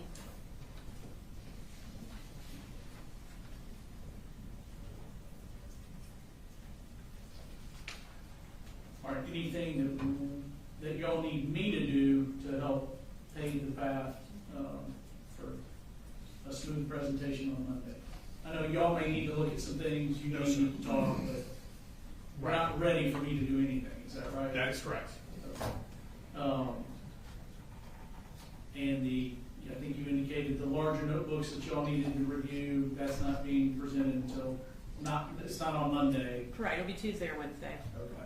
Yeah, so we're gonna, I'm going through it right now anyway, just to right, get get a started. good idea of where I need to As long as the deputies will let us do that, This is not one of Okay. but. These are the school records. This isn't one. Yeah. Collins. I was gonna go through these two. Are there any, with respect to Ms. Gray, are there any objectionable documents that you're gonna need rulings on that could take time like some of these others have? Probably not. I think we've kind of gone, For Ms. Gray? yeah, for Ms. Gray. I don't believe We've so gone through for- most of it. I don't believe so for Ms. Gray. Right. And I think for the remainder of the witnesses, other than Investigator Gilliland, we won't be introducing much evidence beyond interviews. Correct about that. Right. All right. So anything else y'all need me for? One quick thing, with one of the deputies in the state. Okay.